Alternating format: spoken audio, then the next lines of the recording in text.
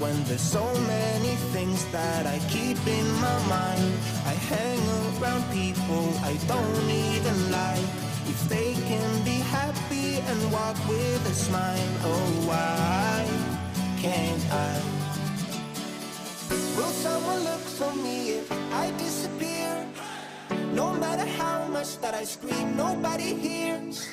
But I see the light from far away, it's down the line. Maybe I should not give up without a fight, 'cause there will be a time. Oh, oh, oh, oh, oh, oh, oh. There will be a time. Oh, oh, oh, oh, oh, oh. There will be a time.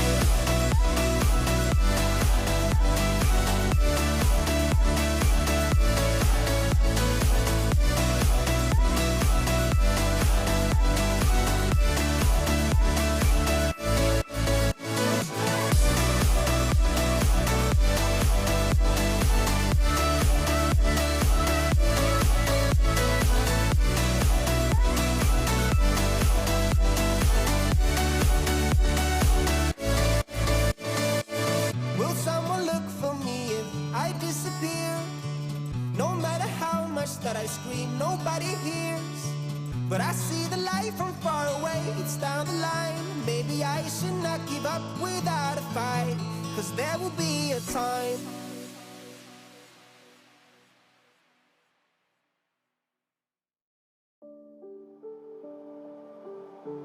Mama said you're meant to burn as bright as a star among the midnight sky.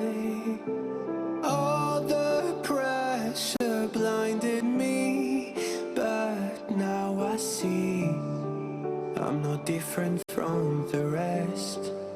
You said I'd fly away, but my walls have kept me down. Now I'm lost and I'm afraid, and I'm close to hit the ground. You said I'd fly away. You said I'd fly anyway, but I keep on falling.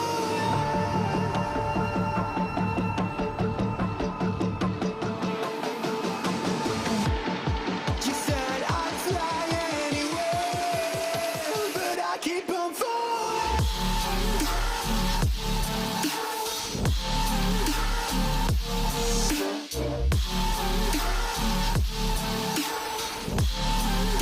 But I keep on falling.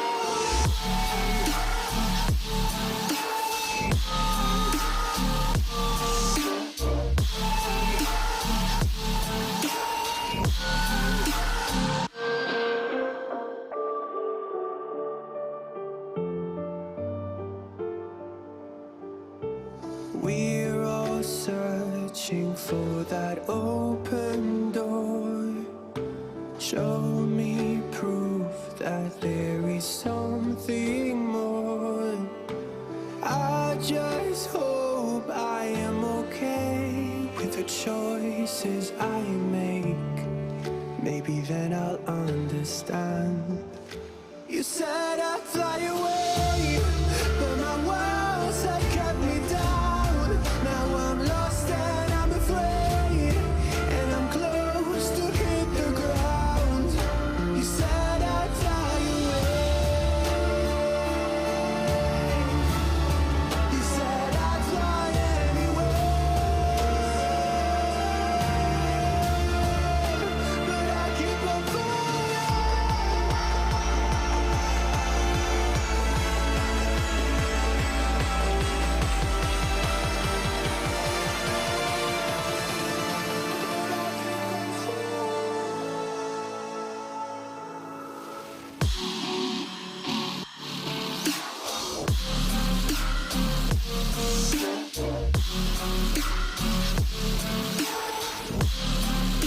But I keep on falling.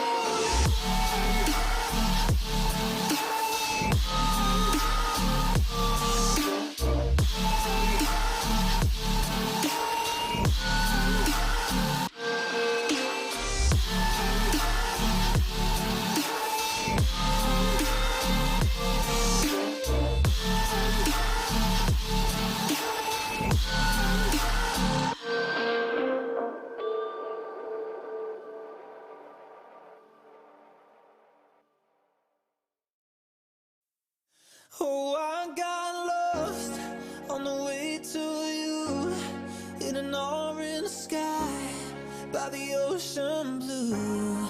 Every mile lost, my soul renewed, taken by the sunrise and the golden view. Walking slowly in the mountains underneath the constellations. Yeah, I know that you've been waiting for me. Time is losing all its meaning, like I'm living in a dream, and I've been chasing all the feelings I need. It's in these moments with words unspoken, my eyes wide open, life tastes so sweet. It's in these moments where all I know is coming into focus, and now I see. It's in these moments.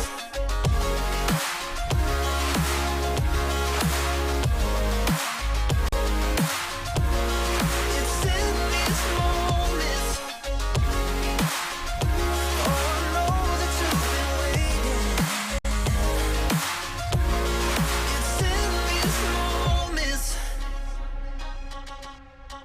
Oh, I got lost on a winding road in the dark of night, with the stars aglow. Heaven's up above, got me below, as I head to you like the river flows. Walking slowly in the mountains underneath the constellations. Yeah, I know that you've been waiting for me. Time is losing all its meaning, like I'm living in a dream, and I've been chasing all the feelings I need. It's in these moments with words unspoken, my eyes wide open, life tastes so sweet. It's in these moments where all I know is coming into focus, and now I see. It's in these moments. It's in these moments.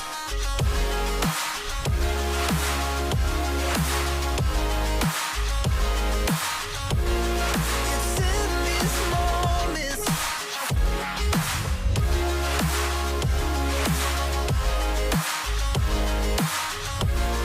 It's in these moments.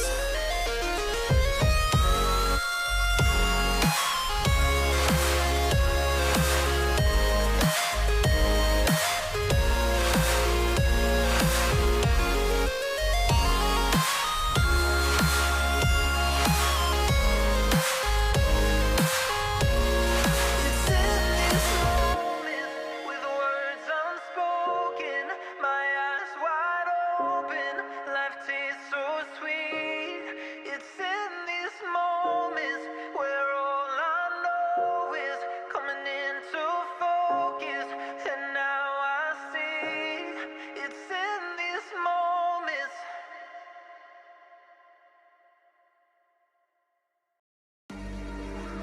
Trapped behind bars, it's like I'm on Mars, scorching hot. Life can be hard, but it's what we do. Take it to the top. Yeah, yeah, yeah.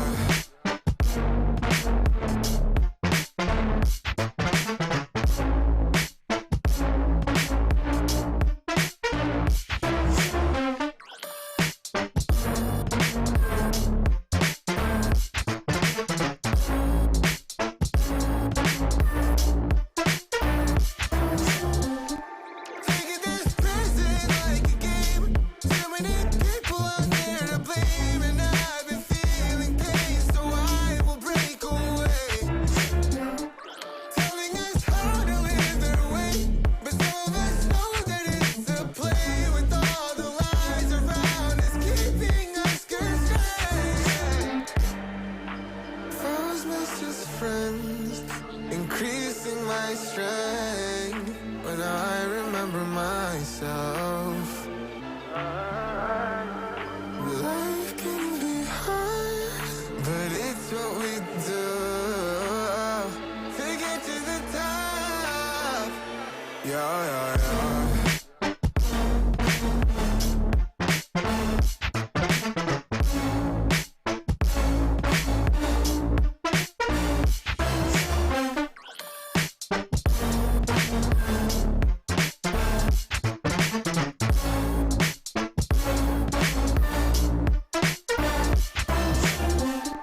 Taking this prison like a game. Too many people out there to blame, and I've been feeling pain, so I will break away. Telling us how to live their way, but some of us know that it's a play. With all the lies around us, keeping us constrained.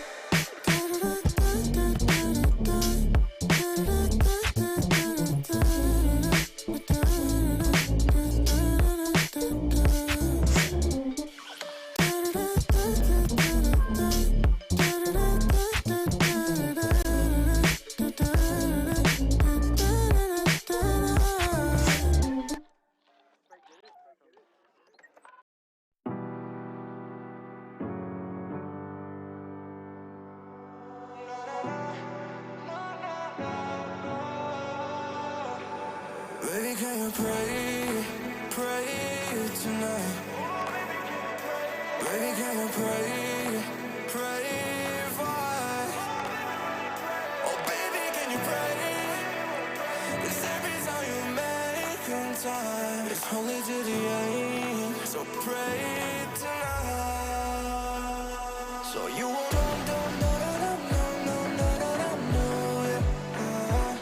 for every run that we had, turn around and not do it. But I'll be ready every day. Know everything's alright. Are you gonna pray? Are you gonna pray tonight?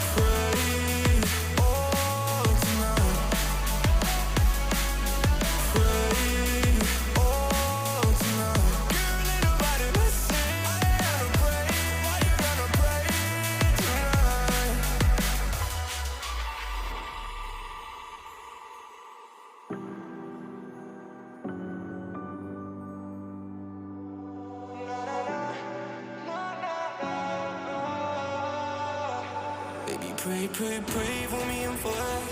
Baby, pray, pray, pray for me and for us. Baby, pray, pray, pray for me and for us. Gotta pray, pray, pray for me and for us. Baby, pray, pray, pray for me and for us. Baby, pray, pray, pray for me and for us. Baby, can you pray, pray tonight? Baby, can you pray? Pray for us. Oh, baby, can you pray? 'Cause every time you make time, it's only to the end. So pray tonight.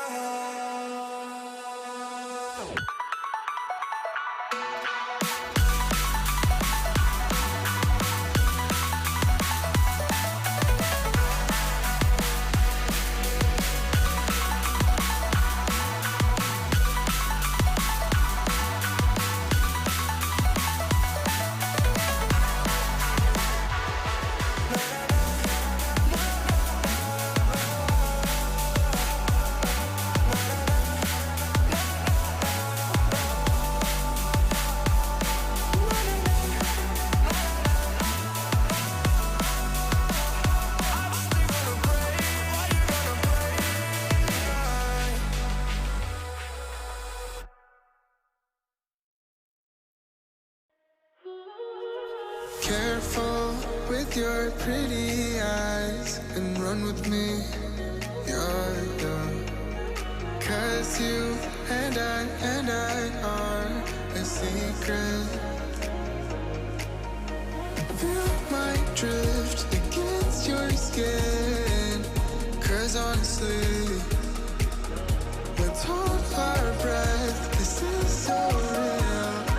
Just you and me, let's escape, girl, tonight.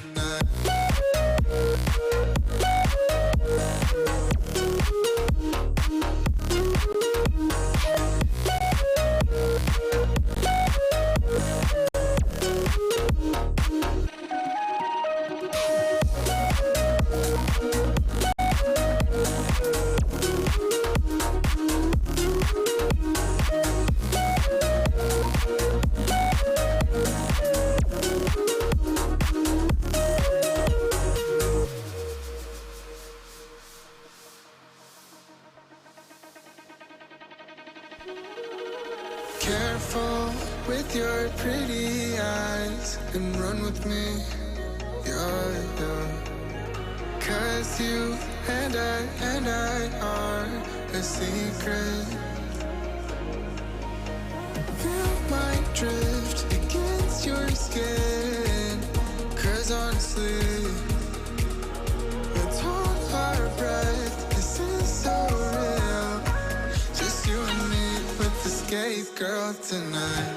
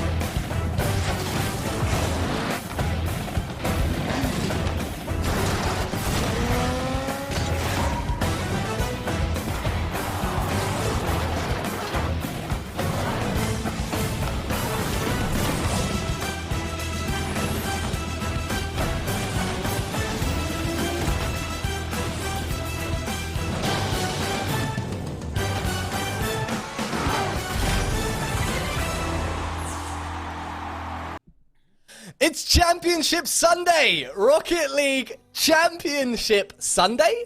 Question mark? We love it. It's Sub-Saharan Africa. It's the first regional of the spring split.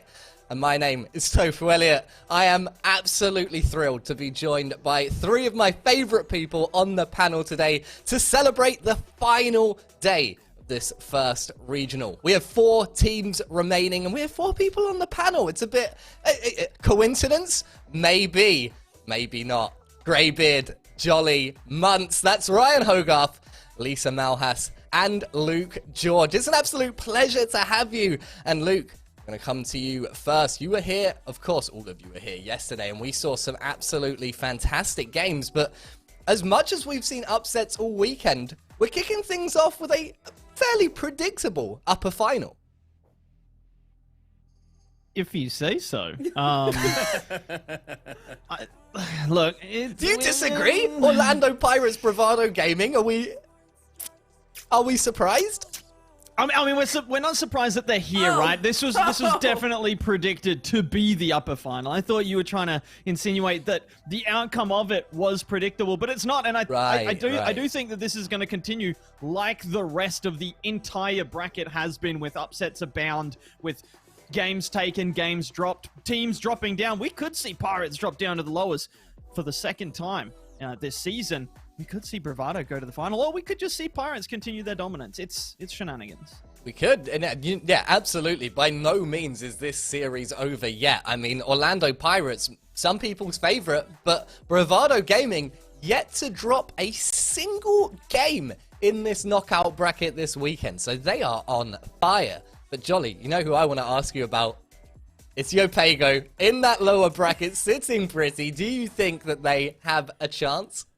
I think it's going to be tough, okay, right? Because they're up against Apex, all right? And Apex is another team. I mean, they have just been doing so dang well. They haven't they haven't dropped any games in recent series as well. So you've got these really good statistics. These top 4 teams, all of them it's such a contentious matchup, but I do think it's going to be tough for DNMK to stay in this one, just kind of because of the level of play and cohesion that we're seeing from the other top 3 teams. Let's take a look at the bracket quickly and just take a cheeky peek at how we got here this weekend. I'm not going to run over all of it, but let's maybe just take a look at the run of the 4 teams that we have remaining. Those 4 teams, of course, Orlando Pirates XD, Bravado Gaming, Apex Gaming, and DNMK Esports. Orlando Pirates, with a cheeky forfeit win against Highborn Killers in upper round 1, beat Team Espionage 3-1, beat Digital Devils 4-1, haven't actually swept a series they've played yet. And compare that to Bravado Gaming, Greybeard, who have gone all the way, as I mentioned, without losing a single game. And you'd have to think this is shaping up to be a very spicy upper final.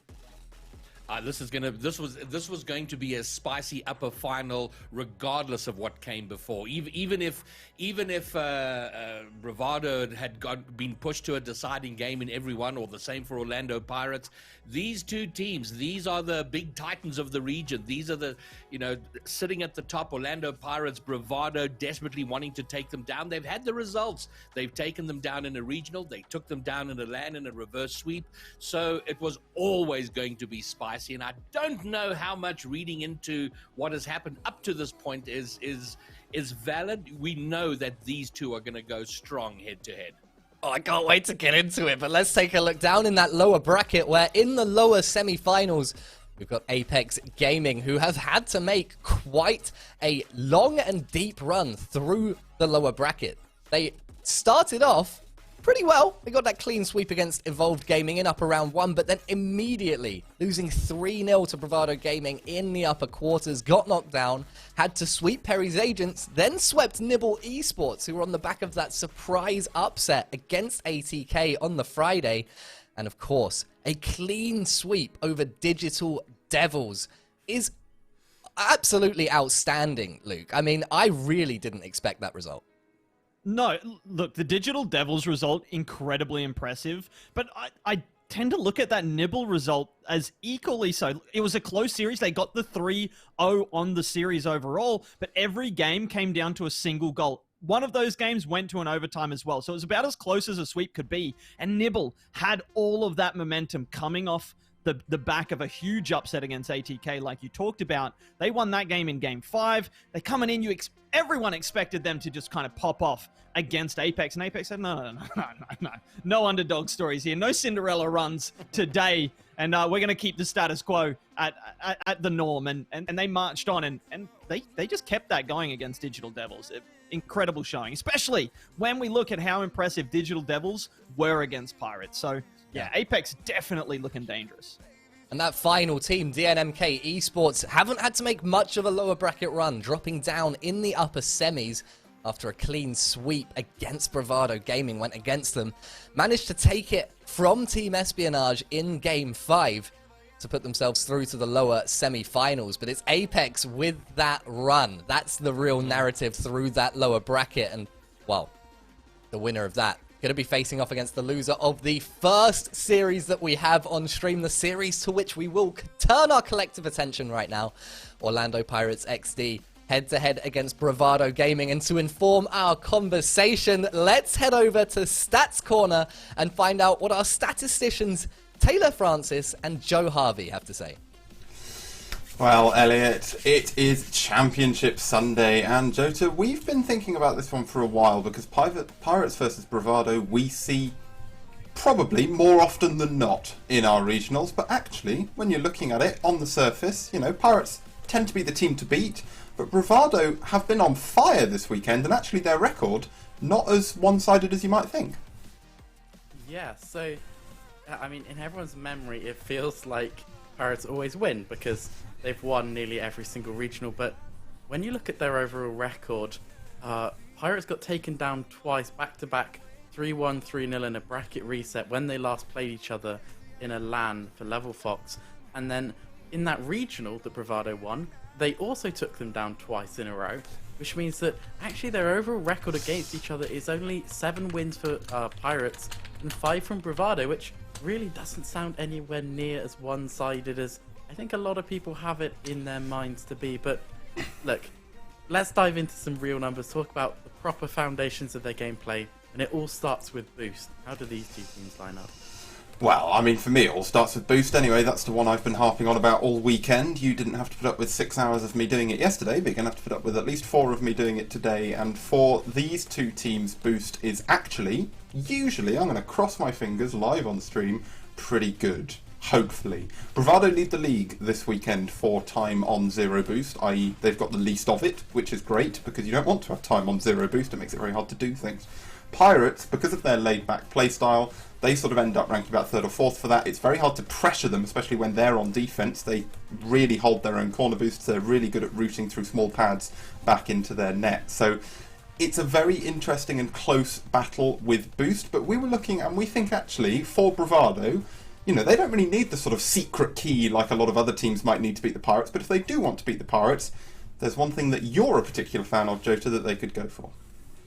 There is indeed. We're gonna talk demos. It has to be done, and we sort of put the benchmark for a high demoing team in SSA at around 3 demos per game. It seems to be where it is. By contrast, Digital Devils, they're often up around 4, 4.5 at the extreme end, but 3 is still very solid effort. That's and enough. That's where Pirates have found themselves so far this weekend.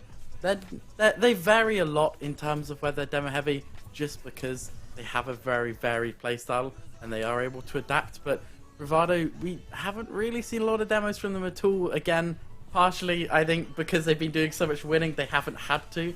They've been down at 1.8, but we know they're good enough. They're very fast players, and as you said, they do use a lot of boost efficiently, so they'll be at supersonic enough to certainly find those demos, and that definitely could be a way in, because we know how solid that Pirates defense is to break down. It will be a case of unstoppable force meets a movable object, Elliot. We're looking at the top 2 scorers for points per game this regional. To Die For sitting up at 562 per game. Snowy on Pirates back down at 502. But I would be very surprised. We talked about it yesterday. Getting into Championship Sunday, this is the first real test for these two teams. If those stat lines stay that impressive, something's probably gone wrong for one of these two teams. Thank you so much, statisticians. A fantastic pre-upper final stats corner, and there is so much to talk about between these two teams. So I want to hear your thoughts as we go through these predictions, guys. Luke, I'm coming to you first. This is for a spot in the grand finals of this first regional. Orlando Pirates, Bravado Gaming. Who's going through? I'm going to throw my mind back. I'm going to bring you all with me. Back Oh dear. to regional number 1 of the last split. Bravado, they were running rampant through the bracket. Pirates were doing the Pirates thing. They were also, you know, dominating gently, as they tend to do, as they are today and yesterday and Friday. They met in the upper bracket final, and we talked about it. We said the only hope for Bravado to beat Pirates in a grand final is if Pirates have to bracket reset. They did it. Bravado beat them, smacked them down. Went to the grand final, smacked them down again. And I think there's a lot to be seen in that previous regional. I think there's a lot to be seen in the form of the two teams. I think Pirates are feeling a little bit complacent right now at the top, and I think it's Bravado's time again. I'm gonna call Bravado for the win, and I think it's gonna be 4-2. Okay, and the series score prediction. I love that. Jolly, I'm coming to you now. What are you thinking? All right, I gotta bring up something. Actually, I think it was Months that mentioned the fact that the coach right now, Slayer, for Bravado, has apparently, according to the Wikipedia page, been the coach of this team for 3 days. That is the most effective 3 days I have ever seen in a coach's career in my life. They have been absolutely slaying it, and I gotta say, part of the reason that I'm gonna go with Bravado on this one is the performance of Daisy yesterday was mind-blowing. I mean, was shattering. As good as To Die For are, as good as the Pirates are, as well as good as Snowy has been. I'm putting my money on Daisy as a player, and you know how big I am about my MVPs and kind of who to watch for this one, so I'm expecting Daisy to just pop off this series. Okay, 2 for Bravado. Greybeard, are we going to see anyone vote Pirates on this panel? You know, well, Months cast us back to that regional one where Bravado won the regional, and in this very segment before that final, we said that, you know, one day Pirates will lose, but it won't be today, and we were horribly wrong about that. And I didn't say that, Ryan. Fair enough. But so I think that did shake things up a little bit in terms of the confidence, because up to that point nobody would bet against Bravado. Bravado also had a recent win in a LAN against them, so there's some success there. And I do think Bravado is the one team that concerns Pirates. It's the one they actually think about. They're not overly confident about. Having said all of that, I do think, though, Orlando Pirates are going to take this and storm their way into the grand finals. And I'll call a series score opposite to Muntz, 4-2 for the Pirates. Okay. Look, I think that's a perfectly fair way to predict this outcome. It is going to be a very close series, I think. Orlando Pirates have won 5 out of 6 regional events since the beginning of this season. That is absolutely mind-boggling to me. And so, for a team to come up and beat them on this stage, that takes something special. That takes a little pinch of something. That takes some bravery, a little bit of bravado. So, as my producer might say, Chris behind the scenes, put me down for Bravado Gaming. And let's throw this over to our beautiful casters for this first series of the day, the upper final, to book a ticket to the grand final. Orlando Pirates XD, Bravado Gaming, Greybeard, Muntz, take it away. And I do think, it would seem to me, Muntz, the desk kind of losing their minds. I can understand. You're an Australian living in Sweden. You go, okay, fine, there's problems there. The rest of the desk, I don't know. Look, I don't know how you can be calling me out like this, Greybeard, when I'm literally the only person to have gotten the Bravado calls right back in the regional. Both the upper final and the grand final predicted correctly, but I don't think it's clear cut by any means. Like, again, we kind of say like the Pirates just gently dominating, right? They're just doing their thing. They're just kind of chilling. And I do worry for them that they could have a bit of complacency settling in. They talked about always being hungry, always trying to dominate and reach the level of, say, the European teams. Snowy said that a number of times in interviews. But when you are just winning, and it's been a long time since Regional 1 where they lost against Bravado, when you're just winning, and winning with a fair bit of ease as well, there's got to be some complacency settling in. Meanwhile, Bravado have felt hungry that entire time. They've been gaining momentum, and they have not looked this good since that Regional number 1. Yeah, and I do think there's also the fact that these are the 2 best teams in the region. I think unarguably, uncontested, they're the best 2 teams. And I think, there are many narratives that we're starting to see fill out and come to be through the entirety of the season since RLCS came to this region. And perhaps the story of Bravado and Pirates is one of those narratives. 2 teams who become the sort of traditional opponents.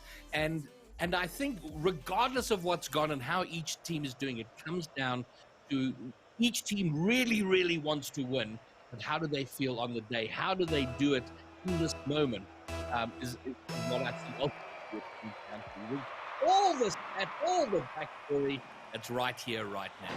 It is right here, right now, ladies and gentlemen. It is Bravado Gaming versus Orlando Pirates in the upper bracket final. The winner will move on to the grandest of finals, and they will have an extra life in their back pocket when that grand final gets underway. So huge things, huge stakes on the line here. Huge implications for the potential outcome of this tournament as a whole.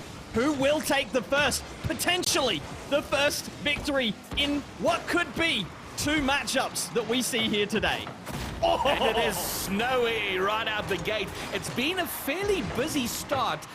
Very much a long-distance game. Long, strong clears, both trying to be pacey. But Pirates will get the early advantage. 1-0.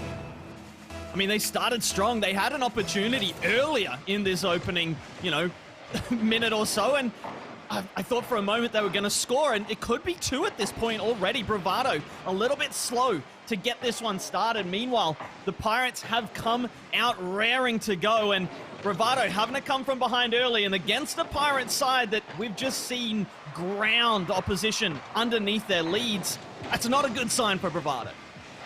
Yeah, but you know, experience is such an amazing thing, Munts, and both of these teams now have experience coming into RLCS 2021-22 season. Oh, but look at this, Snowy's gonna get a second. Oh, okay, so Pirates now 2 ahead. Darth with the touch forward. Daisy tries to clear, but can only put it in the path of Snowy, and it's 2-0. I mean, talking about experience, there are few players as or more experienced than the man that finished the job right there, Snowy. Just finding a decent angle. It wasn't an amazing goal by any means, but tough one to find regardless. So, Bravado with a tough ask in front of them as To Die For looks to pick out Happy Meal, who rocks the shot at the top left corner. It was above the defense. They couldn't get up to it, but the post and the crossbar combining to deny. Yeah, but here they come, looking to make something happen forward. They're going to have to defend for a moment. The point about experience, though, is that Bravado, at the start of the season, Pirates, the only team to have any real competition at the high levels, but Bravado's had plenty of it now. So this early 2-0 is not going to be as damaging as it might have been in split one, regional one. Darth getting around Daisy. Happy Meal, a little bit awkward on the near post, combines with Daisy to get that one clear. It looks like it's on target, maybe finding the crossbar, but the defense not taking any chances there. Orlando Pirates scrambling well. Some soft double commits coming out, a lot of boost used. They don't have too much in the tank now, but they're going to have to pick up that corner boost. Skill Steal does exactly that. Will be able to clear it past, but To Die For halting the progress on the halfway mark. Skill Steal looking to bump, looking to grind, and in the end, looking to redirect it. Darth with the follow-up, and right now I feel like Orlando Pirates transitioning a little bit better, a little bit more crisply, and we're seeing Bravado having to rely on those midfield passes into a long-range shot. Yeah, while the defensive demo a little earlier, allowing Bravado to get out of their half, get over onto the Pirates side. Not for too long, though, and it does seem as the game is wearing on, Pirates having the better of the territorial play at least, and certainly in the goal department. Oh, To Die For. He gets the demo but loses possession of the ball, and we're coming now, minute 50. Is this going to be number 3? Snowy puts it high. Darth will try for the follow-up, but Daisy will get it out. Snowy, a little bit awkward here. Goes for the fake challenge and has to go early. To Die For was looking for the bump. The flick from Daisy, a little bit too much. Happy Meal, Daisy combining. Snowy's got to be careful that he doesn't find the back of his own net, but the patience pays off. Does manage to get the 50 at midfield, but Darth and Skill Steal haven't been able to find the resources. They haven't been able to find the momentum. We see a brief rule one. Daisy just refusing to let go of Darth, and To Die For halves the deficit. I'm trying to see what happened there. It was like a double rule one there. Oh no! And they were trying to break it. I don't know if that was delivered from Daisy or how it went down, but in the end, it doesn't matter because Bravado have halved the deficit. I think Darth was trying to get away, and Daisy just latched on, just got the hooks in, would not let him go, and allowed To Die For the free shot at the unimpeded net. Huge brain play there from Daisy. You'll love to see it. I mean, instant karma for trying to break the rule one, right? Happy Meal with the leveler! All right, well, it's shaping up, Munts. This just, you get the feeling this is not going to disappoint. Oh, Skill Steal on the goal line, jumping over the ball and letting it in. Goodness gracious me. Gravebeard, this is setting up to be a classic already, and we're just in the first series of the day. We gotta calm it down a bit. We're even in the first game of the first series of the day. I don't know how we're gonna last until the grand final at this rate. And again, this could be the matchup in the grand final. Let's be honest, it's most likely to be. It would be a miraculous result from another team. But To Die For with the finish, nothing miraculous about that. It's all skill, it's all ability, and it's a fantastic way to take the lead. Yeah, Darth's going to be very bleak that he couldn't get up in time for that. Skill Steal making his way back, can't get there in time. And the opening half of this game was Orlando Pirates scoring 2, looking solid, looking strong. But they've given up the 2-goal lead and now gone 1 behind, and maybe 2 if To Die For can get through. He can't. Snowy will intercept. But my word, what a turnaround in this game. It looked like Orlando taking an early run away. No longer. I mean, Orlando have been halted in their tracks. Bravado have just flipped the switch, turned the script upside down, and throwing it back in Orlando Pirates' faces. And they're staying in Orlando Pirates' faces right here with 5 seconds remaining. Bravado looking to go 2 ahead rather than defending, rather than hanging on. They're going to take this one definitively, dominantly, and with authority. Wow, what a mid-game turnaround, because it was a fairly even open, but Orlando settling first, finding the 2 goals, and they didn't look very troubled, but my word, now they find the back end of the game. Bravado rising up, overcoming the deficit and doubling it to a 2-goal lead. Outstanding game. Game number 1 for Bravado. What a game to get us started. Look, when Pirates went up, I was up here on Liquipedia. I was looking for my copium. I'm thinking, oh, this game 1's already over. I had my copium ready. Orlando Pirates did win game number 1 back in Regional 1 of last split, and then Bravado still managed to win the series. So I was chilling, right, for the analysis, for the copium of my prediction.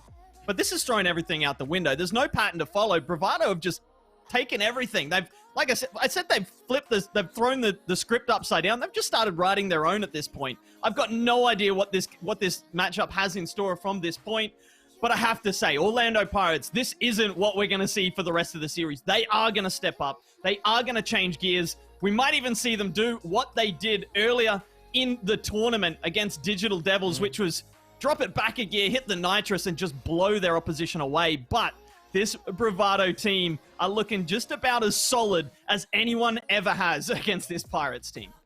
You know, if you go back with Orlando Pirates a couple of years through a few roster changes, they are traditionally a team that give up games early. They tend to be slow starters, and even we saw that against Team Espionage. They kind of looked a bit slow and rattled, and but once they get to the party, they're hard. It's hard to make them leave. So we're going to be looking for that. How do they respond here? How long does it take them to hit their straps and bring their A game? And I mean, that's exactly what happened against Digital Devils, right? They lost the game. They lost game number 1, 4-3, and then they just came rampaging back. It was a 10-goal game, 6-4, and then after that, 8-0. Like, they've got gears. They've got just oodles of potential, and whether or not they meet it seems at times to be completely up to them whether or not they find the form. But I gotta say, there's another team on the pitch here. It's got to give them credit where it's due. They have been able to nullify Pirates up to this point after those initial 2 goals from game number 1. The post coming in a little bit clutch for Bravado just now, but they've been defending well, and I expect them to continue to do so. So Pirates having to adapt here. Yeah, and Bravado are going to make them struggle in doing that. Oh, what a save! The touch up against the crossbar and down. And yeah, Bravado are like no other team that Orlando Pirates get to face. So when they make the adaptation, they adjust, they step up a gear. Bravado have the capability of match them toe for toe, which separates them from the Digital Devils, the Team Espionage. And that's the tough call for Orlando Pirates. Happy Meal with the drop down, but no one there to meet it. Only a hungry Orlando Pirates side who looked for the drop down themselves. Snowy it was, I believe, getting up above the goal mouth to die for. Opts to go for the direct shot rather than the flip reset. Didn't that really have enough boost to get back to it if he had gone the flip reset route? Instead, he's got more time. 55 in the tank now.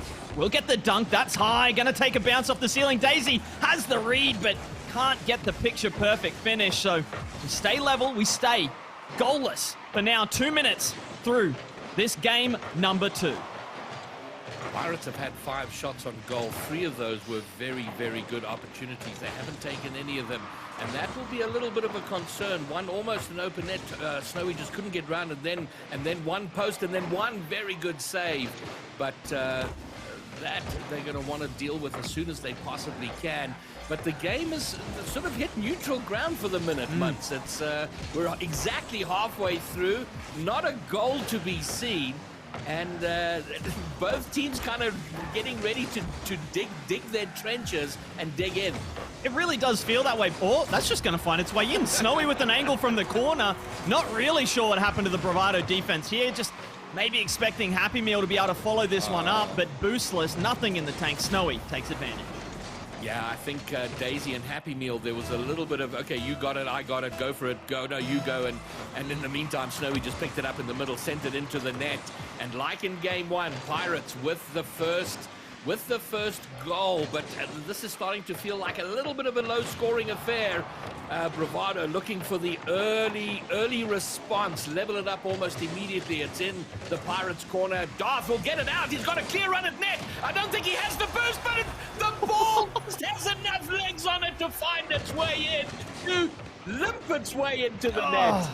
Oh, that's so difficult to read as a defender. You've got another defender coming into the challenge, the offensive player pinching it into them, and you've just got no time to react. So difficult there for Bravado. Well worked by Orlando, taking the opportunities presented to them. It doesn't have to be pretty. It's just got to go into the back of the net.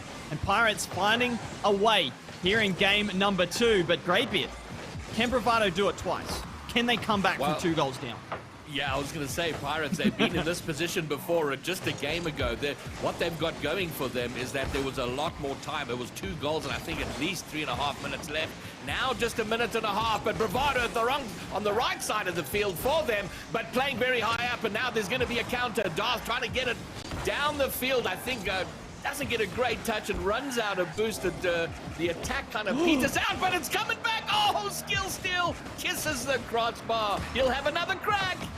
Snowy got the perfect spawn after being demoed. It was back left, which meant he could just rail that ball upfield to his teammate as soon as he spawned, just boost straight into the pass. And it's hard to prepare for that, right? When you're setting up to put some pressure on offense, you demo a player, there's space to move into, and then suddenly there's a player where that space was, and you've got no space anymore. You've got to reshuffle, and that happened there and nearly culminated in a goal against Bravado, which surely would have put them out of contention in game number 2, would have guaranteed the series leveler.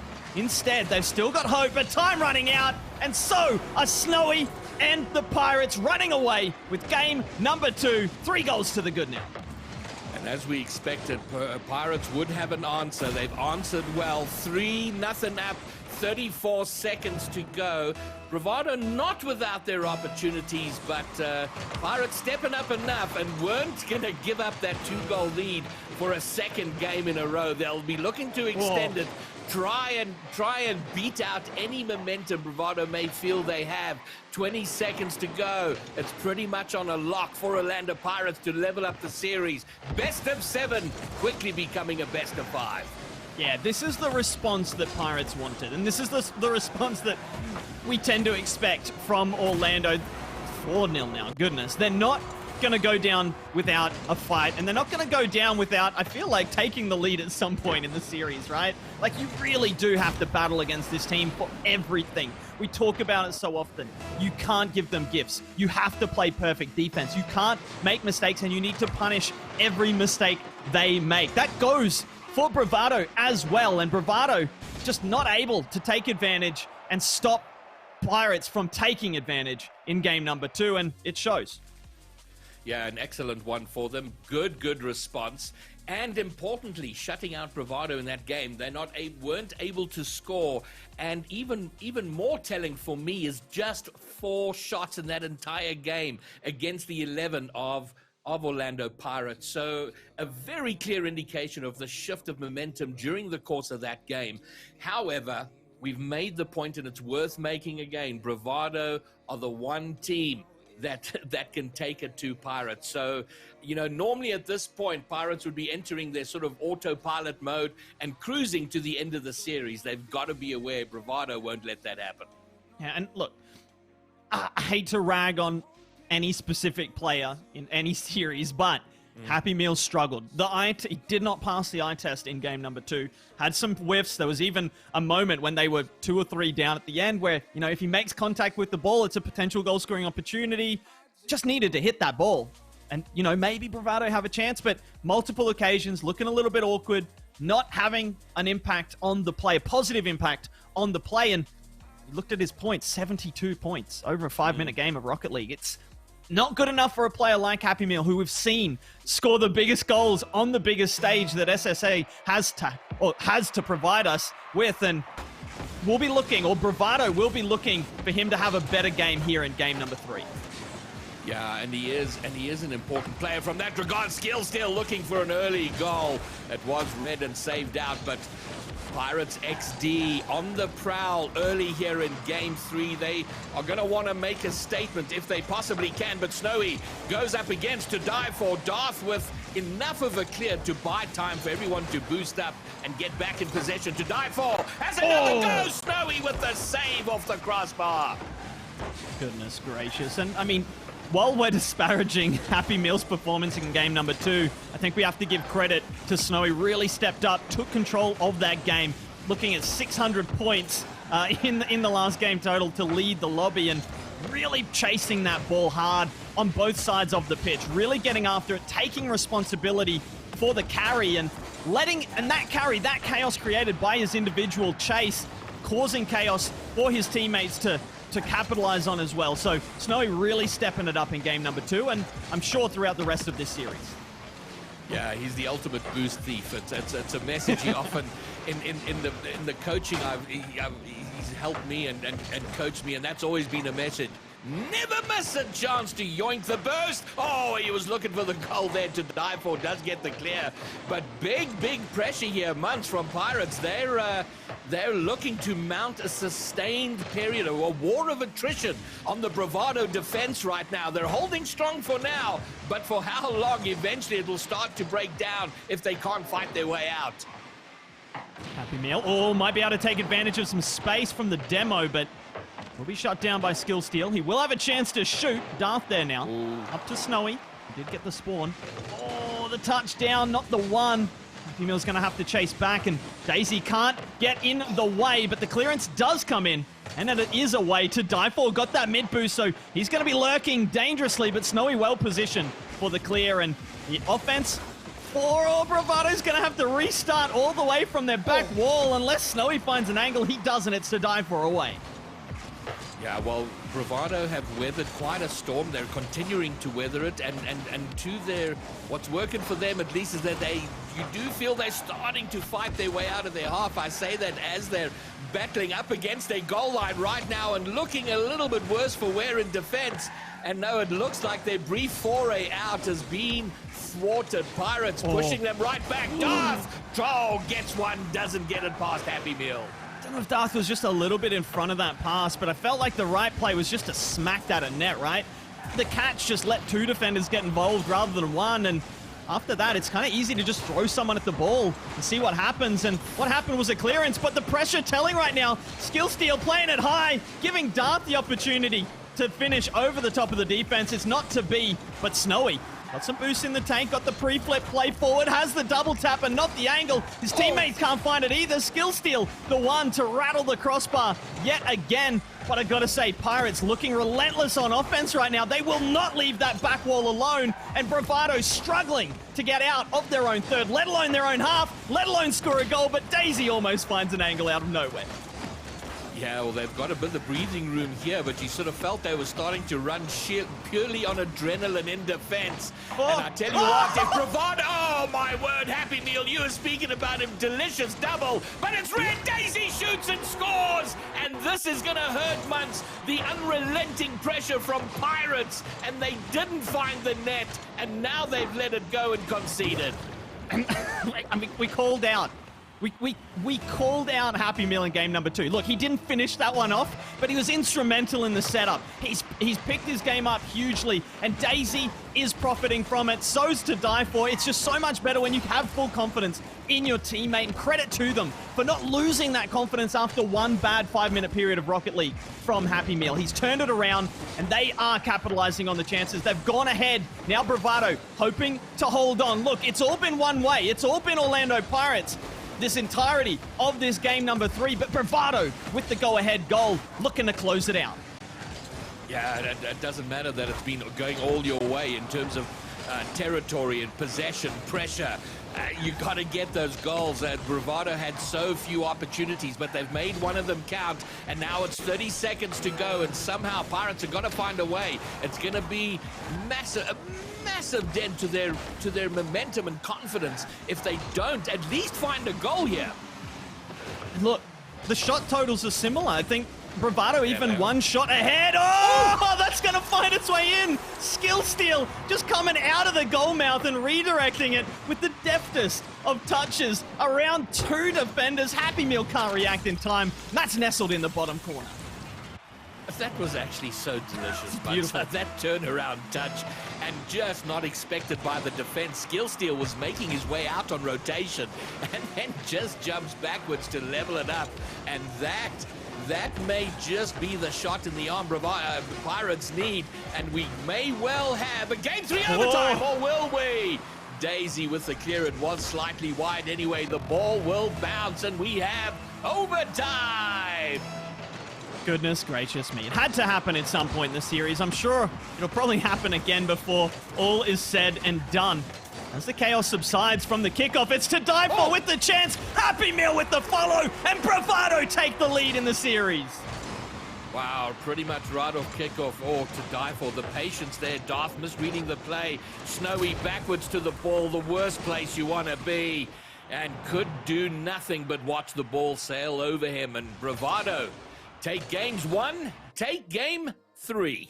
And that is a huge win for Bravado. That overtime, momentous, in my opinion, in this series. For me, it felt like this was the first game where we saw 2 even teams just butting heads, right? Game number 1, yes, Orlando Pirates got those 2 early goals, but it felt like Bravado were in the ascendancy for the rest of the game. Then game number 2, it was Orlando Pirates. Here in game number 3, yeah, Orlando Pirates had the territorial advantage. They had the possessional advantage, but it felt like Bravado were just playing to their game plan and matching Orlando jump for jump, flip for flip, boost for boost. And in the end, they come out on top with a clutch goal. Okay, to die for maybe could have finished it off a second earlier, but the clutch goal followed. Huge performance, huge result for them.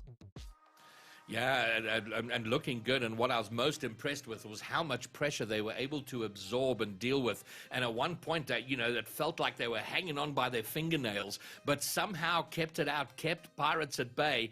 And here we are. They scrapped their way through, despite conceding late. They take it in overtime, and the series panning out to be everything we had hoped it would. I mean, look, even if Bravado closed this out, right, like in the next 2 games, I'm a happy chappy. These 3 games have been wonderful Rocket League to watch.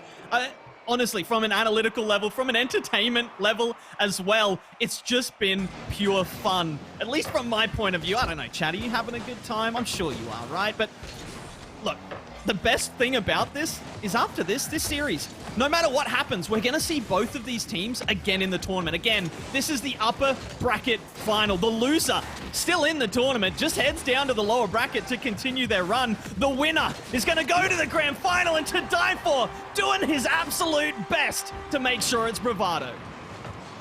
Wow, Happy Meal into the middle, and to die for. Oh, he breaks the ankles of 2 defenders who commit huge. They throw everything at it, leaving only one person back to try and do something, and he couldn't do anything. An early lead here for Bravado.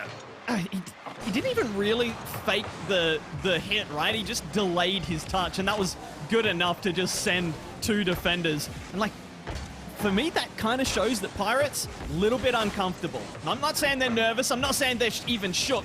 They're just a bit uncomfortable. And that discomfort quickly turning into a little bit of pain right now, because they are 2 goals down in a huge game number 4. And a testament to the rivalry or the competition of these 2 teams. You know, both Pirates had only lost 2 games coming in. They'd only lost 1 in a series. So in this series, they have lost 2. Bravado undefeated up to this point until this series, and have been defeated. But right now, Bravado in the ascendancy! Oh. But Snowy with a delicious double to halve the deficit. Greg, we're only 55 seconds into this game. Like, I love Rocket League. This is SSA, ladies and gentlemen. But you know what? And the reason you love it is the swings and roundabouts. You know, nothing is as it seems. The last 2 games, we had to wait for half the game to go to see a goal. And here we've had 3 in the opening minute. And no doubt a lot more to come. Pirates trying to erase the deficit, get it onto level terms. And Bravado looking to stick the boot in and put Pirates on a massive disadvantage. Oh, the in and out, not pulling it off for To Die For. He just couldn't get back to that one. The woodwork denying him the clean clear here. He just can't expect skill seal. Oh, it was a touch off Daisy that put it onto the post. Unfortunate for Bravado, but Orlando Pirates coming back with a vengeance. Sailing right back into this game number 4 when it looked like they were just about down and out. But, I mean, oh goodness, they've just taken the lead. Greybeard. Okay, so this is like, okay, take game 1, throw up a mirror, and we kind of see what's going on here. Complete with the early goal off kickoff. Pirates, and given what happened last game and the opening 2 goals from Bravado, it just looked like Bravado were poised to storm away with it and pull ahead. But my word, what a turnaround. Fantastic stuff. And the entertainment attention continues. To Die For, just playing it forward, throwing away possession, though. Snowy with 100 in the tank, lurking, looming, and he will find the go-ahead, the double up on the go-ahead goal. In fact, 2 goals to the good are now Snowy and the Pirates skill steal, putting in some work to beat the defense. You know what? What's wonderful for me to see, you know, I've known Snowy for a long time, and he's always been your solo player on the team. He kind of bullies the way through, and he's had the space, the room to do that. But the evolution since the RLCS into a team player has been remarkable, and we saw it there. He's looking for his teammates, always looking for what they're doing, and as a result, playing such an important role here right now. 3 minutes remaining. The next goal gonna be huge. I feel like every goal right now is huge in this series. Just the changing of tides, the switching of momentum, the ticking of the metronome. I don't know what else swings back and forth. But it just feels like every single goal is having that effect. Even if it's just resting back a little bit from a bad position, right? Just getting a little bit of self-respect back onto your name, and then that's giving each of these teams a springboard to feel good about themselves once more, find the ascendancy, and that's what's insane. It feels like it's so close. Either one of these teams could just wrest control of the series at any point, but it's just not happening. They're both just fighting tooth and nail. And with 2 minutes remaining, right now, Bravado need to fight with everything they have if they want to secure a couple free match points. Happy Meal might get it started with the double tap, does exactly that, brings it back to within 1. You know, it is so hard to appreciate in this game if you're not very familiar with it, if you haven't played it a lot. Just the amount of energy it takes to focus for those solid 5 minutes. You know, Pirates, they'd come from behind and just a moment, you know, Bravado taking the eye of the ball, they concede 3 goals, and then just for a moment, Pirates take the eye of the ball and they concede 1. We've had 7 goals and still almost 2 minutes of this game to play. Daisy up to Die For. Opts for the slow play. He's just trying to find something between a shot and a pass. In the end, it's a weak shot. Skill steal with a big challenge. He had an opportunity to set his team away on the counter-attack. Less than 90 seconds remaining now. Bravado, they can't concede here. They don't. Taking it away, the boost steal. A huge one, but that's just over the top. Skill steal. He's just snuck forward, and To Die For spots him off his line and just chips it over the top. My word, and Snowy with... sure what happened to him in the midfield there, if he was just caught on the back foot or if he backflipped, but it left it open, and as you pointed out, To Die For doesn't miss, and we have a level game. We had 8 goals in this game, and suddenly it was all Bravado, all Pirates. Now it's all both of them. We've still got 1:10 remaining, Greybeard. It feels like an hour ago I said it's only been 55 seconds. Time immeasurable right now. It is just the purity of the Rocket League we are watching, because this is peak. 4 goals apiece into the final minute. And another goal maybe incoming, but Happy Meal denying off his own crossbar. Ball partway over the line and away to die for. Holding it on, but again, it's Snowy. A lot of boost in the tank. He won't be able to get back up to that. Actually, he will. Looks for the pinch in field. To die for is awkward. Happy Meal should get it away. Does so, but Darth has a chance to pop it high. To die for waits for it, but so is Snowy. Looks to get the boost steal. Will have it. Might be able to turn back onto it, but it's awkward. Bravado gonna look to take advantage of this awkward positioning for Pirates. They can't do it just yet. The demo might help them, though. Wow, we've got 18 seconds to go, and this is the win is far more important than for Pirates than Bravado. Oh no! Oh my word! Are we going to see a second overtime? The first one didn't end well for the Pirates. They want to take it in regulation, but they're in defense now. Darth desperately trying to get it over. It's going to bounce, and we do have a second overtime in 4 games. 10 seconds is all it took in the first of the overtimes. The kickoff goes the way of Bravado, but Skill Steal will get it long distance over to Bravado's side. They've survived the opening 10 seconds, or have they? Yes, they have. So that's the first piece of good news, but it's on the wrong side. They've got to be taking this game. This game has had it all. Production, admin, send me the replay. This might be worth it is worth the rewatch. This might be the greatest game, single game of Rocket League that we've seen in sub-Saharan African history. Right now, both these teams leaving it all out on the field, but right now it's Snowy looking to put it into the back of the net. He's beaten to it by Happy Meal. The overtime continues. To die for an easy moment to mess up just by a pixel, but he doesn't. Gets the clean clear, but Pirates not letting the ball escape their grasp. Even the mistouches infield are followed up. Even the misplays out low into the middle. They've taken care of, and Snowy might be able to take care of this game right here and now, but he's denied once again, this time by To Die For. Bravado defense doing their job once more. Pressure coming in, they're keeping it out. We've had 1:15 of overtime. Pirates trying to find something. Solid defending required here. Darth is up, does he find? No, once again. Daisy high off the backboard, clears it, but only as far as the corner. Happy Meal now will have an opportunity to make something. I thought Skill Steal had been caught out once again, but Darth behind to make sure it doesn't go in, and for once Pirates on the defensive, looking to get it out, which they do now. Going to wrap around. To Die For calling off Daisy wisely. Daisy pulls away, but To Die For's not going to be able to get back to it. Skill Steal, though, just tees it up for him. Daisy's up. He can't win it cleanly. It's all up to Happy Meal now in a 1v1 versus Darth. Darth pips him to it, but can't put it in. Snowy's there to follow the communication. Absolutely key. And Pirates will survive. They're not on match point yet. They get the series level once more. Oh man, what a critical and important win for the Pirates there. That has changed the entire complexion of the series. Just think, if Bravado had taken it down, it puts them on series point. You start to have flashbacks to the Bravado win in Regional 1 of the last split. But Pirates hanging in there, finding a way to win in overtime. It was a long one, and we could be in for a long night here, Muns, if we're going to land up having these sorts of games with overtimes thrown in. Goodness knows when we're going to get to bed later tonight. But wow, here we are, best of 7. It became a best of 5. It's a best of 3 between these two titans. I'm not going to lie. Not going to lie. When that went to overtime, I kind of thought Bravado had it.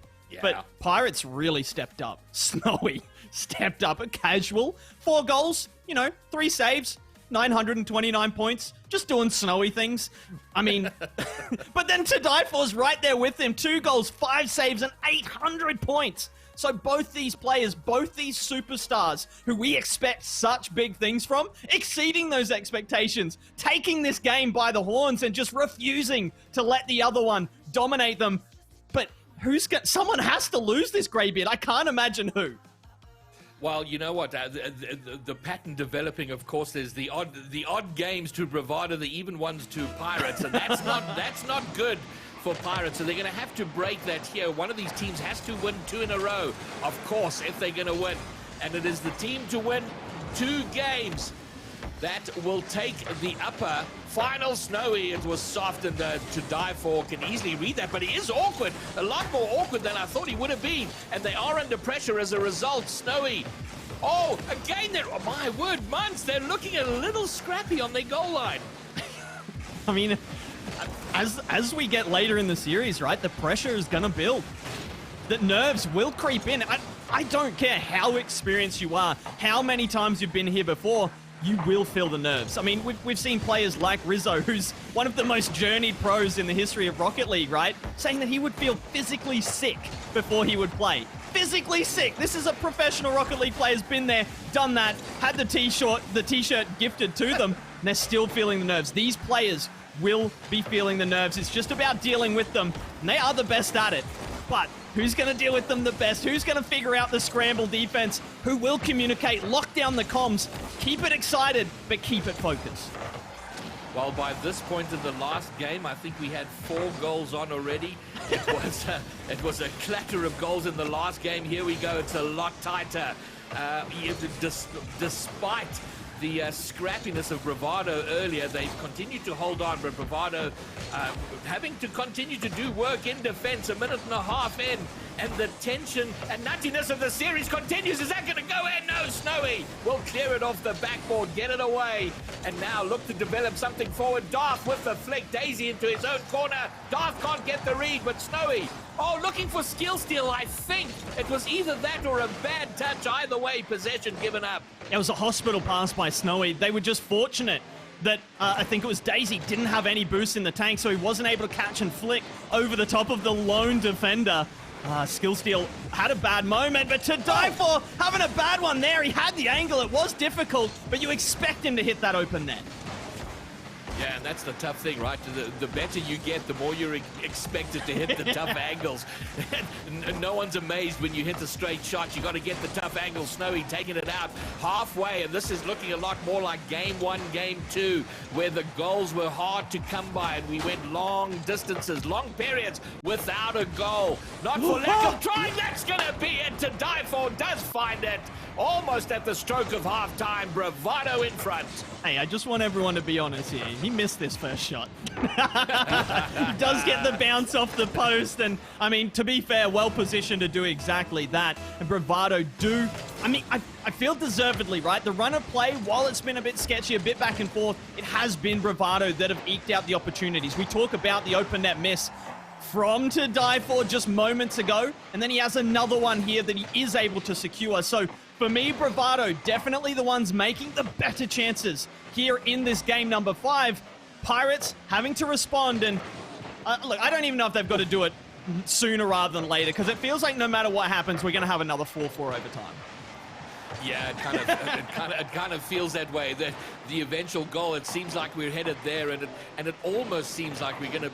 Surely we go to game 7, right?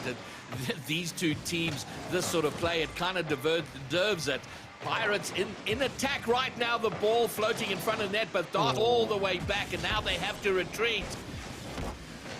Not sure if To Die For pulled out of that after the pop, or if he feels side flipped. But it looked like he wanted to go after it, but he did hit it pretty hard. I'm not sure he would have been the favorite to win it. Daisy, though, not favored to win that. The miss coming in from Skill Steal. Daisy cannot believe his luck. Yeah, indeed. Snowy can't get the follow-up on the wall. And more skill. A tragic miss there, opening it up. And that would have been a surprise, a huge surprise gift for Daisy. And makes no mistake, too. And now the job hard. Given the context of this game, last game was all about the goals. There were so many of them, 9 in total. We've only had 2 here, but they've been hard to come by. Hard fought. Oh, and a double commit is going to relinquish pressure and give it over to Bravado. Oh, the delayed flip almost doing enough. Skill Steal almost doing enough to fend off the defense, but To Die For will have a chance to clear that, but he's a bit slow going up to it. Skill Steal's gonna punish off the pass from Darth, and my goodness, that's a fantastic way. Capitulation, though, by Bravado. Yeah, good work from Darth. Lovely finish from Skill Steal. And of course, why would we have a casual last-minute run into a victory? It's going to be a sweat fest. Of course it is. This kickoff is going to be huge. It goes kind of neutral, but it will go over to Bravado's side and will be an opportunity for Pirates if they can get there quick enough. Snowy has it, at least for now, bumped off the ball. And once again, a little more neutral in the midfield. It's heading toward the net. Where is everybody? They're not there, and Happy Meal We'll smash it through. We'll bully it through. He knew he just needed to get it over the two oncoming defenders, and then he could get the read at his leisure on Darth. Darth just left in a hopeless position there. So little that he can do without just telegraphing it to the oncoming offensive player, and he did his best, but it just gets muscled over the line, and once more Bravado up by 2 goals. The difference is the time. It's ticking away for Pirates. They might be going down a match point. 2 match points it will be in favor of Bravado if Pirates lose this one. Yeah, well, somebody's got to win twice. Bravado in the next game if they hold on here, or Pirates next game and the one after that if they are to take this down. And it does look like Bravado are going to take it, and it looked like a sweat fest at 51 seconds to go, at 35 seconds to go, not as much, and now comfortable. Bravado should sail this through, and indeed they will. They have series point, and it's worth saying here, I mean, these two teams, I mean, they never fail to deliver, you know, with Bravado winning in that first regional in the last split, but also with Pirates they've been down before. They've faced series point against Bravado, and they've managed to come back. They've found a way. So you feel this is, it's good for Bravado, but it ain't over yet. No, no, Bravado, for your sakes, do not get complacent. If Orlando Pirates are going to beat you, you want them to beat you. You don't want to throw this one away because, I mean, this is prime position. Set it before the match. If the best chance of beating Pirates, right, is having that 1 in 2 chance of going through the upper bracket. Okay, let's do a quick recap, guys. This is the upper bracket. The winner of this game or this match will go on to the grand final. The loser will drop down. The advantage of winning this one is in that grand final, you get 2 chances. Whoever you're playing has to beat you in 2 consecutive series. So that is the best chance anyone has for beating Pirates, is with those 2 chances in their back pocket. All right, well, here we go, and it is Neo Tokyo. We've been here before, where Orlando Pirates were facing series point, and they almost threw it away. They fought their way back. They're going to have to fight again. Bravado will not have forgotten that, and if there are any tendencies toward attention deficit, they need to be dispelled. The next 5 minutes have to be full on, all focus, all the time. Right now, Snowy. Trying to get this one clear. Not too much boost to work with, though. Maybe limited to pads after that kickoff. Daisy does enough to bump Snowy off the ball. To die for, though, the soft touch upwards. Not able to get back up for the 50, but Happy Meal doing some work here in the corner. Oh, loses out. That one might scrape in at will. You don't expect that 50 to be won so cleanly by a skill steal. I don't even think, I mean, going into it, I thought Happy Meal had a clean read on that ball, but he's just side flipped away from it at the last moment. And you know, no matter how good you are, in that moment you realize how slow your Rocket League car is to turn around to die for.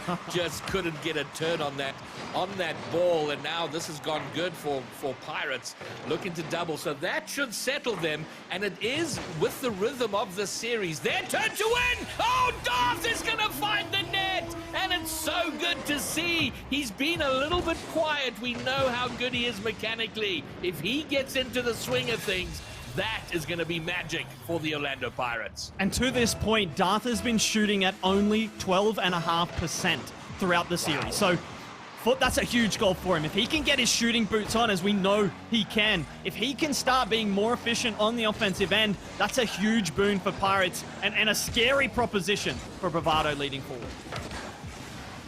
All right, well, the way it stands now, we're heading ourselves to Champions Field. But we've been conned like this before, months. A 2-goal lead ain't nothing with these two. No, I can't. I mean, maybe 3. Skill still doesn't have enough boost, but maybe the defense thought he did. Snowy couldn't take advantage of the slight hesitation. Happy Meal with the boost steal's going to allow him to stick around and maybe even find a bump or 2. Looks for exactly that. The pass from To Die For a little bit behind Daisy. He can't get that mid boost just yet, so he can't stay with it. To Die For alone at the back, dealing with it from the backboard. Snowy looking for the double. Daisy needs a touch and finds it away. I know, and what an important touch was, because we were on snowy cam for that shot, and it looked like he had it lined up beautifully, and but taken away. But it is Bravado under pressure, with the added pressure of being 2 goals behind, so they will be aware every moment they're not spending in the Pirates' half is about. There's been a bump! Oh, but it's been between the post and Daisy. I beg your pardon, to die for it goes away. I think Snowy was trying to put it behind the defender, but the play was just to smack it as hard as you could at the far post. It was a certain goal. The bump opened it up completely. So, slight misjudgment there from the best player in SSA, but skill steal. My goodness, stealing the ankles of the defenders. A big fake coming up clutch. Oh my word, isn't this... You know what, as a player, the fake is one of the most satisfying things to do. As the opponent, it is the most enraging thing to have happen. Beautifully done, and Pirates now, 3 goals. I wouldn't say it's commanding, okay, but 4 goals might be commanding. Dar's getting his second in the game, right off kickoff. I mean, Bravado need to sort some stuff out right now. Yeah, they can't afford to just, well, I guess, you know, they can afford. They're on match point. They've got a spare one, a match point to spare, but I don't think you can let Orlando Pirates get this much confidence, right? You've got to keep them. Maybe not on the back foot, but at least on level footing with you. You've got to convince the Pirates that you are at their level and that you're playing really well, having the game of your life, hitting shots that you've never hit before. I feel like that's the only way to beat this team. If they start feeling confident, if they start to click on all cylinders offensively, defensively, mid-fensively. Yeah, look, if they start to play the game that they know that they can, it could be curtains. You know what, for me, the most dangerous thing in Rocket League is when your opponents have hope. And when you give them hope, hope leads to confidence. Confidence leads to goals, and goals lead to victory. And it highlights the point you've just made. And now with Pirates firmly back in this game, and from this point on, it would be a massive throw from the Pirates to give it up from here. And so in all likelihood, we're heading ourselves to Champions Field. And my goodness, would we expect anything less than Bravado and Pirates going to Champions Field here? I'm going to say that here in game number 6, the only hope is for To Die For to do something crazy, like a huge pop-off play. Then I could maybe see Bravado sneaking back into this one and causing some doubt in the minds of Orlando Pirates. Other than that, other than your definitive best player popping off, I can't see it happening. And as I'm talking, it's not happening, right? The clock is just ticking away. This game feeling like it's going by, just rocketing past. Unlike, what was it, game number 4 that felt like it went for about an hour? But yeah, it looks like we're heading to game 7. Yeah, well, at the time you took to explain all of that has pretty much burnt all the time available for Bravado to find 4 goals just to take it to overtime, maybe 5 if this one goes in. So this has been very similar to game 2. Pirates in charge for pretty much all of that game and pretty much all of this game. But now it becomes do or die. In the sequence of this series, it's Bravado's turn to lose. So I think there's a slight advantage in that. For how much, I have no idea, Muntz, but it's got to mean something. It's got to mean something, right? Probably not. Daisy just warming up the mechanics here. A little bit of a wall dash spree around the corner. Love to see it. Just keeping warm. Knows this one is over and done with. Getting ready, because we are heading to Champions Field. I mean, look, it kind of felt destined. Look, I said 4-2. I was kind of, you know, when Bravado went up 3-2, I was like, you know, maybe I have a sneaky 100% correct prediction here, but it's not to be. Instead, we get treated to the dream, which is a game 7, a finale. Not quite the ultimate finale, but the finale for now, like, between these two teams, and it's going to decide who has that massive advantage in the grand final. That's the pre-finale. The finale up in the upper bracket and it has gone all the way to Game 7. All we're missing is the overtime. We are due one of those months. We've had 2, so it's been a few games since we had the last one. So will it go to a Game 7 overtime? Well, I wouldn't bet against it. But this is it for both. I mean, at the start of this game, I said it has to be 5 minutes of all focus all the time. And the same is true in this last game, but even more so. Now, chat, I want you guys to get involved. Let us know, what is your score prediction? Who wins game number 7? And what is the exact goal tally? I want to hear. I want you guys to put your chips forward, lock in your predictions right here, right now. Join us here. I personally have no idea. Gravy, I'm going to throw it to you. What's the score going to be here in game number 7? It's going to be 3-3 going into overtime. Oh, I love that. I love that. I also love the 6-5. Goodness gracious. You know what? 4-2 Bravado. Ooh, okay, fine. Well, oh my word. Okay, so you're sticking with the Bravado thing, and why not? I mean, it's not like they certainly are as likely to win this as Pirates as it stands right now. 30 seconds gone, no early goal. Darth into the middle, Skill looking for it. It kind of goes loose into the midfield. Snowy trying to bring it forward to make something happen. Skill still has it, trying his earlier fake, doesn't work out that time, and it's all the way back into the orange corner. And so it goes. You know, we've had high-scoring games, and we've had the games where goals seem impossible. Oh, what a save! It was a great play. It was a great save. The pressure not over. Bravado still having to defend, and they do it well. Yeah, Daisy getting up quickly, nudging the ball onto the backboard. Now, having to defend again. Gonna pick up that boost, but not gonna be able to get back to it. Oh, lapse in judgment from Daisy, opting for the boost over the ball, allowing Skill steal the free shot. Oh, Daisy, working his way around and going so wide around it, just opening up all of that space. All right, good news for the Pirates, tense news for the Bravado fans.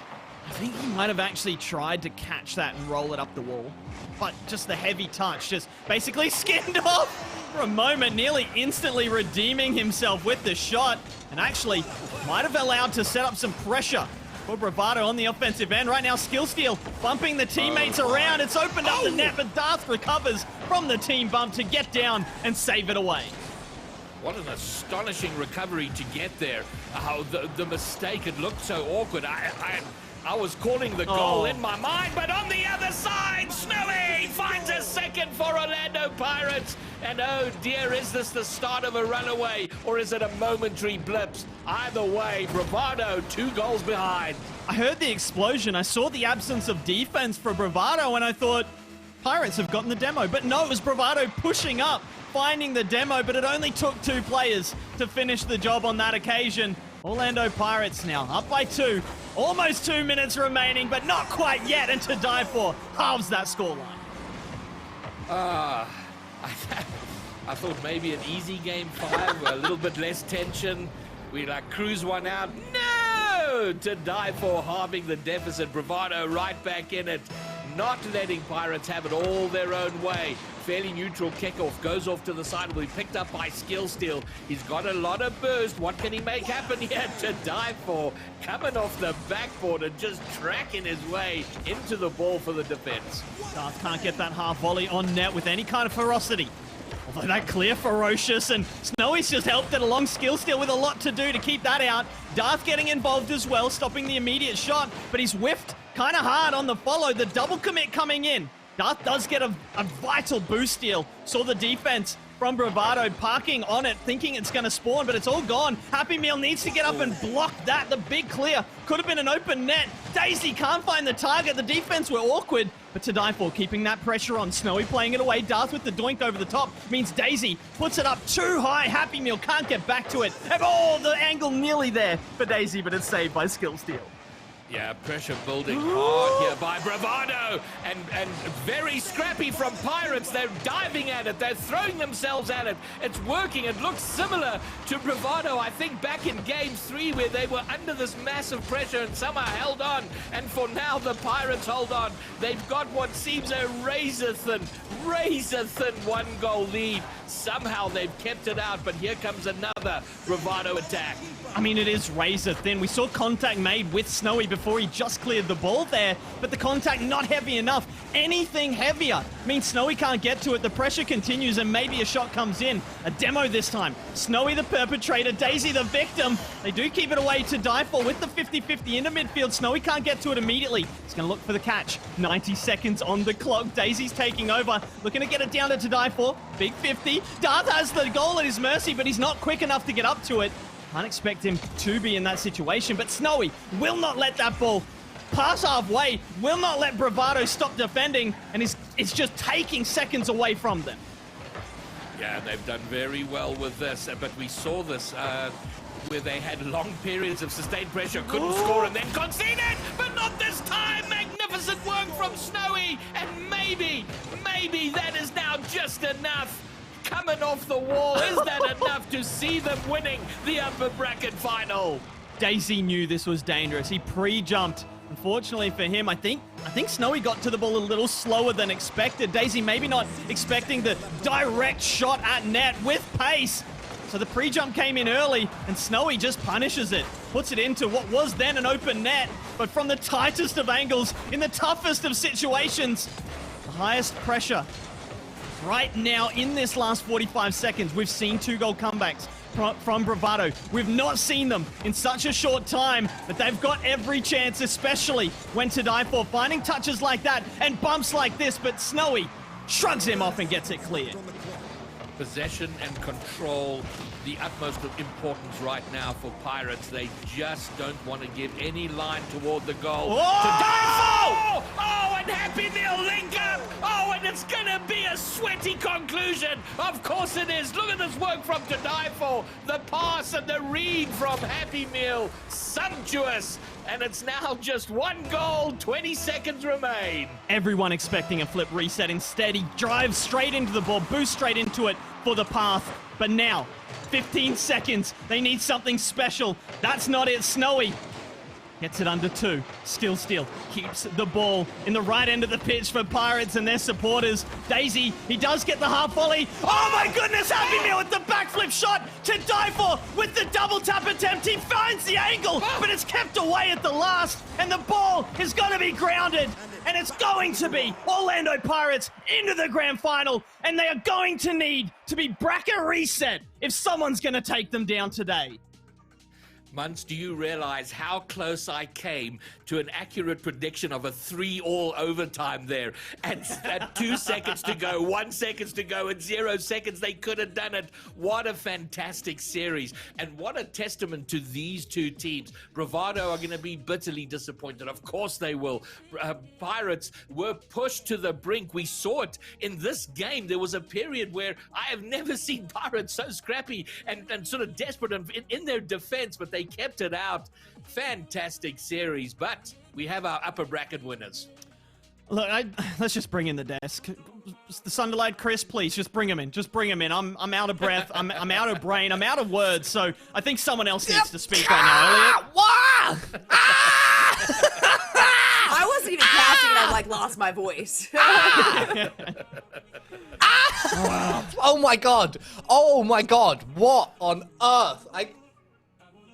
I was convinced we were saying it as well, with 20 seconds left when that goal went in, and we were like, 0 second equalizer? 0 second game 7 equalizer? And it was so close. It was so nearly there. And we've got Chris and Smoody, right? Production and Observer. They're ahead of us. And they're both trying to keep their mouths shut so they don't give it away for us. So they're just like, can't. It's too exciting. And I was like, ah! Okay. All right. Ladies and gentlemen, Orlando Pirates make it through to the grand final, and wow, that was close does not even come close. unreal. Do you know what? I need more information on this. I need to just take another second to compose myself. So we are going to move over to the eternally composed statisticians. How did the upper final shape up in numbers? Well, Elliot, you may call us eternally composed, but Jota, even for us, that series might have ruffled a few feathers. What a match it was. And Bravado, they looked good. We saw it similarly yesterday. It came out in game one, played Pirates at their own game and won. And you start to think, well, hello, you know, this is a ticket to victory perhaps. But Pirates, they fought back. It was blow for blow. And you could really tell some of the differences between the games that Bravado won and lost in terms of how the two teams played. Yeah, you really could, but I mean, if we look at the series overall, it's very unsurprising that the level of play is that we talked about them both having these great stats, being top near the leaderboard, and then they get into things and they completely neutralize each other. Both of their stats have taken a huge hit in this one purely because of the pressure that they apply to each other. The points per game and goal scoring, all of that has come right down. And shot accuracy too.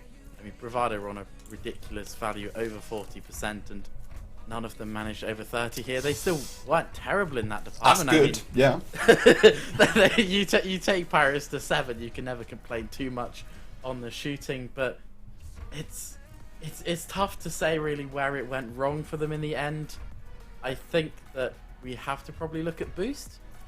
I can always look at Boost. Looking at Boost is effectively my main job in Stats Corner, and I think, you know, I will say, because I spend a lot of time moaning about Boost, I'll say this time, actually, both teams managed their Boost incredibly well. You know, there are loads of games where we don't see my benchmark for sort of bad Boost management. If you're over a minute on 0 seconds in a 5-minute game, you're probably getting caught short a bit too much for my liking, and most games in that series, no one passed that mark. We had a few past that mark one game because there was that massive overtime, but other than that, Boost really well managed. Bravado, though, just using their Boost in slightly the wrong ways, picking up a lot of overfill, i.e. not, you know, getting the most out of 100 canister because they already had some Boost in the tank, and it cost them particularly when we were going for the thing that we told them to go for before the start of the series. Yeah, turns out that Pirates are a step ahead of Stats Corner. It is confirmed, I'm afraid, because, yeah, as you said, we encouraged them to go for the demos. We wanted to see more of the violence come out from them, and they brought it, but in those efforts to hunt down the Pirates players, we felt that at times they were starting to get dragged out of position, and boost-wise, it took them quite a while to get back, and when you start to leave your own gaps to get those demos, then Pirates say, oh, thank you very much, we like space. Yeah, they do. And I mean, Bravado did get some fantastic demos, you know. In that 9-goal thriller in Game 4, 4 of the goals that Bravado scored, 3 of those 4 goals were within 10 seconds of a demo. So they were really utilising them at times to get there, but it's the times when they didn't get that demo that were really problematic. Elliot, it will have to be minor, so tiny tweaks for Bravado if they are to make it back to the grand final. They've bracket reset Pirates before, and I don't think they'd have to change too much to make it happen again. Thank you so much, statisticians. That is just... I had all that time to compose myself, and I'm still all over the place. Like, what did we just see? That was absolutely mind-blowing. What a fantastic performance. And it's going to be pretty rough for Bravado Gaming now to drop into the lower bracket after that. But at the same time, Jolly, right, there's this... You have to take the positives from that, right? They so nearly took that series, and they are going to be gunning for it. Yeah, and set themselves up pretty well, right? They took the first game.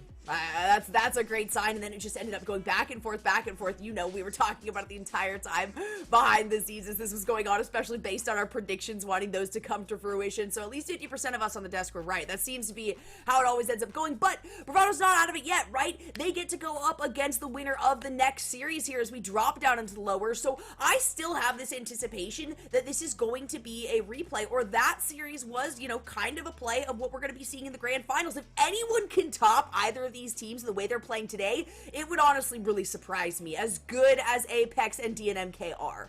Yeah, I mean, that is literally what I was just going to come over to Luke to say, right? Is that we've got Apex Gaming and DNMK Esports up next both of them now, I mean, I don't know if they're watching or not, but if they were, they've just seen how hard their route through to the grand finals is going to be now. How are you going to beat Bravado? And even then, right, like, just, I mean, do you just give up at this point? Nah.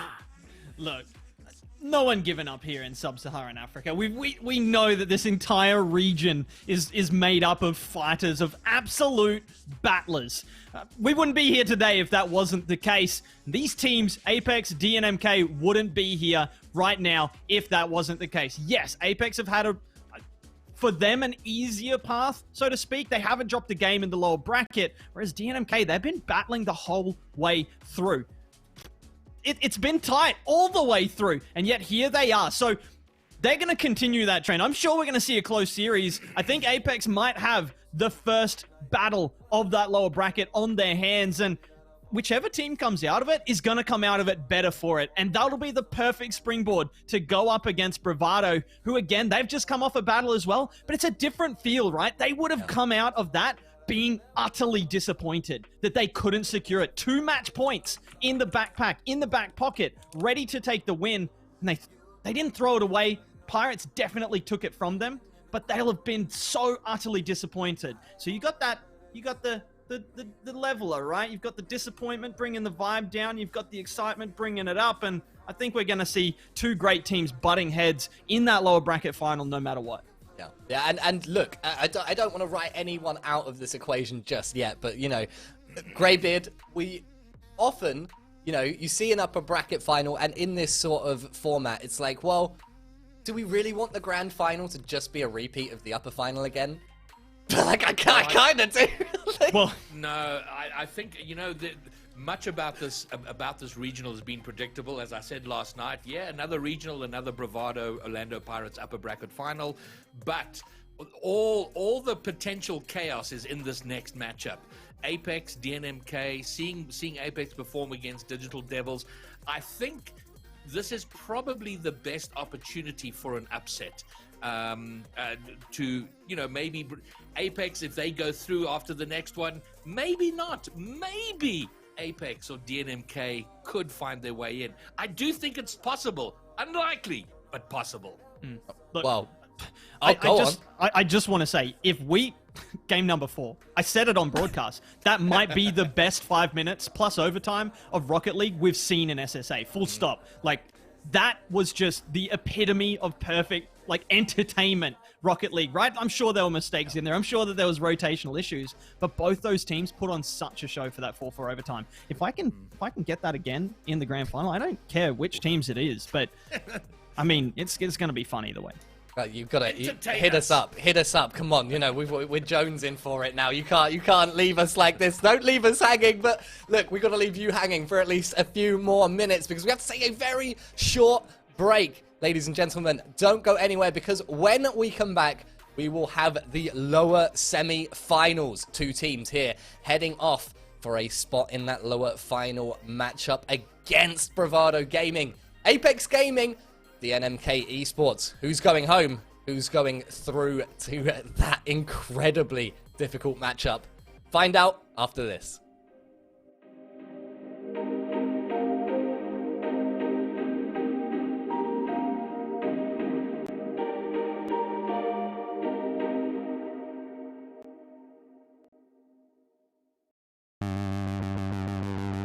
You sure do like to share your opinions, talking big like somebody's listening.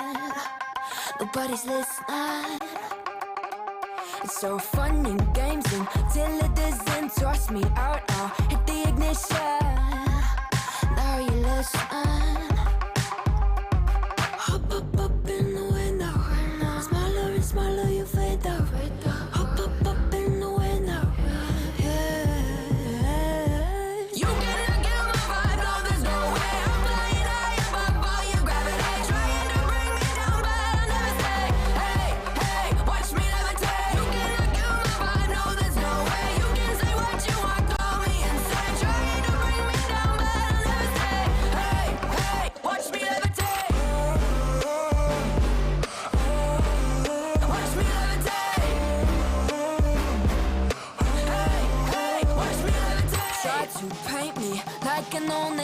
sorry, but we're not the same. No, we're not the same.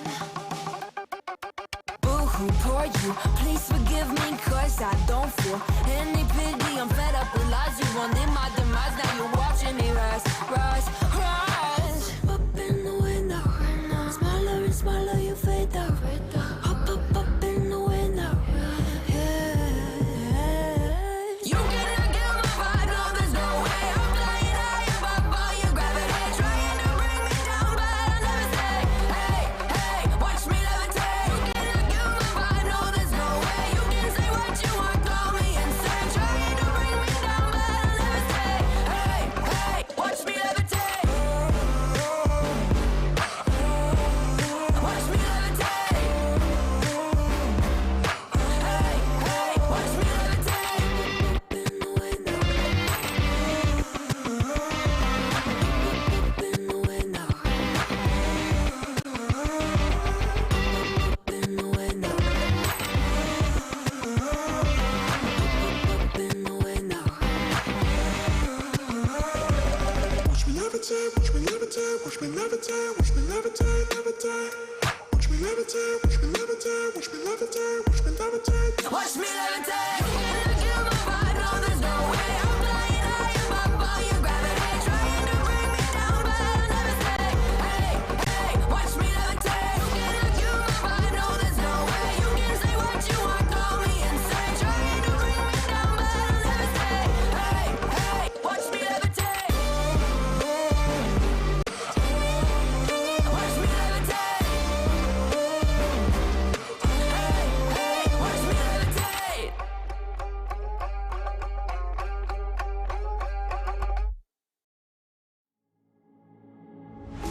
You don't like the lights, but it's camera time. Said take the picture, but you rolled your eyes. Now I'm mortified and still terrorized. Push me behind to get me from my better side. I wanna push you.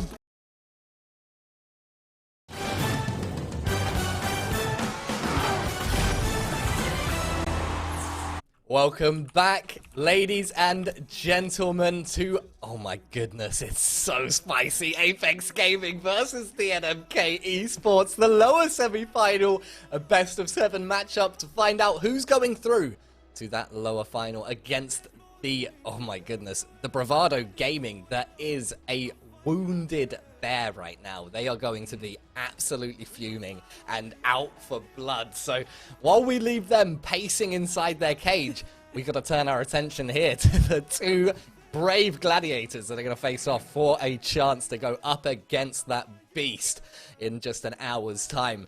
But Luke, goodness me, this is going to be quite the matchup. Absolutely. Both teams kind of having slightly different runs. One being dominant in this lower bracket, the other one having to fight tooth and nail in the upper bracket, dropping down, and then having to continue to fight tooth and nail. So it's kind of a different vibe in both of these camps coming into it. I'm really interested to see how those vibes clash and collide as we see if maybe Apex are just feeling too confident with their domination. Or maybe we're just seeing DNMK coming off tough series after tough series, and they're just more warmed up. They're ready for it. Let's find out, I suppose. I'm excited. Talking of vibes, I think we're going to head over to the stats corner to get a vibe check on this game and what we expect to see. I'm so scared to leave my house, so I cannot run free from this. Always being watched by you, and that's so I think we're having some technical issues with Stats Corner at the moment. So whilst we try to get them back online, I'm going to come over to you, Lisa. I'd like to ask you, you know, I mean, without giving too much away, we're not running predictions just yet. Right. You know, how are you feeling about Yopego? Are you worried about him this time? Okay, you know what? I'm not worried about Yopego. Right? I'm not worried about Yopego at all. In fact, I know Yopego's gonna pop off, alright? That has been kind of my one consistent basis so far this weekend, right? Is that Yopego is gonna pop off, and he has not done me wrong. In fact, Defunct actually really stepped up yesterday, which was very exciting to see. My concern maybe is just Apex, how well they have been doing. You know, if you're Yopego, knowing that you're going into this, knowing that this might be the opportunity where you're actually going to drop out of the tournament here, being so close to actually making it towards the grand finals and the end of this bracket, it's a lot of pressure, but hopefully that pressure will kind of pump up the rest of the team behind DNMK, because this one, I know that last series was absolutely insane, right? My full expectations are that the rest of the games, based on these 4 teams, what we have grouped up here today, that everything is going to be blowouts like we just saw earlier. And a blowout in a good sense, not like a sweet blowout, but a blowout in a full game series, multiple overtimes. I wouldn't be surprised. This is the one, though, where I'm really excited. I'm also, you know, I'm kind of concerned. If there's going to be a series today, I think that ends in a sweep, it's probably going to be this one. It could go either way. Well, I think the mechanics have finished fixing up our statisticians, and I think they are just about back online. So let's head over to Stats Corner once again. Well, Elliot, I think I'm here. They had to make sure that all of the screws in my head were tightened enough so that I could start doing some stats. But Jota, I'm back. We're ready to go, and it's a good time to be ready. DNMK and Apex have both started very strong, and Apex, they are just on an absolute tear at the minute. 10 games on the bounce, 30 goals scored, and only 12 conceded. They are indeed. It really is. You say about you being ready, you know that both of these teams are very ready indeed. They're right at the top for games played so far this regional, so as warm as it gets. But I want to compare this regional to last regional, because now we do start to have more data for these teams. We can see it coming through more, and Apex were a very interesting team because they had the highest shooting in the region, ahead of Bravado and Pirates in terms of accuracy, converting 35%, but they were scoring a lot less goals, and it wasn't even evenly distributed. Friction taking a ton of shots, he was extremely accurate, but it's basically he was the conduit for all of their goals, and that became a bit predictable, and Apex had a very underwhelming split. Yeah. On the other side of things, Panda at PWB, he was in the top 10 for shooting and for shots taken, so as well as accuracy, he put out high numbers, and that has helped them rise up their numbers. You can see here on the team comparison, 8.33 shots per game for them. Now, they've raised up, they've actually lowered their shooting percentage to under 30, but they're firing off so many more that is a big help for them, and a really interesting playstyle change. Definitely. I mean, Panda, you know, we knew he was going to be hot property in SSA and that teams would be looking to snap him up. Apex have done really very well with him, and it just goes to show that, you know, just the change of one player, there's only 3 on a team, it does make a huge difference. And Elliot, we talked about this yesterday. I'll throw it back to you with this, because individually, we need to look at that other roster change. DNMK was defunct. We went on about it over and over again yesterday, and I said, I'm going to say it again, they need to make sure he's getting boost. Casper is drinking overfill boost like there's no tomorrow on this DNMK team, and it leaves defunct completely starved at times. It will, against a team like Apex, fresh with this new Panda taking shots for fun, it will catch them out. So they need to sort that if they want to progress in the tournament. Thank you so much, statisticians. Fantastic insight there heading into this lower semi-final. And now it's time to see who the panel think is going to take this one. Greybeard, coming to you first. It is do or die time now for these two sides. Who's going to make it? I love the resurgence of both these teams. Their replacements that they've brought in working magnificently for them. But I think based on the performance of Apex against Digital Devils, it was a stunningly good show, and I think with that momentum, they take this one. Okay, you know what? It's hard to argue with that, but I have a feeling that Lisa might. Yeah, absolutely. Okay, again, I'm concerned, right? All right, but I am not going to stop riding this Yopego train, okay? I've dedicated, I bought the ticket, it's been punched, I am now secured in my seat, okay? So I'm strapping in for the remainder of this. I do think Bravado's gonna come back towards the end of things, but right now with this matchup, I gotta give it over to my boys, DNMK. Okay, Lisa fully on board the DNMK train. Luke, are you boarding or are you staying at the station? Panda, panda, panda, panda, panda, panda, panda. Yeah. It's got to be Apex. Panda's popping off, and so are Apex. sweeping their way through the lower bracket. Absolute shenanigans. So I don't know if it's going to continue with the sweeps, but it's going to be, it's just going to be Apex. I don't know. 4-2, 4-3. It's going to be close. They're coming through in the end. It's just going to be Apex. We love to see it. And well, look, DNMK, gotta say it, right? Yopego, he is absolutely popping off this weekend. Really, really doing a good job. It's a tough one, though, because, you know, we talked about this a lot, as Joe mentioned yesterday over in Stats Corner. Their boost management, not the best. I think, especially for me, because I'm still wounded as a Digital Devils fan, that Apex just knocked them out like they weren't even there. I've got to see Apex take this one, just to repair that hole in my heart, just a little bit to make it feel like it wasn't all pointless. Like, give me Apex. And I'm sorry, Lisa. All right, I'm still a Yopego fan as well. But we've got to see Apex take this one. So look, let's not waste any more time. Let's get into these lower semi-finals to see who's going through to face off against Bravado Gaming in the lower finals. Is it going to be DNMK Esports, or is it going to be Apex Gaming? Lisa Malhas, Luke George, take it away. Welcome, Jolly. For the first time into the booth with me, I think. I'm pretty excited. I'm pretty excited. Yeah. First time we can join our powers together. Our excitement factors, I feel like, might hit a new level that has never been hit before.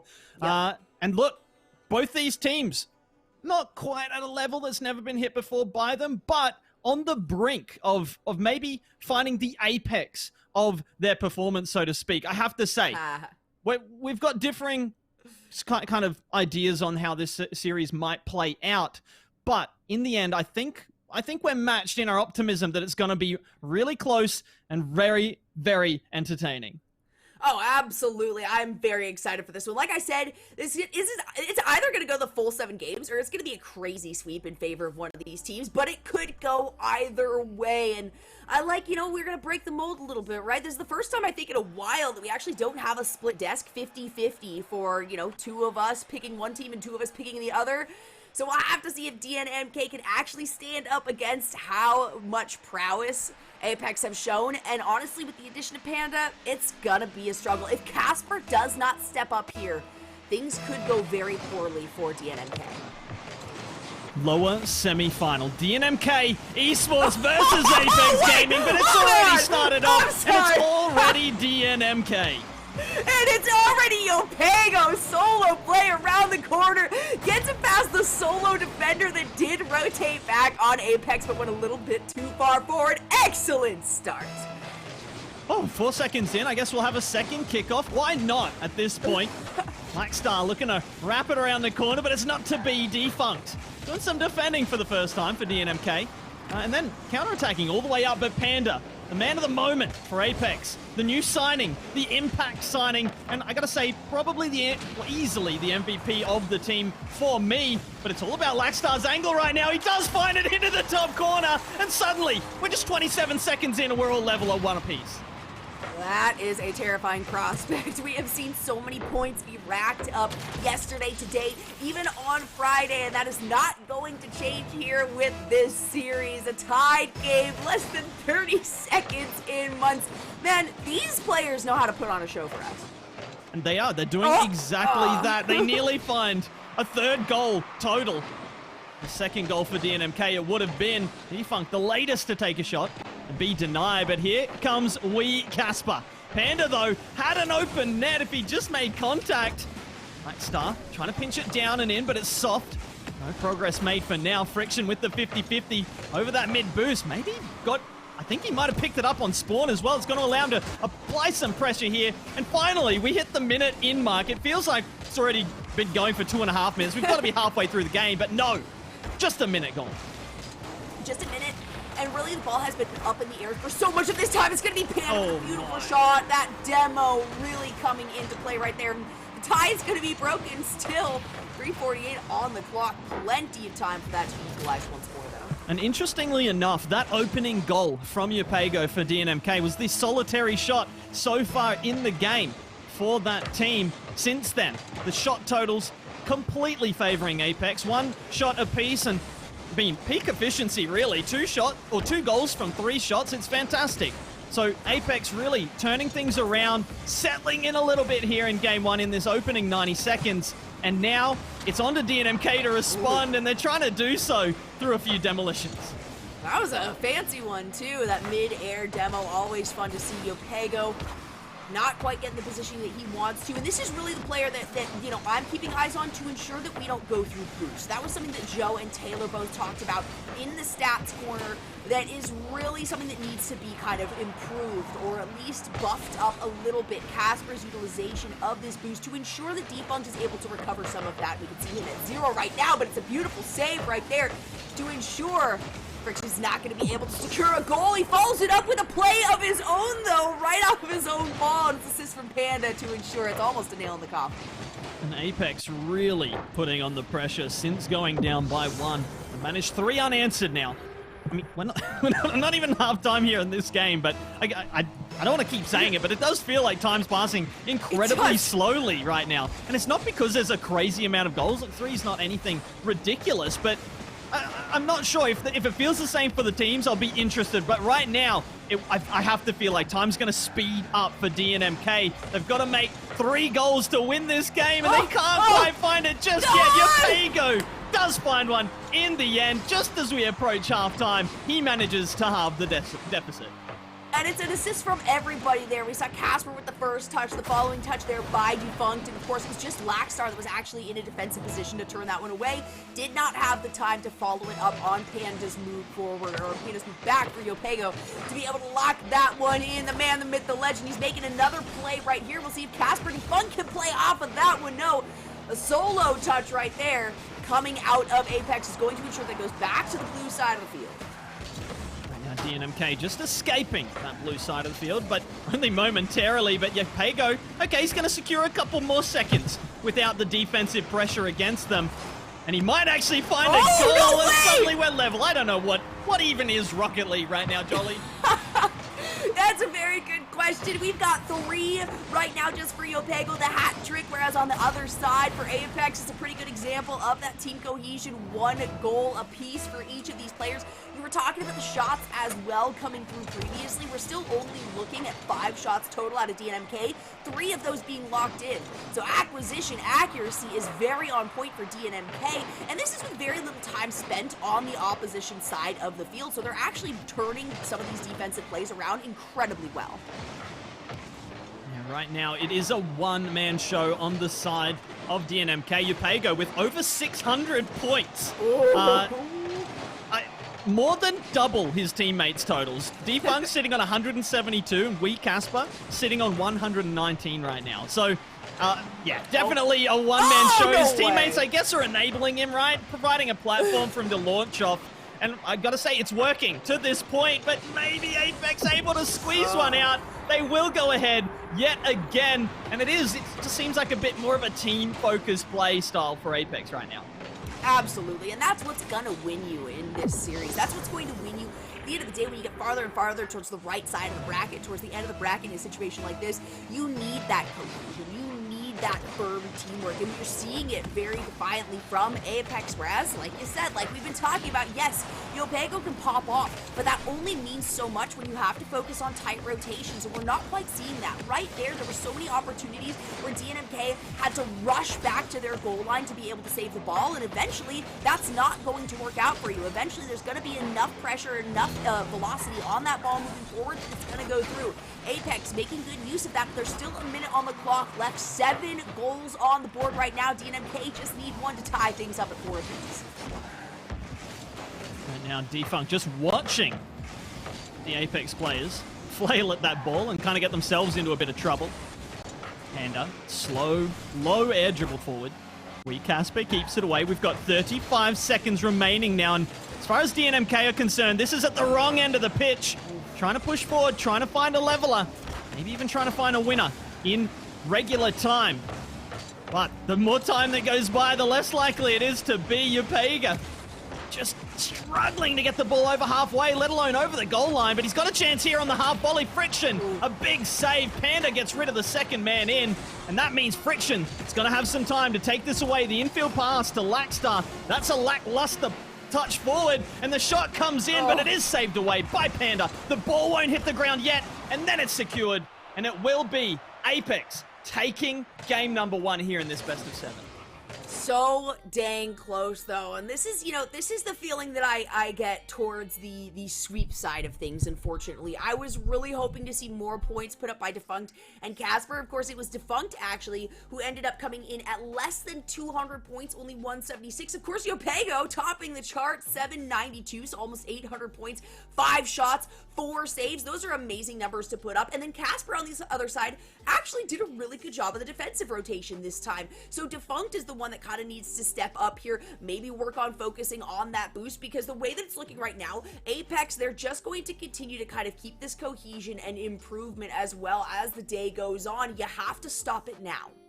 Yeah, look, definitely, I mean, we talked about it, right? Definitely right now, Yopego taking the brunt of the responsibility, and I think you touched on it perfectly. Definitely needs some help from his teammates, and look, the assists are coming out, right? They're all there. Oh, actually, no, I'm looking at the wrong thing. Defunct only has 1 assist, the only assist for the DNMK team. Meanwhile, there's assists aplenty for Apex. Every player getting at least 1. Don't mind me, the new scoreboard, I say the new scoreboard, the scoreboard in Rocket League, causing some shenanigans right now. But look, the point stands. DNMK need to spread the love. Yopego still needs to keep the high level of performance, but they need just consistency across the field. It can't be a situation where Apex go, oh, it's not Yopego, we chillin'. Like, they don't, Defunct doesn't hit that, or Casper doesn't hit that. Like, we can just let them do whatever they want and clean up the mess afterwards. But again, it's Yopego with the shots. Another good one within the first 10 seconds. It's going to be Casper that follows it up and actually manages to get it past 3 defenders. All right, I need to see a replay of this one. Yeah, Casper just belting it off that wall, and sometimes you just don't expect that. All 3 players there, they're all so close together, they kind of expect, okay, maybe the defender at far post has got the momentum, should take that. But then the defender at far post is like, our front post is going to catch this. And then the one in the middle's like, someone please just do something. And then it's in the back of the net. It's too late. And you're looking at a 1-goal deficit. So DNMK start this one off like they did game number 1. And that's with the early goal. And it was good momentum that they carried forward as well in the previous one, right? Apex was able to lock down a few, but the counterattacks were what were coming through from DNMK and working pretty well in their favor. Now Defunct, maybe having an opportunity here, does manage to pick up the 100 in the corner, is actually going to snag the far one too to ensure that nobody from Apex is able to get that one for themselves. Of course, we can see that Casper and Defunct, or Casper and Yopego, though, need some boost of their own. Apex keeping this one nice and tight in the corner, and it's really up to DNMK now to try to find an angle to get a shot. That or Apex just needs a solid clear, because we've already seen that DNMK's rotations on defense have been a little bit rough so far this series. There you go, just kind of wrapping this one around the corner in the wrong direction towards his own net. Casper's very awkward, begging for some help. Yopego there to help him out and get that one cleared. Casper now with a more comfortable hit forward, and Friction with the read, and that beautifully done there to get it away. Panda looking to follow it up. Friction in turn, next to go. Panda and Friction doing some work right now on transition. Friction denied by the crossbar. It would have been a monster goal, an absolute slinger at the top shelf, but again, the woodwork coming in clutch for DNMK. I feel I'm just gasping so much already this series. There's so much time now that DNMK has been spending here on the orange side of the field. But like I said, this is the problem, and this is something that Apex absolutely has recognition of. These rotations for defense are not where they need to be. Look how far back the members of DNMK are, and you've got 2 attackers on the front side for Apex to ensure that one goes in. And look, it's one of those really satisfying goals for Apex when you receive a demolition on your own goal line, but you're going down the other end to score an open net. You're like, you shouldn't have been going for that demo. You should have been rotating back, buddy. Karma would have come in the chat if it was one of my ranked games. I wouldn't have written Karma. Someone else would. Don't be that person, chat. Don't be the one that writes Karma. Demos, they're part of the game. You just got to deal with it. Side flip if you don't want to get demoed. Oh.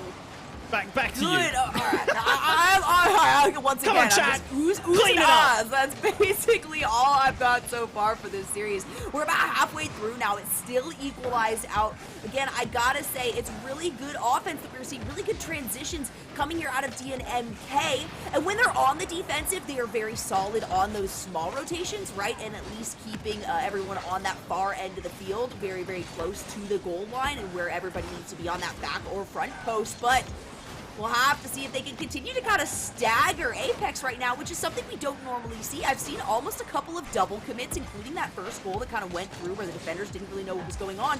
Feels like this is something that DNMK can absolutely take advantage of and recognize, hey, you know what, we've got our weak points, but so does Apex, and they are showing us those right now. Look, Joda in the stats corner. Huge shout out to her and Actional, Mr. Joe Harvey. Putting in work back there. Oh, goodness. Okay. Oh, all right, Let's forget about the numbers real quick and just have a look at this defunct. It's just a relatively easy open net. Panda just caught off guard and backflipping. And again, these are things that we don't normally see from Apex. Like an open net, sure, DNMK, we've seen some loose rotations from them. They're still trying to figure each other out as a team to get that cohesion, that consistency. Apex, however, that was a really far forward push. Their defense has been very on point, and I think their rotations has been one of the things that they've been strongest in this weekend in trying to show us what a team they can be. So DNMK, once again, you gotta recognize where you have opportunities, where some chinks in the armor might be showing, and you have to take advantage of those while they are revealed. Because Apex is also a team that is going to be adapting and improving on where they have some of those problems. So I would not imagine another open net situation coming out of Apex anytime soon. All right. Now, it's the ball's in the corner. I'm going to call it relatively safe for me to quickly talk about statistics and analysts. Go. Apex in game number 1, out-stealing or out-gathering the middle big boost. Or the middle boost. I'm just going to... Friction! Let me speak! You can give it a shot, but they're going to be doing the same exact thing. What a setup from Laxar as well. Beautifully done. We like to see it from Apex. And a tie-up at 59 seconds left. Let's see, you know what, you can try now. Maybe, I don't know about a kickoff. Game 1, mid boosts, mid big boost. Oh, goodness. Never mind. All it takes is 5 more seconds, and that's Apex saying, yeah, okay, we've been messing around enough. I think we need to break up that tie. What? No, just say a number. Game 1, big mid boosts, Apex 27 versus 14 for DNMK. Something to watch in the rest of the series. Now it's up to Yopego to be the... Yopego's the only player. Thank you. Thanks for the number. Hey, you know what? You got it out, all right? Maybe it wasn't as fluid as you would have liked, but we have every single player so far on the pitch right now has locked in a single goal, except for Yopego, which, surprising enough, that's the player, of course, that we're keeping eyes on as the standout here for DNMK. It's great to see that the other players have kind of picked up a bit of this mantle. Yopego now going in for a play of his own. Panda with the disruption, though. Friction's going to take it out and around the corner. A nice little drop down to ensure that no other members of DNMK have the chance to keep this ball alive. Oh, and that actually ensures that Laxstar is going to double the opposing score with only 18 seconds left on the clock, all but locking in this game number 2 for Apex. Oh, and Yopego, the one person you don't expect to have the touch, the misplay, the miscue. I mean, it was the perfect... He just teed it up, right, for Apex, and they're able to finish it into the open net. But I don't know, like, players, teams, am I allowed to say something now? Just about not. That one nearly finding its way in off the kickoff.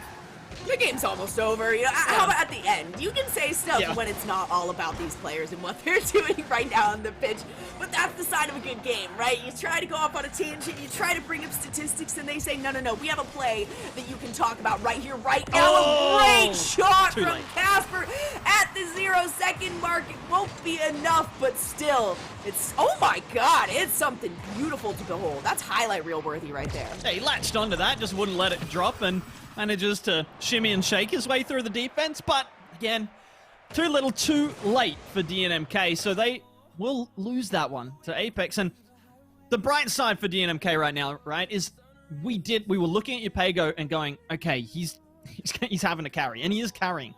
Okay, Yopego didn't play as well, but we saw goals from Defunct. We saw our goal from Defunct. We saw 2 from Casper. And while Yopego sat on that goose egg, the big 0 on the goal tally, was able to be relevant in the game, if the worst, maybe the most relevant he was with that missed clear and pass 2 to shots. Apex. But he was able to have an effect, and so did the rest of the team. The problem was it just wasn't enough just yet. Maybe they can gain some momentum coming into this next game, this game number 3. Rest back a little bit of respect in the series because they're going to need it, because Apex could run away with it really quickly. They really are. And again, my one kind of desire here going into this was to not just see Yopego carry. That wasn't the case in this one, right? The person that actually topped the scoreline of everybody, not just for DNMK, was Casper, who was the one that yesterday I was like, man, I need to see more coming out of this player. More involvement, more points put on the board, because he tended to be towards the bottom side of things. Right there, Yopego didn't even break 200 points, and so actually our standout player on this DNMK team really didn't show up in Game 2. Game 1, absolutely, almost breaking 900, so a little bit of a flip-flop, but that's okay. It's a best of 7. There's still some time here. Apex is at 2 out of those 4 that they need to take the series, but the last thing DNMK wants right now as we go into game number 3 is the opportunity to give them a sweep in game 4.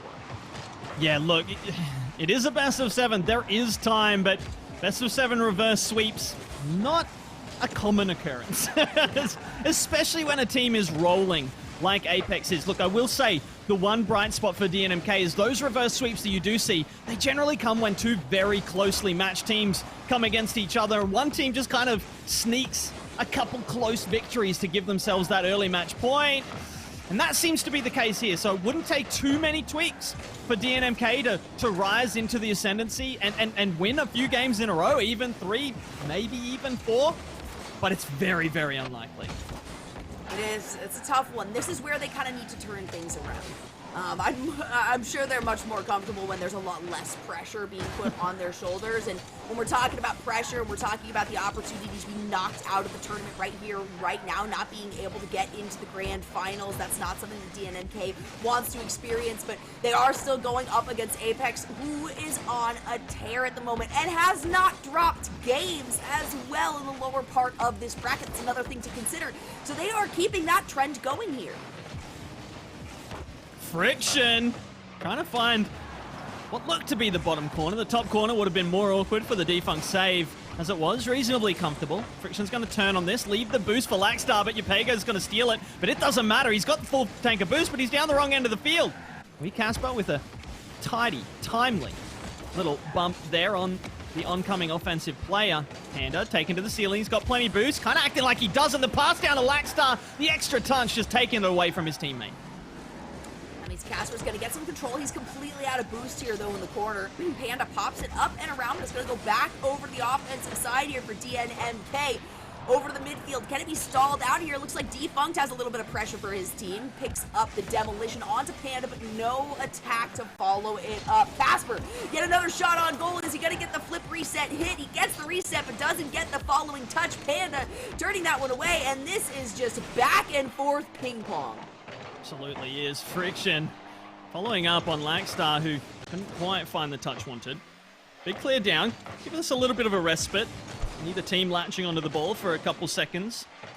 Yopego, though, looking to latch onto this, but oh, misread. You don't expect that from him. Had 93 boost plus in the tank and misses it completely. And Lackstar's like, yeah, you know what? I'll take this gift. I'll unwrap it right here in front of you. And the gift, spoiler, it was a goal. Beautiful touch right there. Angle off it. Panda as well would have had the follow-up if it was necessary. Maybe tried to steal. Bit of a touch on that one. Not necessary, though. So first point put on the board right at halfway through relegation in this game number 3. It's going to go in favor of Apex. Already a good sign, though, considering how many goals we had in the first couple of games. The fact that those are actually decreasing, it's taking a lot more time for these goals to secure themselves, means that there is improvement and adaptation coming from both sides of the field. Lackstar, big dunk there. Not too much, but able to get a shot on net. Casper the latest, looking to pass it down to Yopego, who another miss, and it's Lackstar again, who's going to capitalize on what has to be said is just a pure capitulation from a Yopego who's gone from looking like the best player on the field to the quite literally the worst in the last 2 games. That hasn't even broken 100 points. Of course, Friction has a shot on goal. So does Yopego here, but Lackstar currently has 50% accuracy, 4 shots, 2 goals secured, looking really good for this team. And this is what we were talking about towards the beginning months, right? The cohesion between a team like Apex and the disconnect that we see from a team like DNMK. It doesn't matter how good individually you are, if you cannot play well as a team, if you cannot communicate, if you cannot get some of these passes off or some of these defensive rotations to work correctly, that's something Apex is going to take advantage of every single time. Friction with a chance for the big clear. Lackstar's there, trying to cushion it down. Does get the touch, but can't quite get the downward angle needed. So the crossbar. Oh, goodness. What is happening? Gosh. Right now, DNMK just struggling to scramble, struggling to sort out their positional issues. And because of that, they're coming at the ball from weird angles. They're finding themselves in unfamiliar territory, and they're just missing. And it's just giving Apex a rolled out red carpet to the main event, and right now they're just striding down it with confidence, not looking remotely uncomfortable. But Yapego, with a chance to get some form back, will be denied by the other main man on this pitch, the main man who is delivering, and that is Panda, although I've got to say, Lackstar kind of putting his hand up for MVP in this one so far. Oh, absolutely. Lackstar has been putting up the points and has also made some incredible saves here, Panda. Now looking to set something up for Friction, who's going to swing right past it. Good defense coming out of DNMK. Can they transition it quickly enough, though, is the question. And it doesn't appear so. In fact, Friction gets behind the ball before the passing play could even come through.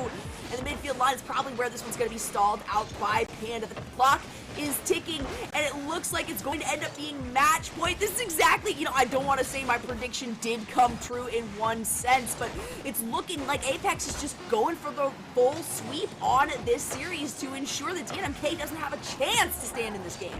I mean, Apex haven't lost a game in the lower bracket yet, let's not forget. Yep. I mean, maybe Bravado doesn't take a game from them if that's what the lower bracket final turns out to be. But, look, it's not over yet.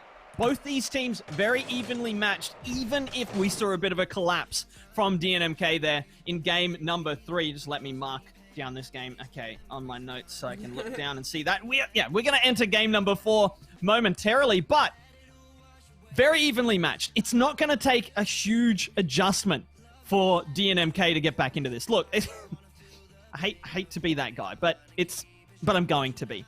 Yapego, you just got to hit the ball, mate. Yeah. Like that for me, like they're just going to be a lot better if their best player can hit the ball. Okay. You don't even have to be that guy. I have been singing the praises of Yapego for the last 48 hours, and I can be that guy, all right? Sure. Yapego, what is going on? I need to know. And this isn't like Yapego came out the gates playing poorly. Game number 1, Yapego did phenomenally well. He got several goals. He locked off the first one in the first 6 seconds of the game. He almost had 900 points, getting close to the quadruple digit location, which we love to see for a player.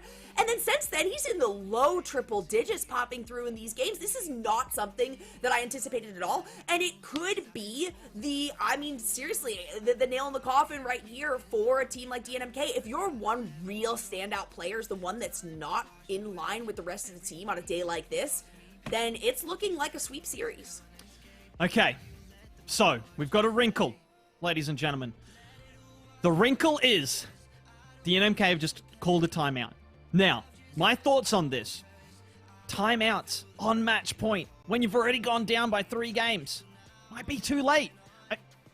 Again, they were close matches, right? Those opening 3 games. So I can kind of understand why they didn't call it after the second loss. But I do feel like it's at this point, even if it has an effect, right? Even if you do come out of that timeout, halting the momentum of your opponents and finding some momentum of your own, you've still got to win 4 games in a row against a team that you've not managed a single win yet. So, will we see that change in momentum? Will we see DNMK come out of the timeout stronger? Or maybe Apex just come out of the timeout cooled off, iced out, a little bit off form? Will it have an effect? And if it does, will it be enough? But look, I will ask you in a second, Jolly. First, I'm going to ask chat. Chat, give us your predictions in what could be the final game of this series. If Apex is to take it, what's the score going to be? Who's going to win it? Will it be a sweep? Or will it be the first game win for DNMK and the potential first step to an historic reverse sweep? Okay, now, Jolly, you can answer the question. Yeah, now for me. Honestly, so I called one of 2 things. Right at the beginning of this. I said either it's going to go to full 7 games or it's going to be a sweep. And I even said too, I was like, I'm voting for DNMK on this one. But if it's a sweep, it's not gonna be in their favor likely. And this is how it's looking, right? So DNMK is really gonna have to step it up here. We did see signs of life from them in at least recognizing a little bit of the hindrances maybe that Apex has been kind of facing, right? We saw some of these far forward rotations. There was an open net or two opportunities, some really good long shot clear opportunities that DNMK were able to make for themselves, but is Apex going to reveal those in this game number 4? Not likely. So DNMK needs to really focus on their own gameplay, on what they need to improve. And if I don't see Yopego come out the gates like I normally see Yopego swinging out here, it's not going to be good for DNMK. And look, maybe the timeout's what Yopego needed. I didn't have my eye on the lobby. Maybe quickly jumped into free play, you know, get his mechanics back up, because he quite literally was just struggling to hit the ball when that ball went high above him. We saw 2 big misses specifically, almost directly leading 2 goals for Apex. So I cannot stress this enough. If they can just get, and they being DNMK, can just get their best player to hit the ball, they're going to look so much better for it. But right now, all they're looking is at the oncoming Apex offense just flying above them, Pepper in the backboard, just taking that ball across the goal mouth and creating chance after chance. No shots coming in yet, no big opportunities, but it's very dangerous for the DNMK defense right now. Yeah, when Apex is sitting so comfortable that they're like, I don't care that I'm at 0 boost, I will stay on your offensive side because I know that you guys are not going to have the momentum to find a clear and response, and that's good, but it wasn't even a big play coming through. It was a slow one out of Defunct. Panda could not get into position to defend this one. Goodness. I mean, it's a huge goal, right? DNMK coming out of that timeout, if they were to concede early, right? I think at that point it's curtains, but they've given themselves the glimmer of hope that the timeout had the desired effect. The next goal, not quite as important as that opener, but I feel like a huge indication on how this game as a whole is going to play out, and maybe how the next few games are going to play out as Panda look for I got a crazy angle on the double, maybe even a triple touch there, but here comes Yopego down the other end. He does hit the ball. Not enough power, not enough precision though to trouble the defense, and here comes Panda down the other end. All right, Defunct has really been standout for me. Defunct and Casper, I honestly did not think I would be saying something like this. Again, how long have I been singing the praises of Yopego? Literally the reason that I voted for this team. No way! Actually going in between 2 defenders right there. It's a 2-0 lead right now, and it's Casper that locks in goal number 2. Oh, goodness So me. close. A little bit of a forced own goal. I'd love to have seen what the ball did if it wasn't touched by, I think it was Lackstar diving in off the crossbar. Might have been crossbar down, crossbar out. Of course, there would have been, you know, offensive players coming in to follow it up, but a little bit of a, forced own goal there. Nothing blatant, nothing avoidable, but I'd love to have seen what had happened. I'm honestly kind of confused about the angle. It looked like it hit the top of Panda's car going out the right direction, but it must have just gone straight down, unfortunately, for them. Still 3 minutes on the clock. We've seen Apex make more than 3 goals in close to a minute less than, so we know that they're more than capable of it. But DNMK, they've got the pedal to the metal now. The sweat has been wiped out of their eyes. Is this enough pressure? Is this enough of what we need to see from Casper and Defunct? Because it hasn't really been Yopego that has stepped up to the plate. It's these other 2 members of DNMK that are putting the points on the board and keeping this game alive. But I mean, like, again, all they need is Yopego to hit the ball occasionally, and it's going to look completely different, and it has. And he's been performing, although Panda also having a solid contribution here in this game number 4. Denied that goal, despite the power on the shot from the standstill. Gets the beat here, no one there to follow. Lackstar's going to pick up that mid boost and turn to challenge. Beaten to it by Yopego. Friction up very early. Defunct's going to try to catch this and take it up and under. Panda up, just trying to harass, trying to force a play from Defunct, but the play going forward on the end of a Casper hit, and Yopego looking to keep the pressure on. The big boost steal comes in on the offensive end. Panda playing it forward, looking to catch and beat Casper, steal that boost and keep the offense going. No, Casper is able to snag that one out, though. Friction is looking very low, especially on the offensive side of the field. Same thing with Lackstar. It has been a bit of a struggle on some of these aggressive plays for the team Apex right now, and that's where DNMK is taking advantage of things. They've already got the speed. You just have to maintain that momentum, and in the last minute 35 of this game, ensure that not another goal comes through, because otherwise you're still looking at Apex leading the series quite defiantly here. This does look like exactly what, as I say it, this looks like exactly what DNMK wants to be going for, but now things are scary. A 2-goal lead, that's one thing, right? When it's narrowed back down to a 1-goal lead with about a minute and a half left on the clock, the game's completely up in the air. Yes, plenty of time to throw. And plenty of time for a comeback. Look, I'm not necessarily saying that DNMK is going to throw this one. This is a very good Apex team. Come on, Mons. Just to add a little bit more pressure. Don't throw, guys. Don't do it. Don't throw. Defunct, don't miss this. But he's not going to miss it. No! He's going to hit him with the double tap and go up by 2. There it is, back to the 2-goal lead. Beautiful plays, and it seems like that's what these plays right now from Defunct and Casper are coming from. It's turning around the corner on their own defensive side and being able to make a really fast play against Apex. It's something that works well for the team of Apex themselves. You know what? Might as well try to utilize it against them, especially when it feels like they're somewhat thrown off their game, at least for this round number 4. It's an interesting little stat. Before we get down to the bitter end of this game, Apex, when they're the ones under pressure, doing a fantastic job at forcing the corners out to the corners. Every time I bring up stats corner, the team score. Stop doing it. I'm trying to educate the masses. It's true. It's almost an even split in pressure, I think, is what you were trying to go for right there, right? You're looking at almost exactly 50% across the board. Not just that, but the fact that Apex, when they're under pressure specifically, they do an incredible job at stopping the offense coming straight down the middle. They push it out to the wings where it's not dangerous, but I think they've failed to do that here, right? All of the pressure coming from directly in front, although I'm seeing it out to the sides right now, and it does turn into a big clear, and look, 33 seconds left. It's not completely done. Okay, Yupego's got this touch forward. It's completely done. It doesn't go in, but it doesn't matter. It's 100% guaranteed to go the way of DNMK. Have they started the reverse sweep? Chat, let us know. Hey, you know what?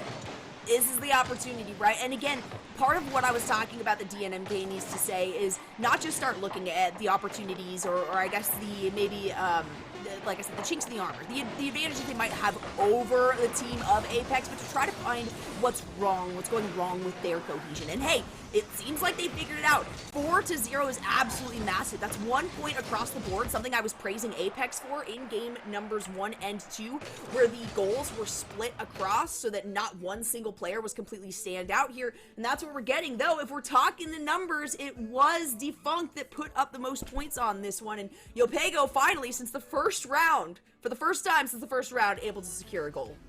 And look, okay, timeout. Effective. I gotta say, you gotta call that a success, right?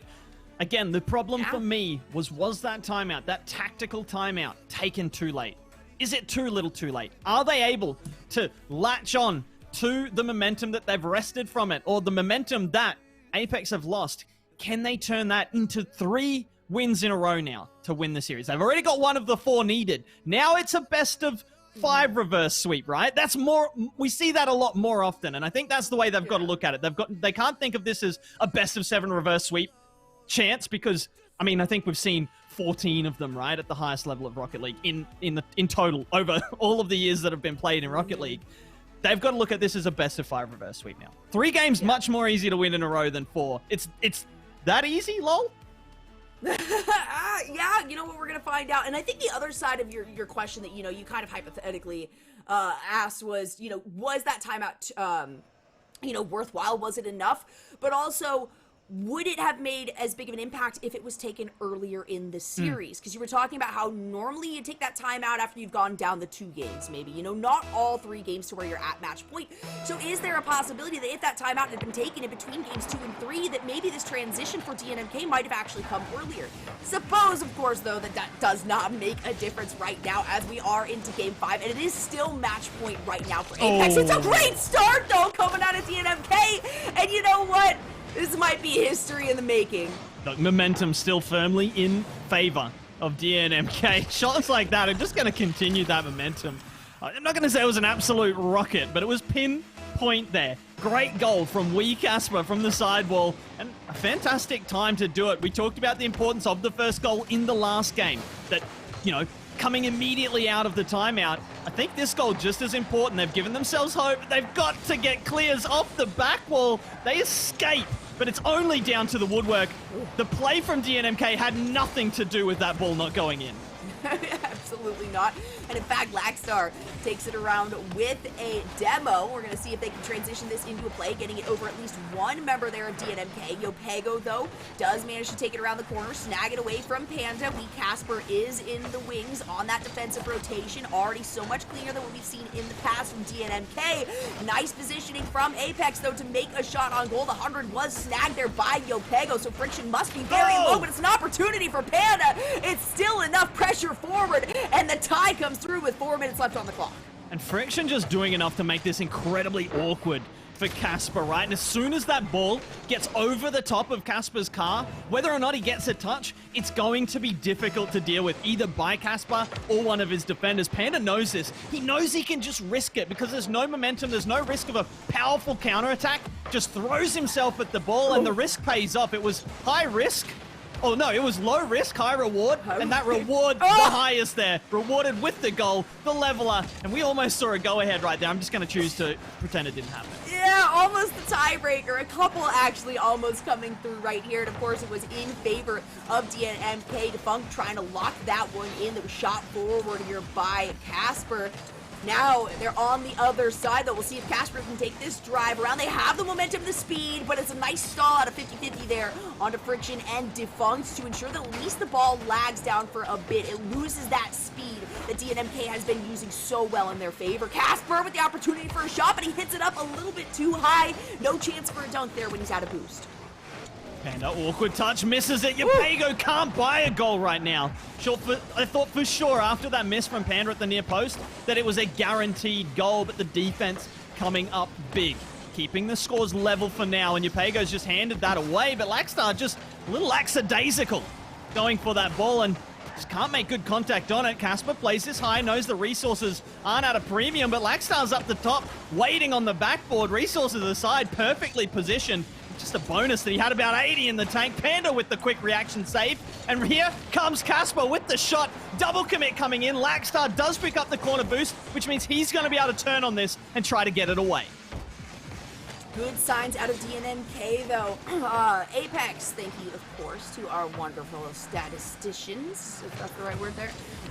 Apex was held to only 4 shots in game number 4, and that's very reminiscent right now of game 5. As we can see, it's 3 times the shots that have been put on goal by DNMK. We're looking at 6 right now, 2 per player. Only 1 from Panda and 1 from Lackstar at the moment. Friction hasn't even gotten one right there, though. He's going to put some points on the board by securing a demo for himself. It is still DNMK, though, on the orange side of the field, putting Apex to their wits' end here on defense, and now maybe an opportunity for another shot if the drop down comes through, but no, Lackstar gets the touch towards the corner, should be able to transition this one to an aggressive play. Oh, Casper, not really able to stop that 50-50 Friction. We're going to put that one underneath Casper. Casper having to use most of his 40 boost to just make that 50-50 happen. The Panda's going to be able to catch that, turn on it, look for the pass, doesn't make good contact on it, gambles for the dunk. Lackstar alone at the back in a 1v3, the drop down comes in, and Lackstar cannot do anything about that. Perfectly positioned offense, and that's a fantastic team goal. That will get the communication buzzing. And a minute 20 on the clock. All DNMK has to do to take this to a game number 6 is maintain this scoreline or continue to put more pressure on for themselves. This definitely feels like we have seen a lot more offense coming out of DNMK compared to any of the other games that we have seen in this series. But on top of it, the defensive rotations have been very clean. The struggle as well for Apex has been boost as of late, which is another thing we don't normally see with this team, generally, especially with the statisticians. As we heard earlier, these teams do generally a fantastic job of boost management, but the struggle has really been real for Apex so far in this game. Defunct looking to turn on this, actually just turns on Panda. Collision mid-air, Friction, no boost to follow. Big dunk, Panda victimized there on his own backboard, but No goal coming from it yet. The pre-jump, Lackstar's up, but it's cut out by Wee Casper, just sneaking in between the oncoming offensive players. Panda looking to flip reset. He won't get back to it. Lackstar tries to finish, but the defense of DNMK, although they're allowing the shots in front of net to come in, they're dealing with them well enough. I don't know if it's sustainable. It might be enough for the following 23 seconds. And that right now is all that matters. Panda whipping a shot like that, yes, completely out of boost. Like I mentioned, has been a struggle before, but that means that Casper's gonna be able to find yet another save here. The speed cannot be matched at the moment by Apex. It is all in favor of DNMK, and we can see it right here as the last second ticks down, and we get pushed to a game number 6 here between these two teams. DNMK, they're keeping the reverse sweep dream alive here, Months. They are, right? Now it's just a best of 3 reverse sweep. So, hey, there you much go. more easy. Just 2 in a row required from here on out. Okay, we're actually seeing another timeout being called here. This time, of course, by Apex. And I think this is the right time to call it, right? Yes. 2 game losses in a row. That means they've got 2 match points in the bag. They've got 2 chances. They can take a loss out of the timeout. It's okay. It's not going to be, well, it might be too little too late. Who knows? Maybe DNMK are just that undeniable right now, and they're just gonna stampede their way through. I'm not sure, but Apex, whatever the case, choosing to take this one, and I think it's well timed. And this is still, I feel like I can reasonably say, not Yopego even really close to his top form. So there's still kind of room for improvement on the other side, right? But hey, you know what? It worked for DNMK, right? You called that it might have been a little bit too late, but the opposition still stands, and hey, they're kind of taking the advice and going a little bit early, but can the timeout make a huge difference? They've got the wiggle room with this best of 7. Sure, now it's down to a best of 3, but the advantage is still being held by Apex, considering they have been sitting at match point now as this goes into the 3rd game in a row that we're seeing them here.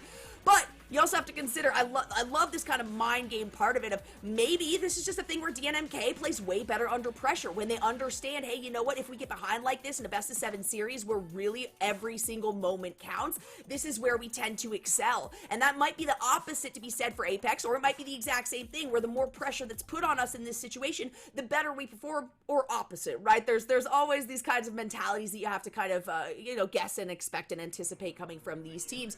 But either way, my prediction didn't come true. And that's what I'm most happy about, that we just did not get the full sweep. I don't even remember what my prediction was at this point. I'm just so happy that we're seeing this comeback from DNMK, because look, a 4-0 sweep, is not that fun, right? I'm sure there's Apex fans in the chat that would appreciate it. Just the 4-0, get it done, onto the next round. But DNMK fighting back. But now they're having to deal with the strategy they used on Apex when Apex were rolling. They're being frozen out. Is their momentum halted now? Is this the end of it? Do Apex secure it right here? And actually, I do remember my prediction. It was 4-2 to Apex. So, will that happen? Will they prove me right? This could be the opportunity. I mean, this is the last opportunity for that exact prediction to come to fruition. Yeah, we'll have to see. I wouldn't do the confident arm cross just yet. Don't knock the dust off. It's 100% guaranteed. Calling it now. Yeah, all right. We'll have to see how it plays out, though, because you know what? The last time out worked wonders for DNMK, and in fact, it was not good for Apex. So for all we know, those the 2 minutes maximum that they get for the timeout itself, a total of 3 minutes in between these games is what we offer because of that 1 minute buffer time that we also have for them to set up for these matches. Maybe that extra time is strictly going in favor of DNMK. All of this is just stuff that we kind of anticipate, predict, like I said, but until we actually get into the game, this one is still so up in the air. I have no idea. Again, I'm really just happy as we get into game number 6 that we did not see a sweep and that DNMK is improving every single game. Not just improving, but right now threatening. Just on the precipice of making a best of 7 reverse sweep possible. They're not quite at the threshold just yet. They'll need another game here to force a game number 7. Of course, Apex, they just need to win 1 in the next 2, and they will be moving on to the lower bracket final versus Bravado Esports. But DNMK trying to just, hold that. And that's what a lot of us expected, was Apex to continue their run through the lower bracket. DNMK trying to upset the apple cart. Either way, they've already upset something, right? We were talking about Apex's 0 losses. Oh my gosh, the slow roll in. It comes through. Friction, the first one to put a point on the board. And hey, this is a trend you were talking about previously. The first goal tends to have taken the W on these games. That's a rough one. That's a rough one to watch. That ball just rolling in. Teams... Look, for me, one of the worst feelings in Rocket League is chasing a ball back into your own goal. Like, just, you know that there's just something's gone wrong positionally. And for me, position is one of, okay, not the easiest, but the simplest things to fix, right? You don't need mechanical genius to be well positioned. You just need to be in the right position. Of course, you need to understand why and how and when. But it's just, that's so much easier to deal with than how, like, figuring out how to do a triple flip reset and then executing it, right? That's something you can work together and work on, communicate with. It all comes together into good positioning. And if you are chasing that ball into the back of your net from behind, like, you know something's gone wrong.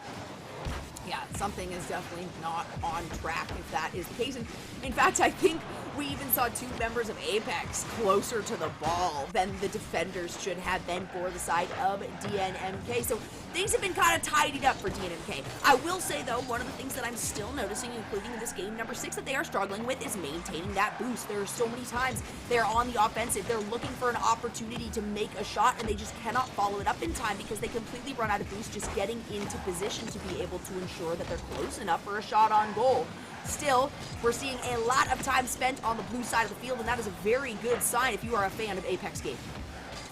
Oh, chance there for Casper if he just pipped Panda to the ball. Instead, Panda able to get in the way. This ball high above the Apex net. Clear coming in from Laxstar. He's going to look for the offensive boost steal. Fake by Yapego. Not sure how effective it was in the end. Casper, though, an effective clear down to Defunct, and he's not going to miss those from there. Finds the equalizer as we cross halftime. It's true. I saw that fake out as well. I'm like, I'm not sure exactly what was going on here, but it's fine because the team itself is on point right now. And almost exactly half relegation, just a second over that. We have the game tied back up. Again, this is still match point for Apex, so all they need is to lock in one more goal or bring this into overtime and ensure that they can pick that one up. It's a good sign coming out of Laxstar with yet another shot already.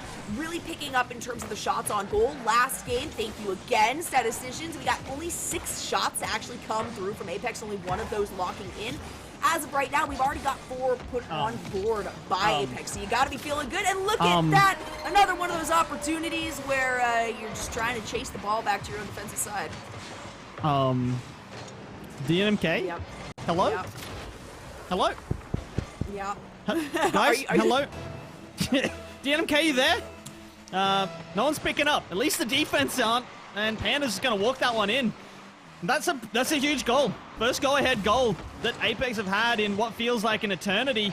And right now, on match point, all they have to do is stop DNMK from scoring. Sounds simple. Well. They are on the attack right now. Yapego looking for one. It is a beautiful angle. Thank you to Defunct for that fantastic demo to ensure that there's no defender in place. And we're back to the equalizer. Just DNMK playing so close together there. It's so hard to read that. Who's touching the ball next, where they're playing it for. And then, oh goodness, they're going for a demo and I'm gone. There's no one in net. And it's just slammed in. Yapego picking up the goal, but fantastic offensive work from a very compact DNMK in that particular play. Very impressed with that. Defunct really popping off. Defunct trying to do the exact same thing right there. Go ahead, woo-hoo-hoo, go ahead and look for the demo so that there is an open net available, but it was just a little bit too close to that ball. A nice little sway as well to say, okay, hey, we're not in front of the defense, or we're not in front of the goal line, but we can at least ensure that it goes a little bit too far to the right, a little bit too far to the left. Yapego looking for another one. Laxstar in position to do something about that and has the boost to follow up a play. Right here's where it's going to come through. Panda not getting the touch, though. Yapego just a little bit quicker, and boost management, something I was a bit concerned about, has not really been as big of a factor here in the second half of this game. Less than a minute remaining. The next goal could decide who is in the lower bracket final. If the next goal is Apex's, I mean, they're odds-on favorite to move on through. If it's DNMK, we are looking at the possibility of a best of 7 reverse sweep. That's a huge miss from Defunct, though. Yupego's there to clean up the mess, and he will do so incredibly well all the way down the other end. Demo comes through, which means there's not 3 offensive players. Casper picking it up with 25 seconds remaining. Taking to the sky, looking for the infield. Yupego up for it, won't be able to follow. Friction's on the back wall, something that Apex have done incredibly well, guarding that back wall high above net. Lackstar the latest with the big clear down to Panda. It's on. Friction around. Casper gets the touch away, keeps his team in it. Lackstar was denied the goal at the death, but it's going to have to be 0 seconds for one of these teams if they want to deny us the overtime. It's not happening. We do see an overtime. There it is, game number 6, overtime. Yupego trying to start this one out in the same manner that he started out the previous game, knocking in the first goal as quickly as possible. It is still DNMK, though, that find themselves on the offensive. They have to ensure that they don't have any lackluster defensive rotations like we saw them have in the past in this game and in ones previous as well. Panda trying to go on the attack. Defunct pops it over the top right there of Lackstar to ensure it goes back to the orange side of the field. But Apex, they are looking for blood. Flick over one, the pop into the shot. Lackstar denies it. The follow-up is there, Defunct to Casper, but no one can break their way through the defense of Apex right now. The only thing of Apex right now that's keeping them in this is that brick wall that they've built in front of net. But I have to say, you hit that wall enough, there's gonna be some cracks. But here they come down the other end. Panda looking for the boost still, will get it. But Lackstar, the mid boost wouldn't spawn for him. He couldn't turn, he couldn't go, he couldn't apply pressure. And now that ball bouncing towards his net. A minute gone in overtime. Both teams with chances. Friction with the latest, but no boost in the tank.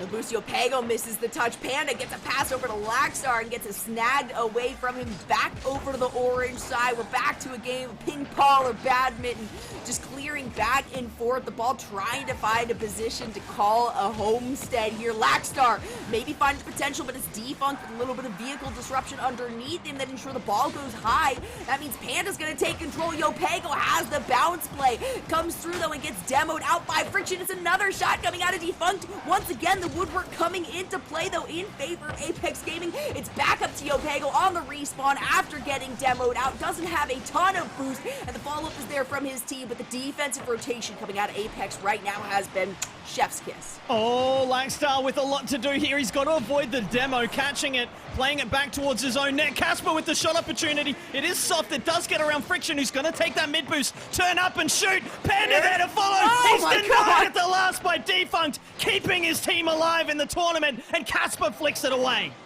If we were complaining at all about defense previously in this series, which I know both of us were with many open net opportunities, that is not at all a part of this game anymore. Both of these teams recognizing how pivotal this overtime is. We're already half a relegation game into this overtime, and we've seen so many shots come through and so many incredible saves, in particular Panda, Yupego, Lackstar, for sure have been putting up the numbers for their teams to ensure that that ball does not come through, and it still is anyone's game. I could not for the life of me call this. I don't care how much somebody was threatening me right now. We might not be able to. I'm sure someone in chat can. Give us your goal scorer. Give us the time scored here in overtime, and maybe be hailed as a prophet if you get it correct. But right now, it is so up in the air. The ball, quite literally, Yupego and Panda trying to fight their way to it first. The miss from Defunct, although it's turned it into a fake. The shot coming in. Casper, Yupego trying to figure out who goes for that. The boost does not spawn for Yupego. Panda having to turn back. Friction, the latest. He might get back to it. Defunct's got the momentum and, in fact, loses the 50-50. Lackstar finishing it off. Apex will go to the lower bracket final.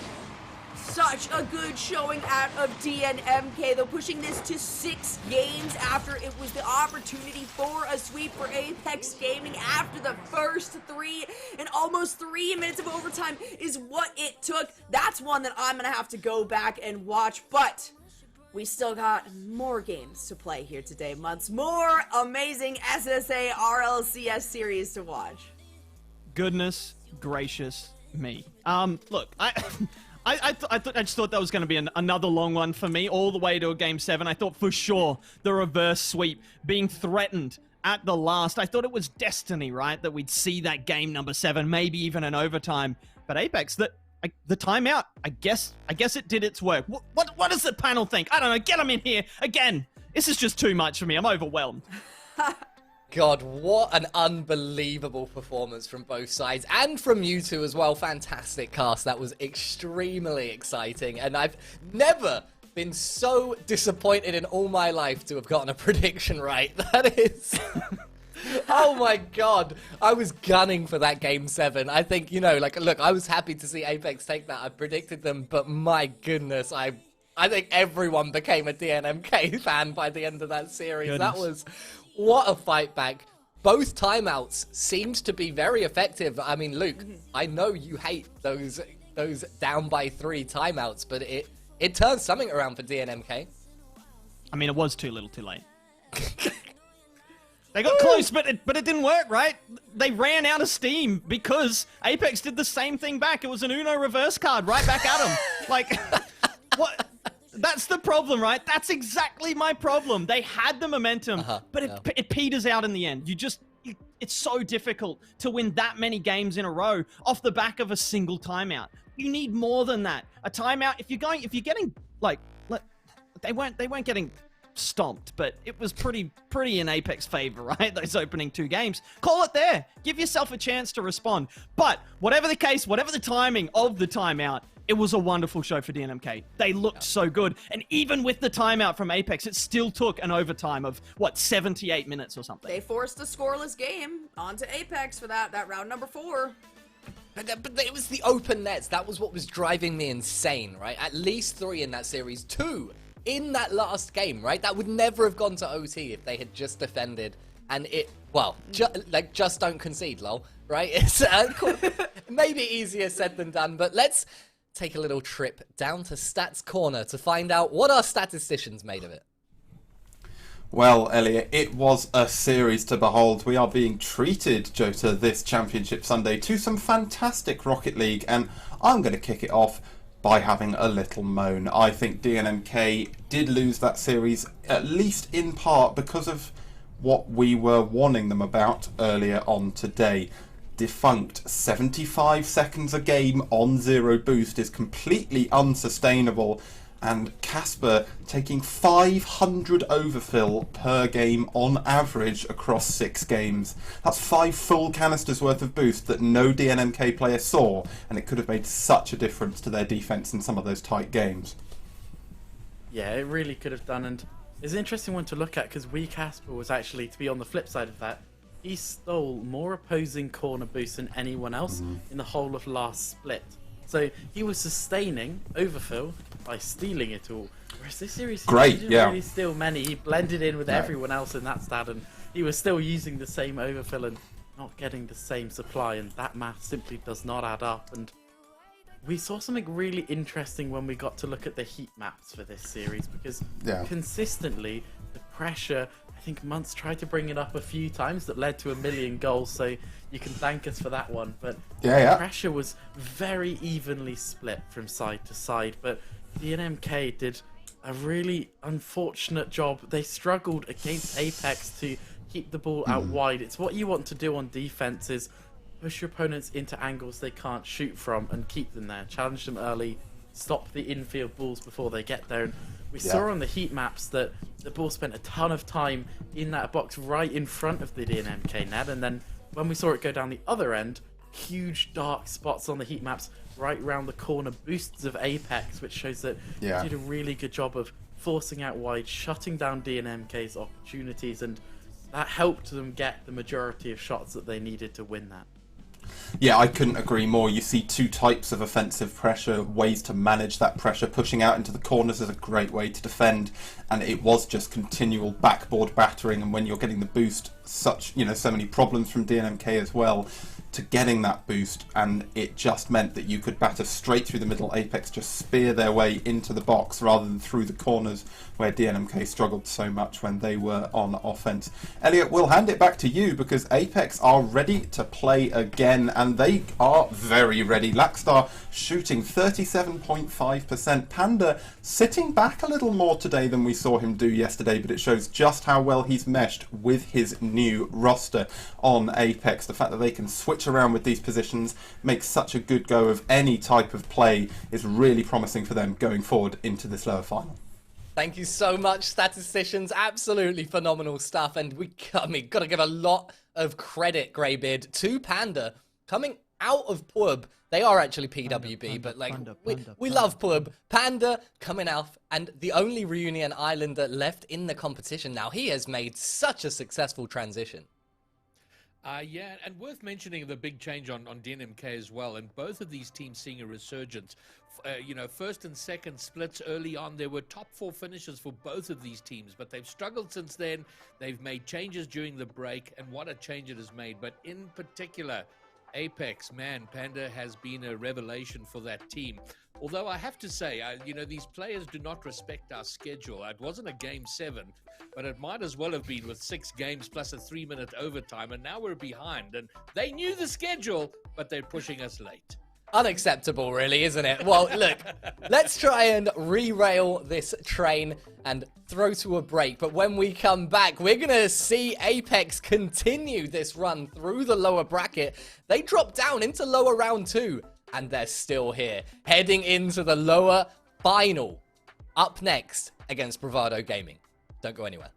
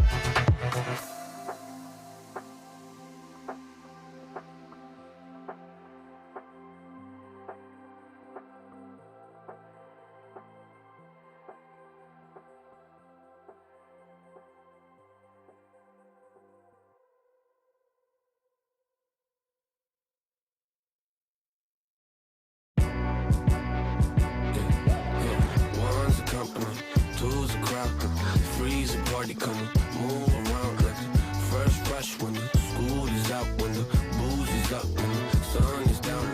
Enjoy the ride, got some pillows in the Chevy. Slide a dollar, low in the heavy. Take your time, let me know when you're ready. Couple months I've been messing with this steady. Oh, burn for plans tonight. Lost in the afterglow. Oh, girl, your love for me keeps calling me, so I'm calling you. Lord, give me love to find. I long for your company. Oh, girl, your love for me is a part of me, my biology.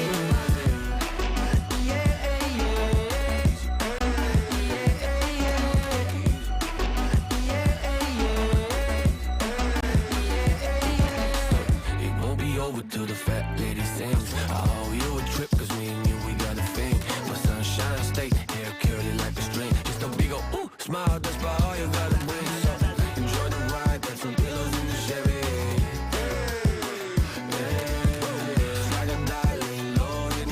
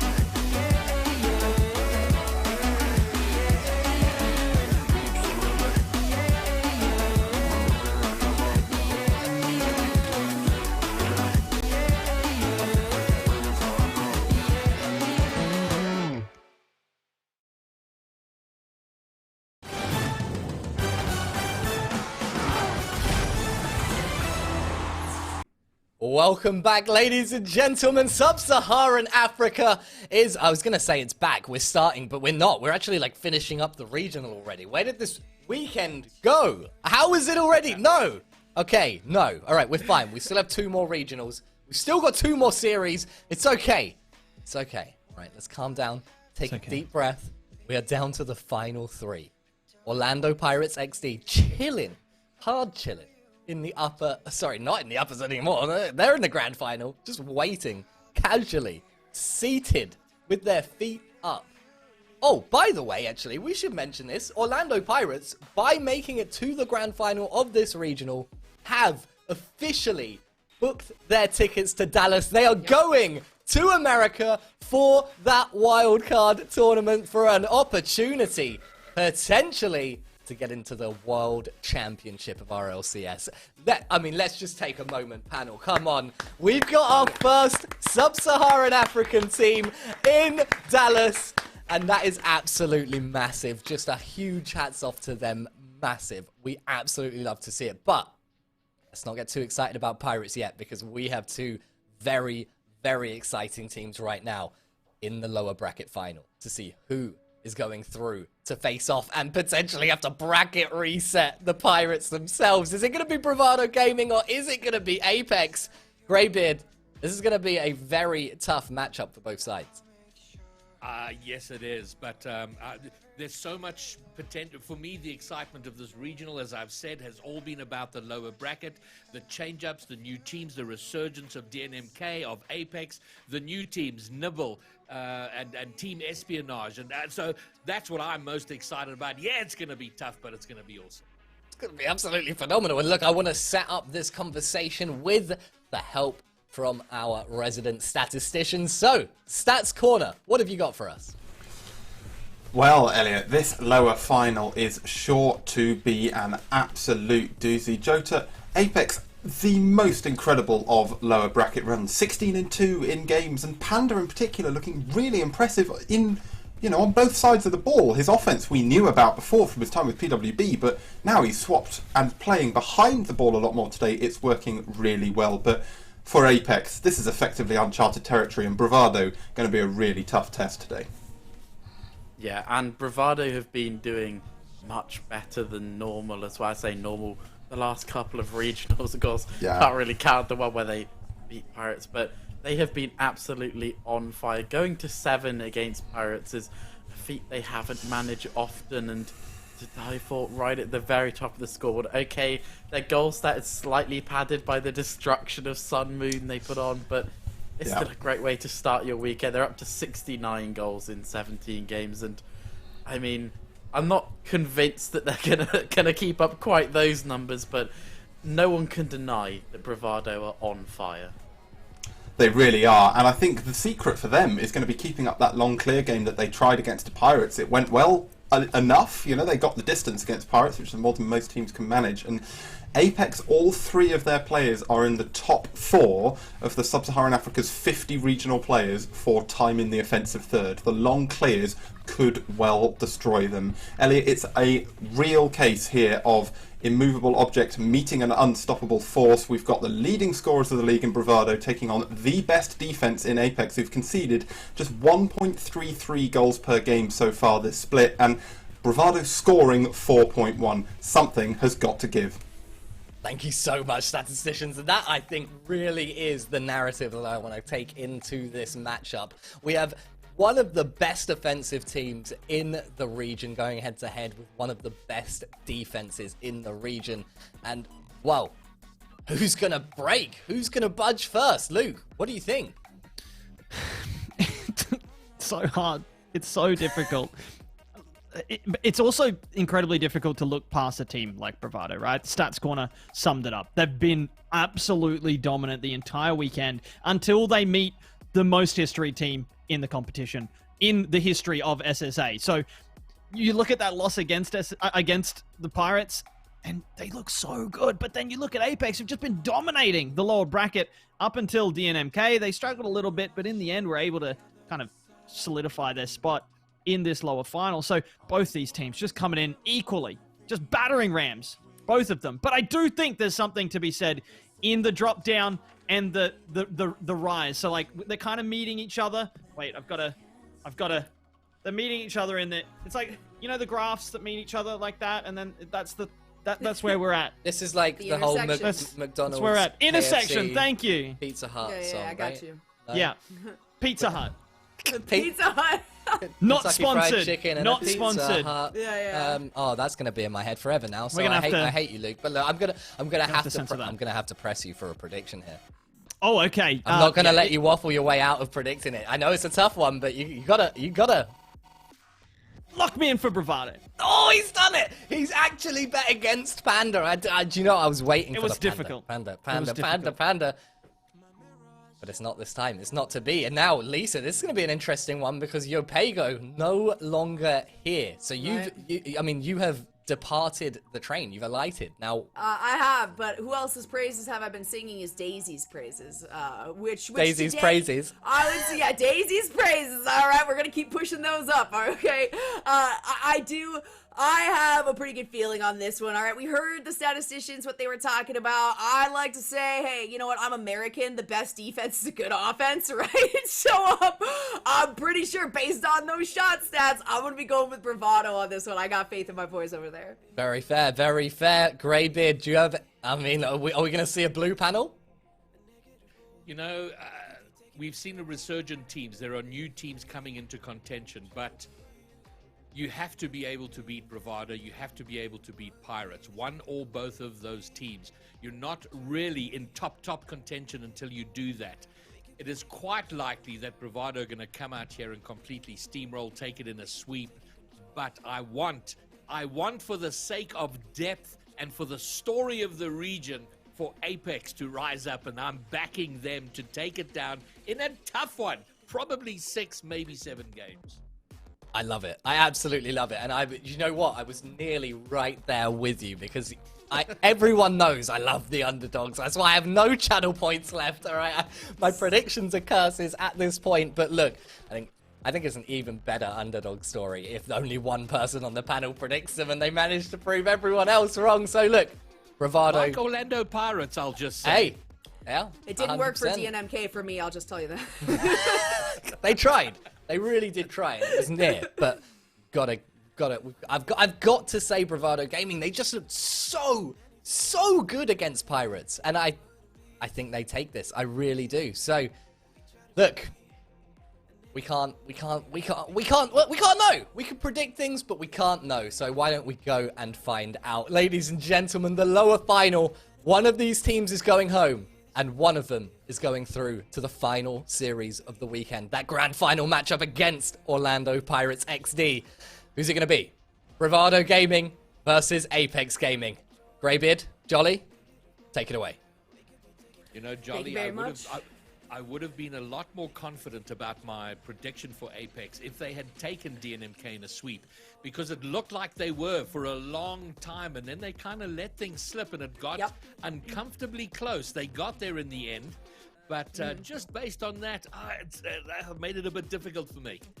And that was with Yopego not really playing top tier, right? And that was the standout player we were kind of looking at. That was with Defunct, really, and Casper actually stepping up to the plate. And there were some mistakes that we saw coming out of Apex that we don't normally see. And that's another reason, you know, that kind of reinforced my thought process here for Bravado. But you're in good hands because you didn't vote the same as me, right? And that has been working wonders for your predictions. I think I only got one prediction correct yesterday. And so far, I think I've got 1 for 2 at the moment, so we're gonna see how this one plays out. I was calling, you know, I haven't actually called score lines on this one, but I am pretty confident in Bravado going forward. They came into today completely undefeated. Yes, they did get taken down by the Pirates earlier on, but that full 7-game series, there were multiple overtimes, incredibly close games, and really Bravado is looking at their peak form today, and I don't really know if I can say the same thing about Apex based on their game against DNMK earlier. All right, well, for me, the big question that's going to be answered by this series, we've got our top 2 teams locked in. Orlando Pirates, XD, Bravado Gaming, those are unquestionably our top 2 teams. But how close is the rest of the field? are these two top teams pulling so far ahead that the others are just going to keep struggling and it's just going to be a fight for third and fourth place? Or is it starting to get close? So even if Bravado win, what I'm hoping to see is a massive fight from Apex. So I really would be disappointed if it were taken in a sweep, because that will say, okay, we've got two top solid teams and the rest need to carry on working. Yeah, and that's, even as confident as I am in Bravado, I'm still calling a 4-1. Right? I really don't think this is going to end in a sweep. And that's the last thing that you want, especially when it comes to the losers finals. Any finals, we want to go the full distance, and we are going to get right into game number 1. It's a shot on goal, up high, it hits the crossbar. It's a good start from Apex, though, exactly what you were looking for here, Greybeard. All right, good look at this work from Look at Friction. that, look at that, all right. Open. What an interception, what a net, what a fantastic start for Apex. And Bravado, very lackluster on the defense there. Not a single member, actually, when that ball was hit, was on the defensive side of the field. Not the best way to start things out, especially when Apex had a shot earlier on. All right, well, here we go. It's all Bravado have to respond now. Early goal, Friction looking for a second, trying to get it into a dangerous spot. And Bravado taking it out, and they have been waiting a little bit for this. Apex will be a lot warmer and fresh. Oh, but look at this! Oh. And there it is, Daisy! We've had 33 seconds, 2 goals, 1 apiece. This is just how today's gonna go, right? This is how every single game number 1 has been so far, the 2 series that we've watched. Just absolute knockdown drag-em-outs for at least games number 1 and 2, and relatively even-keeled as well. There is no time to be wasted in this series. Both of these teams recognize that, and now we are back to an even scoreline. Daisy almost securing another one right there. Oh my gosh, no way! Hold on, I need to watch that replay. What was this angle, Oh, Grady? Panda trying to get the clear. Fantastic work from Daisy to just get in front of that. No way. And, yeah, listen, To Die For gets credited, but really, That was the angle by Panda. Or sorry, yeah, that was definitely the angle by Daisy right there. That was absolutely incredible. And you know what? I'm surprised Diaper even got that, because it looked like he was actually going to push it out of the goal line, but no. He just ensured that the touch went in his favor. That puts Bravado over the top. We're still less than a minute into this game number 1 so far. All right, well, it was a great start from Apex, but what a response from Bravado, now trying to make a statement, and they were pressed into their half early, but they have broken out. There might be a breakaway chance here. To Die For does get back low on burst, trying to do some kind of work. The danger remains in their area, but here they go. It's Daisy against Panda. Panda has lost out. Friction coming up for the clear, and he gets there.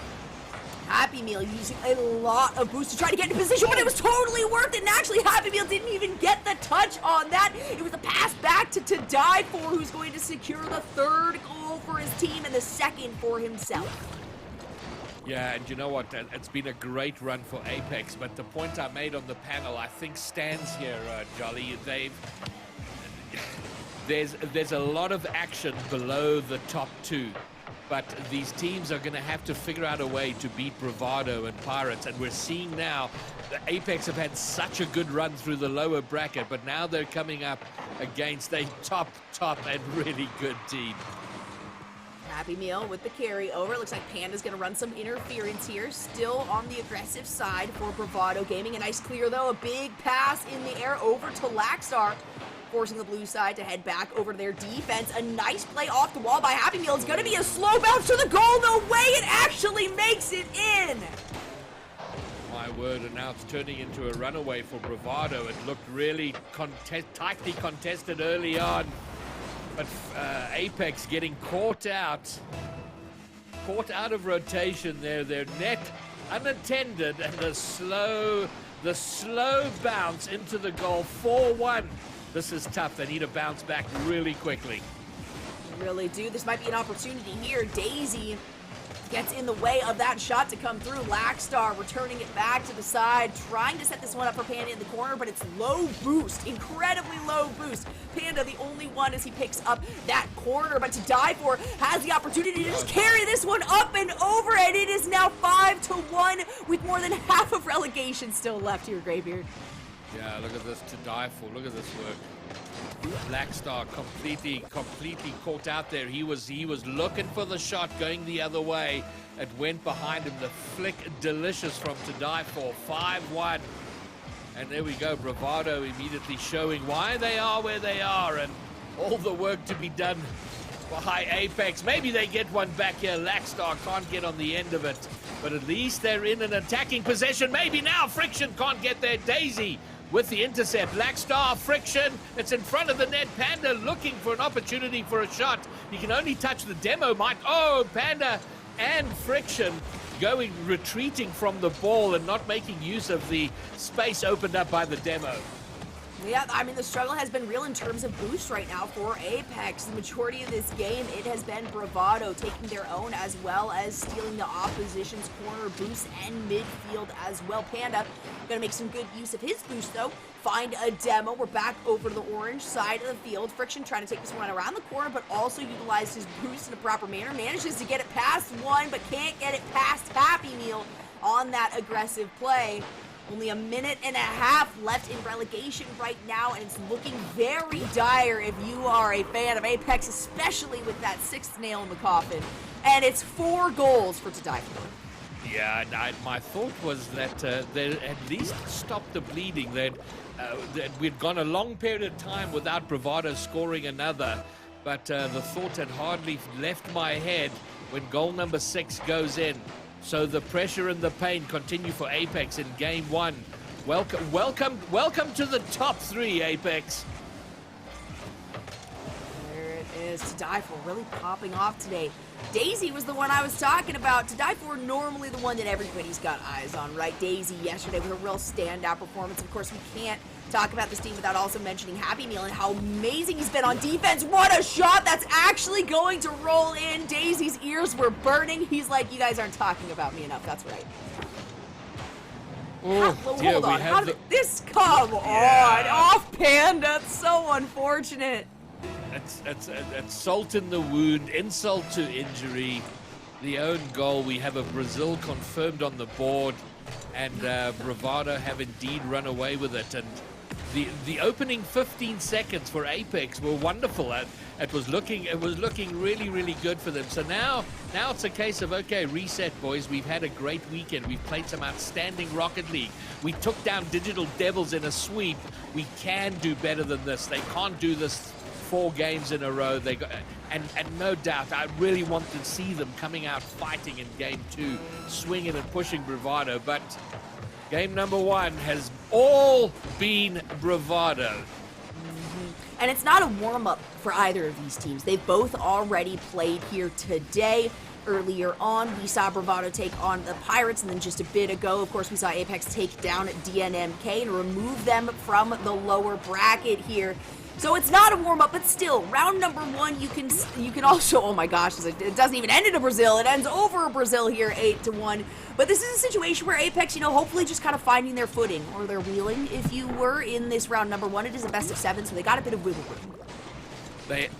They have wiggle room, and yeah, finding their feet. They're going to have to do it really quickly, and it's probably the most optimistic thing to say, but they were just completely outplayed, outclassed in game 1, and yeah, they're going to have to use this minute to figure out. And I think what they got to do is just, okay, what worked for us over the weekend? Let's resort to that. Let's go back to that. But there we go. The scoreboard tells everything. All the blue players on top, the orange players at the bottom there. A struggle to die for, though. 5 goals and just shy of 900 points. Yeah, 10 shots coming out of Bravado. We still have 7 on the other side, though, so there were some solid shots, and the saves weren't absolutely incredible from Bravado. We do have 4 across the board out of the 6, so yes, they looked good, but Bravado really didn't have to focus on their defense a ton that game, and we've talked about how stalwart Apex's defense is, but like I said, I mean, that was my big thing at the beginning. Hey, a good offense sometimes is better than a good defense, right? And we kind of see that coming to fruition here when it comes to Bravado, just layering on barrage, shot after shot after shot. There's very little you can do, especially when you're struggling with boost as much as we are seeing Apex having.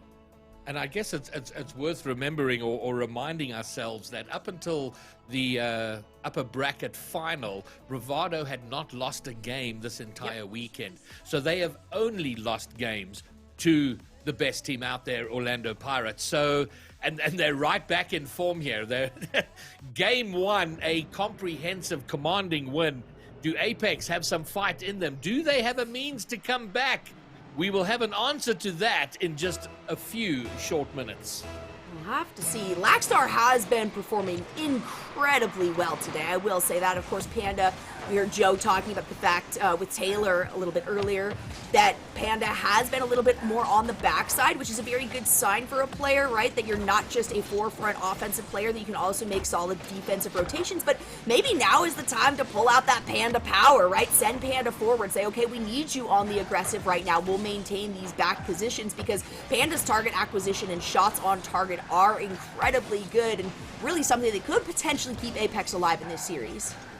And remarkably, despite losing or winning 8-1, Bravado were spent more time in their own half than Apex did, which is amazing.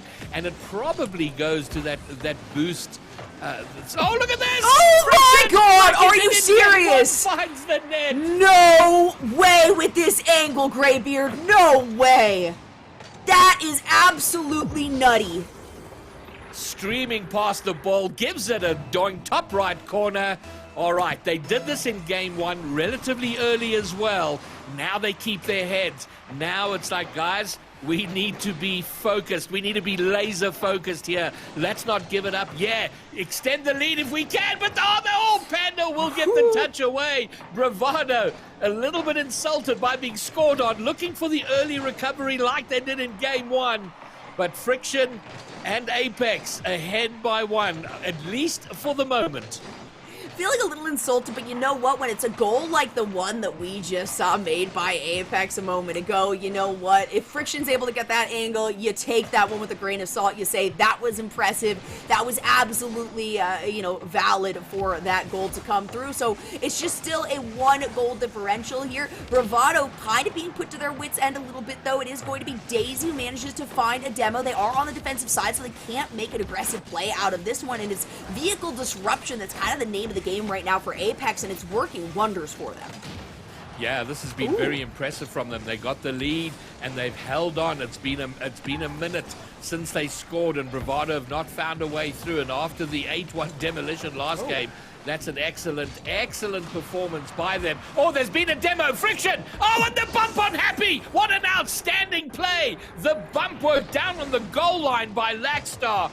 Demoing one, bumping Happy Meal in the net. Friction just had to be on target. Lovely. That's the cohesion that we're talking about when we saw this team, Apex, go up against DNMK and why they do so well. And you know what? I was being a little bit generous by saying, hey, maybe round one, the 8-1, maybe they were just trying to get the feel of the opposition today to see how they're doing. And hey, it worked out for them. I was going to inquire about, hey, is the timeout necessary now? When something like a Brazil happens, is that when you want to do it? It is going to be Daisy that puts the 3rd point on the board, though, so halfway to tying things up with more than half of regulation on the clock still. All right, so that's the first chink in the armor we've seen in this game, and they fortunately got that 2nd goal, so they still have the lead. And so far from what we've seen, very impressive that they've been able to come back strong like this. You know, to take a beating like they did in game one is really, really tough to recover from. But they've done it. They've looked strong and for the most part kept Bravado out. And they've got Bravado under pressure here. Lackstar toward the net. The shot is way too soft though. Panda will make things awkward and induce the double commit, which might give them another opportunity. Panda looking to keep it tight in that corner. Friction is missed. They got to sort out their rotations, make sure they got the back covered because they've given up the pressure here. And now there's going to be an opportunity. Daisy's going to push it wide, but maybe a pass. Happy Meal locked down and it's open on the other side, Jolly. Friction with a fantastic save, and there's not enough time for the rest of the team to rotate back. Very far forward movement coming out of Bravado, and that's what happens when you get a little bit too much Bravado here, a little bit too much of that ego on an aggressive play. They thought they had an opportunity, but it led to an opportunity instead for Apex, who now, with 2 minutes left on the board, have a 2-goal lead here and are looking very confident in their offense. I love the 20 seconds leading up to the goal. They were under pressure, or they were in attack, gave up the attack, rotated back so quick, defended magnificently, and then were able to counter. Lovely play, but they're going to... Oh my word! Daisy saved the shot! A team save denies Bravado a goal. Great shot Great save. Panda's going to follow it up with a demo, but it is control being held by Bravado. Midfield line is where it gets stalled out here by To Die For, who gets a shot on goal. Lackstar popping that up and over. It's a pass to Panda. Daisy once again saying this is not going to be allowed on the blue side of the field. To Die For not able to get the touch on that as it flips up towards the top corner here. Maybe a pass back towards the center. It's going to end up going to Happy Meal. The one defender who is in position is Friction, but he's going to make enough time to send that one away.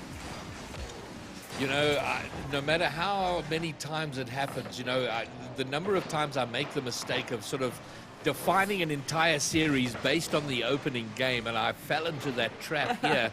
It just looked like it was going to be a Bravado walkover, but I have been so impressed by the fight back from Apex here, who are just not willing to just go down and going to be on the verge of becoming only the second team to even take a game from Bravado. Oh, but they've left their net open here. Oh, now it's sweaty, Jolly. Definitely getting sweaty. 26 seconds on the clock. That's plenty of time for Bravado to tie this one up, but it's also not a ton of time if you are Apex saying, okay, we just have to maintain this score line for the next little bit, and we will tie the series up, essentially sending this to a best-of-5 series. So whoever gets the next 3 games on the clock. Friction, though, looking for a big play. He's going to find a demo. Lackstar around the corner as Friction picks up that corner boost, the 100, going over to Apex. Panda really struggling on that boost, though. Still going to be able to try to keep this one aggressive as we get down to the last couple of seconds here. Graybeard, it looks like we might have a tied series. Well, the ball's got to bounce, Jolly, and it hasn't yet. It might do now. No, Happy Meal keeps it up. Oh, it's still in the air, and it's good for Bravado. To Die For! He keeps it still up, it's still up, still going, and they won't let it die. And this has got to be painfully sweaty for Apex. They just want that ball killed. And is it going to bounce now? It still hasn't landed. Oh my, maybe an opportunity on the other side. Finally, it grounds. The game is over. Apex, only the second team to take a game from Bravado. Series leveled up. And now, like I said, we're back to essentially what is an even best-of-5 series. Really solid shots coming from both of the teams here. We had 6 only out of Apex, and they were able to lock 3 of those in, so 50% on those shots. On the other side, we had 8, so still solid aggression coming out of Bravado, just a little bit less accuracy. And I think the biggest part of this is their turnaround and the amount of pressure that they're putting forward. The 2 open net shots that we saw that actually went in for Apex absolutely could have been avoided, and it's something we were kind of talking about in the last series as well that Apex was experiencing themselves. So tightening that up for Bravado is going to be key moving forward. Apex just needs to keep the heat, the pressure, and the speed up as high as possible. But I am so impressed with Apex to overcome the beating they got in game 1 and to come out and perform like this. And Bravado didn't roll over. You know, it wasn't like they were, Apex were all over them and controlling that game. Bravado were pushing. They were sweating that game. And it was tough work for Apex to keep themselves ahead when they had that lead and keep it. But they stuck to their task. They did their job. What a fantastic performance. Can they carry it on here? Because the problem with Bravado, you can't just have one good game. You got to have a lot of them. And so do they do it here? Or do we see the swing back from Bravado? But Apex right back in it. There it is, a good kickoff. It's going to stall out a bit. Daisy taking it around the corner. A pop off of Happy Meal, just trying to find a little bit of position on the ground here. Something that Apex is really struggling with in game number 1, and it really showed, was their boost control and management, and that was really improved upon in game number 2. Even though Panda was constantly lacking, sitting at 10 or less for that boost speed, it doesn't really make a difference when you have the cohesion that we are seeing on a team like Apex right now. All right, and they do have an opportunity. 30, 40 seconds in. Friction, he has been the opening scorer in both games we've seen so far. Lackstar is up. He's looking to push it into the Bravado corner and maybe get it around into a passing position. It doesn't happen. Long distance clear from To Die For. Friction has gotten back in position and can clear. But a good positive start. You know, the concern here for Apex is conceding early to a Bravado, assault and pressure and attack. They haven't done so and have had great opportunities up front. Got the ball up there. and meeting Bravado toe-to-toe right now. And I talked about, how many points we see in games 1 and 2 generally, and how quickly that kind of dissipates into these 1, 2, 3 goal games. And that's the expectation moving forward here. Both these teams have kind of found their footing in the matchup. We can see how equal they all are, and they're becoming a little bit more careful, moving forward with a bit more trepidation, because that's something that you have to do when a series does not go defiantly in your way. Probably the way that Bravado was expecting after game number 1. Panda doing man. Excellent work in defense. He read a pass earlier to die for passing to Happy Meal. He read it, got the clear, then cycled back for the save there. Lackstar, that's going to come off the backboard. Panda looking for the rebound, doesn't find it. But Apex still having their opportunities in attack and offense. Maybe something now. Happy Meal gets the clear all the way over to the Apex corner, and Panda and Apex begin their movement forward once again. Ooh, Daisy, no way! That's just gonna be a nice little roll across the two vehicles. Daisy using the last of their boost to lock that one in. First goal being put on almost halfway through regulation, but it goes over to Bravado Gaming. And Friction high up in the corner, not sure what he was doing there. It looked like Panda had the ball under control for the clear, and Friction getting involved there, which pretty much set up the pass for Daisy. So a bit of a lapse of concentration, of defensive mistake, allowing Bravado to take the lead. The first time they've taken goal number 1 in the series. And plenty time here for Apex to make the comeback. Panda gets it toward the net. Friction, though, a little bit too far out to do something of it. Their net's open. They've got to get back quickly to die for. Nice work from Panda to clear via the back wall. Even when it seems like it's an open net from Apex, they have somebody with a plenty of boost that's sitting around that midfield line, so it hasn't been too incredibly scary. And literally, as I say it, Greybeard, the exact opposite comes to fruition. I have never seen a caster get cursed while they were talking. It was magnificent to watch. yeah, I deserve that one. 2 up, still 2 minutes left on the clock. Like we said, plenty of time here for Apex to regain themselves. But once again, it looks kind of like Bravado has figured things out, right? They know when to push forward. They're focusing a little bit more on their defensive rotations to ensure that none of these open net shots can come through for Apex Gaming, who still did a great job taking a single game off Bravado, who hasn't lost one before the games with the Orlando Pirates earlier today.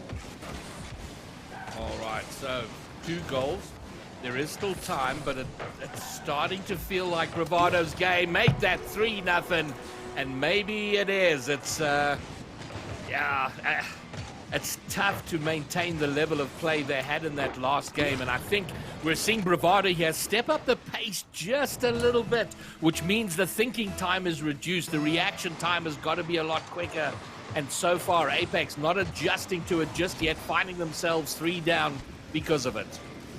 And that's something that I was really commending Apex on. Ooh, in game number 2, could this be a shot? Friction tries to take in the corner, but Daisy finds a pretty crucial demo right there. Another shot maybe from To Die For. It's going to be followed up by Happy Meal. Both the crossbars on either side coming into play here for Apex. But I was saying something I was really commending Apex on was their speed, and there we go, Lackstar. It's a beautiful pass over from Panda to at least put 1 on the board here for this Apex team.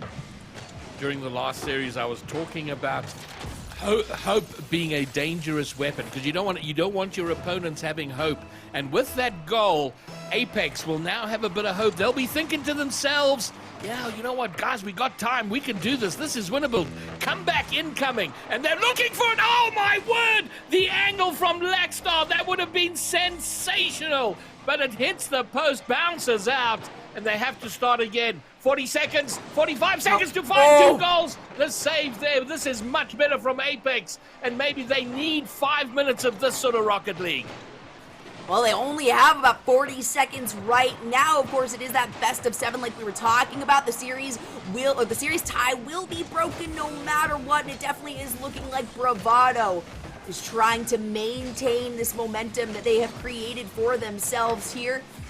The speed, once again, in favor of them, and it's Panda consistently that we are seeing really struggling on boost, trying to find ways to get into a position to snag those hundreds while also being able to rotate back on defense for his team as a standout player right there. As we count down the last couple of seconds, things are looking good if you're a Bravado gaming fan. All right, so the best of 7 reduced to a best of 5. Bravado have the advantage now in that best of 5. And again, work for Apex to come back from this. And at least it wasn't as bad a beating as it was in game 1. Just 3 goals in, 3-1, so only losing by 2. And the dying stages of that game was a good one for Apex. If they can somehow sustain and maintain that over the 5 minutes, I think they can push Bravado a lot harder than they did in this game. But Bravado doing their work, taking the game. And this is, you know, something that is constantly going to be touched on here. And really, whoever has kind of the speed, right, is something that we've been talking about a lot here. Whoever has had the speed has had a lot of control. And you end up getting a lot of confidence with that speed, too. It's kind of one of those cycles, right, where if you put yourself in the advantage, if you have additional boost and speed in general, that means that you're probably going to get priority on more boost and speed in general. So just continuously moving that momentum forward is going to be something big for both of these teams. But I do have to touch on the fact that in the overall, Bravado has put down, let's see, 16, 17 points, 15 points. On the other side, we got 3 total. So you still have to consider, even though it's minimal numbers on one side, that's due to the fact that we had an 8-1 scoreline to start things off. Apex, having only sunk in 3 goals, they were critical, right? They at least got a game off of that. And really, at the end of the day, those numbers only stand out when one team is incredibly far ahead. And we can't really say that. Even though that happened in game number 1, that's not the case with the series. All right, so Apex, they've got it all to do. What we want to see from them is a lot more of what we saw in game 2. And that was a quick early start, aggressive, quick work to get over to the Bravado side and threaten the net. See if they can make it again. As you mentioned, that's the first time in those 3 games that Bravado has actually locked in the first goal. We saw Apex only able to secure 1 per game. That's kind of a stipulation now for Bravado. Hey, you get more than the 1 so far. Apex has not been able to top that.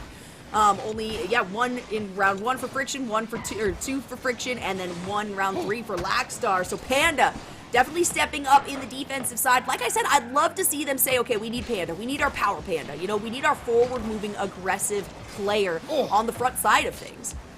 Yeah, and I like what I'm seeing from Apex here. The team plays, they're looking for each other, they're building pressure. There was a fantastic opportunity earlier, just a little while ago, the pass to Panda, he missed it. And then cycling back and just keeping that pressure on. Here they come again. Can they make something happen? Intercept from To Die For. And he's looking to get it out of his half and get some pressure on the Apex side of the field for a change. But this has been a very good start from Apex. Now they got to make it count. Find that net. And you have to have patience while you're also maintaining the speed, which sounds kind of counterintuitive. Right, slow down the speed, but it is something that is really necessary for teams at a high level of play, and that's where you can really see the cohesion, right, where you have patience within your communication, but at the same time, you're able to keep up that pace of the game. And now we're about 1.5 minutes through regulation for this game. Number 4, of course, Bravado Gaming trying to set themselves up for match point going into game number 5. Happy Moo with a great shot on goal. Panda gets there just in time. Almost a double commit, though, coming out of Apex Gaming. Yeah, almost getting caught out there. They have gotten it out and maybe transitioning into something attacking, although To Die For has it. This can be dangerous. He can be lethal in the air. It's touched away by Lackstar, and a much more even game. So far we're seeing, what a save! Panda getting a touch, but it's awkward for Apex, and Daisy will pick up the loose ball. Find the net, Bravado in front. That is 4 shots on goal from Happy Meal right now. We are looking at 6 shots coming out of Bravado at the moment. Panda, the current score leader because he's got 3 saves under his belt. Like I said, a very impressive defensive player, but also probably the most impressive offensive player here for the side of Apex, who only have 2 shots themselves at the moment. So they do need to step up their aggressive game pretty quickly, especially considering how many saves they've had to make for themselves. Well, they are trying to step up that aggressive game, and they just got to be a little cautious that they don't get caught out at the back, because Bravado are looking a lot more threatening now after some early positive play from Apex for pretty much half the game. Bravado now wanting to control things. That's heading toward the net. Panda will pick it up, and it comes right back through to die for. And Apex, as you had just pointed out, having a lot of defensive work to do, and not where they want to be. They want to be out the other side, creating opportunities to level up the game. It's hard to do that when you're completely out of boost, though, and they've been so boost restricted. Of course, you can see Laxar just able to pick up that corner barely in time. Basically, everyone kind of camping the spawns on those corner boosts to ensure that they can maintain their own pressure, or at least try to clear the ball out when they are on the defensive side. This might be an opportunity, though, for Apex. It's a slow push on the ball to die for, able to clear that one away. Friction with an attempt at the redirect. It goes over to Daisy. Laxar has a great shot up high, and that's going to equalize things. Well, there we go. Their work finally paying off. They find a way to equalize. Very dodgy attempted clear there from Daisy, which just popped it up into the air, and it was almost a training pack shot from Laxar as he jumped up gleefully to get on the end of it, and they have got themselves back into an important game. Game 4, they want to level it up here. They want to get back on even terms with the mighty Bravado, and they may have an opportunity to go ahead here if they can make this count. Laxar, Friction, shoots, it's off the crossbar, Panda with the finish, and it is Apex, a goal in front. A minute 16 on the clock. That's time for Bravado, but Apex is looking really good on the offense. And again, Panda absolutely popping off on defense. This is when we need to see some of this aggressive player moving forward and reinforcing these shots that are coming through, especially on slow plays like that, where it looks like any opportunity Bravado might have for a clear can come through. And oh my gosh, that one was so close. It's got to be Daisy who finds the follow-up, though, and locks in the equalizer once again. Oh man, crushing Apex here. And it is such an awkward time to take a lead. A minute and 10, minute 15 on the clock. You know, you're not sure, do we sort of lock down and go into defense, see out the clock? But hardly any time to breathe. Pretty much off kickoff. Bravado bring it right back. And Friction have to start all over again and create what they did earlier. Panda coming down off the ceiling. Daisy gets a touch away, but he's demoed. Laxar toward the net to die for. Will get the clear, and the attempted bump might put them under immediate pressure. But it is put into the corner, and maybe they can get a clear from here. Or it's a bit overpopulated. Every player from Apex in their corner. Listen, doesn't end well often. They get away with it for now. Scrolls over the face of that goal, but as we can see, multiple members here struggling on a boost for the side of Apex Gaming, and that is exactly why that play could not go farther than they had hoped for.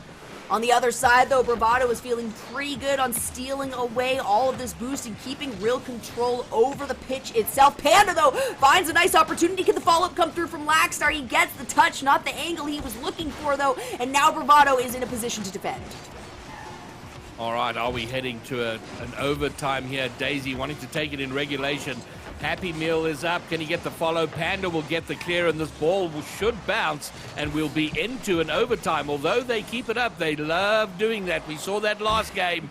And to dive for opts to get the ball onto the ground. We are in a game for overtime, and away they go.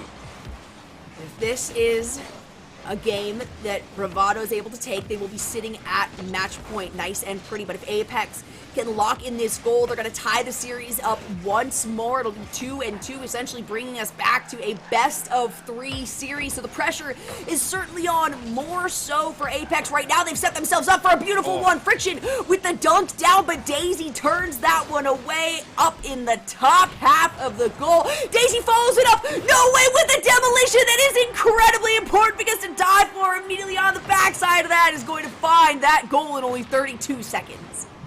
And there we go. It's one of those occasions where the demo leads directly to the goal. Bravado take it. They are on match point. But Jolly, whatever happens from here going forward, I have been immensely impressed with the play from Apex. They have gone toe-to-toe with Bravado, and that can be awe-inspiring, and you can kind of buckle under the weight of that expectation or of that awe. But they have fought, they're fighting hard, and they will continue here in the next game. But in the meantime, Bravado poised for a date once again with the Pirates. Yeah, and I don't want to say I was calling the 4-1, but that was my prediction going into this one. Again, I did not think a sweep was Not in over the cards yet, for Joey. Apex.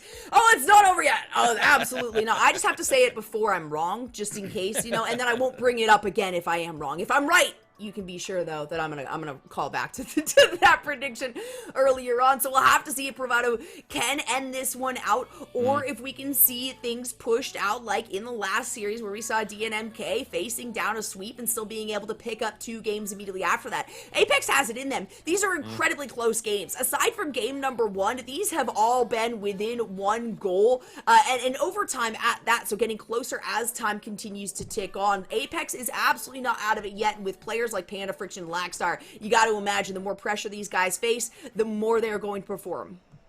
Yeah, and you were talking about the boost restriction on Apex, and Friction spending a minute and a half, more than a minute and a half, 100 seconds without boost, and that is never a fun time when you're riding around the field and no boost to really do anything, either in defense or in attack. But this is it, Wasteland Night. Is this the last we will see of Apex in Regional 1? Or will they keep fighting? Will they rise up and push it to at least a Game 6? Well, here they are, and like we've seen them do so often, pushing up into the Bravado half, trying to make something happen to get the goal, to get the ball over the net. And as Elliot said earlier, great shot by Friction's going to be turned up. As Elliot said earlier, of course, to try to say anything, it's going to be Daisy who says, yeah, shut your mouth, keep talking about me, I want more of that. We got Orlando Pirates just sitting back with their legs kicked up, watching this game, saying, all right, who's going to face us? Either way, we're not that stressed out. We just took down Bravado. We can take down Apex like we have in the past here. But Bravado has got the first point. Still plenty of time left in regulation here for Apex to push this one out, but the pressure is really on now because, again, this is match point for Bravado. And a classic counter goal there. Friction had done, Apex had done everything right in terms of their play, their pressure play. They got a great shot which was saved. They got an immediate demo, but then left themselves exposed at the back, got countered, almost happened again.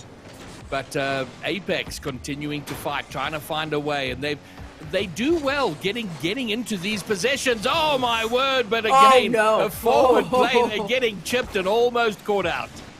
That one was very scary. I think that wasn't even a shot, right? Not even an attempt to clear. I think that was just a pinching play. And if it was just a little bit farther left, it would have rolled right in. No opportunity for Apex to regain on that. So hopefully it's a little bit of a wake-up call saying we need to tighten up our rotations. We need to ensure something like that doesn't happen because we're already behind by 1. We do not want to be facing a 2-goal deficit with a goose egg currently on the board and only a couple of minutes left. All right, well, there is plenty time, and their first priority has got to keep it to 1 goal, and Panda just makes sure of that. I thought that was in for a second. Panda keeps it out. Lackstar has a shoot on the net, but it's not hard enough to get past to die for, and he will turn and immediately look to get it over the other side. Awkward touch from Friction. Panda has to save via his own backboard. Lackstar will complete the clear. Good work in defense, but started off by a dodgy play in defense. Panda once again using a lot of boost to try to get into position. Doesn't actually make the touch. Luckily for them, they are a-okay because nobody was there from Bravado to follow that one up. Now a very quick clear to the blue side, back over to the orange side. It does give enough time for Apex to get some repositioning on, and a follow-up clear is made by Lackstar, who's able to pick up that 100 packet in the corner here to die for. Now in a corner of his own, going to try to make a passing play over to Daisy. Gets it over the top of Lackstar to die for. Not in position to follow up on that second touch. Happy Meal will be, but Friction is there in time to turn it away. And they're doing the first part of the job, which is don't concede a game. Again, keep it within 1 goal. As long as there's only 1 goal in it, anything can happen. They can break through. But I think if they go behind a second, the job, it seems to exponentially get harder for them. So they've done well there at all. They've had their awkward moments, but they do keep it out. A minute 45. They're going forward now. Friction into the Bravado corner.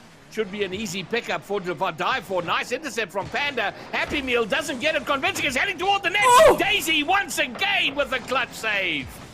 It is solid plays coming through, and a good, good idea for Apex to say, hey, you know what? If we're going to be going in this hard, we have to ensure that we have boost almost everybody at about 50%. But that play was not something Apex is happy about. Yeah, tough one there. Panda is clear, going straight to the Bravado player and giving the easiest of tap-ins for to dive for. And with, we're so close to the end now. 2 goals for Apex, and considering how they've struggled to find goals here, that might be a bridge too far. But from what we've seen from the Apex team, they're certainly not going to go down without trying. Oh, but the demo here and their effort to go forward. And this has been a fantastic strategy from Bravado. They've done incredibly well on the on the counter, and twice now with we've seen the demo and the goal. Good work, and that's probably all for Bravado. Probably good props to die for though there. I gotta say, Happy Meal makes the shot. To die for says, I can lock this in. You know what, Happy Meal, you deserve it. To die for is like, I've already gotten like 10 goals, okay, over the last couple of games. We might as well let you have that one. Friction with a beautiful play from the top crossbar though. The last 60 seconds of the game is at least gonna put 1 on board for Apex. Well, listen, it's there's a ray of hope here, and hope in Rocket League, as I've alluded to before, is a powerful thing. A kickoff goal here would be amazing. The kickoff, very important. Apex have got to win it. I think they will. They'll get possession. Lackstar, does he get the corner read? He doesn't. Friction can't do anything with it. But Happy Meal is going to go on the counter, though. Friction with a disruption play to make sure it doesn't become overly threatening, but that's going to go in. No way! And it's devastation for Apex. Daisy is so on with these angles today, whether it's passing plays, whether it's shots, it does not matter. And now, with a 3-goal lead here for Bravado, that feels like the official nail in the coffin. Of course, we've seen crazier things than 3 goals in 45 seconds before Greybeard, but with currently the way that Bravado is playing, all they have to do now is just maintain defense on this one and ensure that 3 goals don't go through. And for a team like Bravado, that's pretty easy. Man. You know, you got to get up very early to take 3 goals off Bravado in the final 30, never mind 4, which you've just seen here. And there we go. And Apex, I am enormously proud of the work they've put in. But Bravado are where they are because of what they do, and they do it very, very well. And they've done it here. They are going to take it down 4-1. They will march into a date with density against Orlando Pirates. Intensity, yeah, you know what, that's a good way to talk about the Pirates, but this is the expectation that we had. We were talking about during the winners finals, the upper bracket finals, that it's likely to be a rematch of the grand finals if things pan out the way that we are expecting them to, and that is absolutely the case here for us. Greybeard, they started this one out definitively with an 8-1 win, and they're going to end it pretty definitively to 5-1, 4 goals over the opposition. That means that Bravado has punched their ticket into the grand finals to once again today face off against the Orlando Pirates. Yeah, and I had a question at the start of the series, and that question was, how big is the gap between teams 1 and 2 and the rest of the field? And I think the answer, having seen Apex and what they've done, not just in this game, but through the entire series, is there is still a sizable gap between the top and the rest of the field, but it's not a gulf. And I'm very relieved to say that because after that first game, the thought was, okay, maybe there's an ocean between the top 2 and everybody else. But Apex, they can be and should be massively proud. They came 3rd in this tournament. What a finish for them. Great series. And I hope to see even more of them in the second regional. Yeah, and this is the first regional 2 with this roster, right? Panda having been added very, very recently as well. You know, I mean, we're looking at some new additions to multiple teams, because I was also talking just about the fact that we've got Slayer here as of 5-5 that is on the side of Bravado, who has been absolutely working wonders for this team. So yes, great job to Apex, but let's bring in the rest of the desk. I want to see what everybody else has to say about that incredible series. Oh, wow. Just fantastic stuff there. And honestly, after like 2 minutes of game 1, I thought, well, okay, just cheeky sweep here. All right, yeah, no competition at all. Bravado take this. And look, they did, but my goodness, that was not as much of a blowout as we thought that was going to be halfway through the first game. Apex really did strut their stuff out there, and they could be very proud coming third here in the first regional of the spring split. That is a huge performance from them, and just massive shout out to you guys, the players on the field, the coach, the owner, Epidex as well. Great work, absolutely fantastic, and we can't wait to see what you can do in the rest of this season, and of course in seasons to come, because it's the first but not the last time we see SSA in RLCS. And just how much the depth of talent, Luke, has increased over the course of this season alone gives me so much joy and anticipation of what is yet to come. Yeah, I mean, we probably could have called it a gulf back at the very beginning, right? The opening moments of SSA on the RLCS stage. And or we could have called it an ocean rather, but as Greybeard has said, it's shrunk. It's definitely come down. It's not even maybe a gulf anymore. It's getting a little bit closer. It's especially getting close to me in that kind of 3 to 6 range. Okay, 1 and 2, they're still a step above. This does show that, right? It's when they're on their game, it's very hard to match them. But that 3 to 6, it's just getting more and more competitive. And that's really good for those teams in the 3 to 6 range, because the competition's raising. They're going to catch up eventually at some point to those top 2 teams. And when that happens, I mean, it's going to be crazy. We're going to have a top 5 rather than a top 2 and then a 3 to 6. It's going to be fun. It's going to be absolutely incredible. And now I want to hear what our statisticians have to say about that. Look, guys, we have our grand finalists, but before we talk about that, tell us about the lower final. How did that shape up? Well, Elliot, it was, in the end, a relatively one-sided series, but Apex should be incredibly pleased with themselves, Jota, for making it this far at all. Top 3, first time with Panda. It's proof of concept. This roster works, and it was a very interesting matchup of playstyles, not least because both teams sort of shuffled their playstyle around quite a bit during the series. Yeah, they did. There was definitely some sort of trying out, teasing adjustment, and getting firmly shut back into the box and go, oh, no, that didn't work so well. Yeah. And we saw that with, especially, I think, Game 1, the game that was a massive blowout.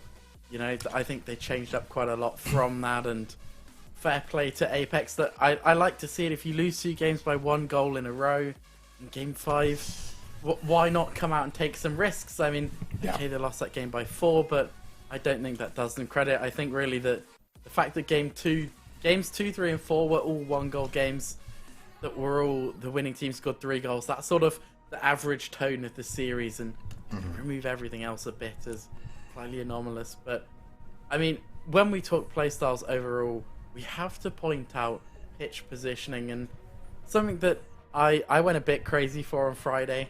I may have compared Sun Moon to Pirates in this aspect.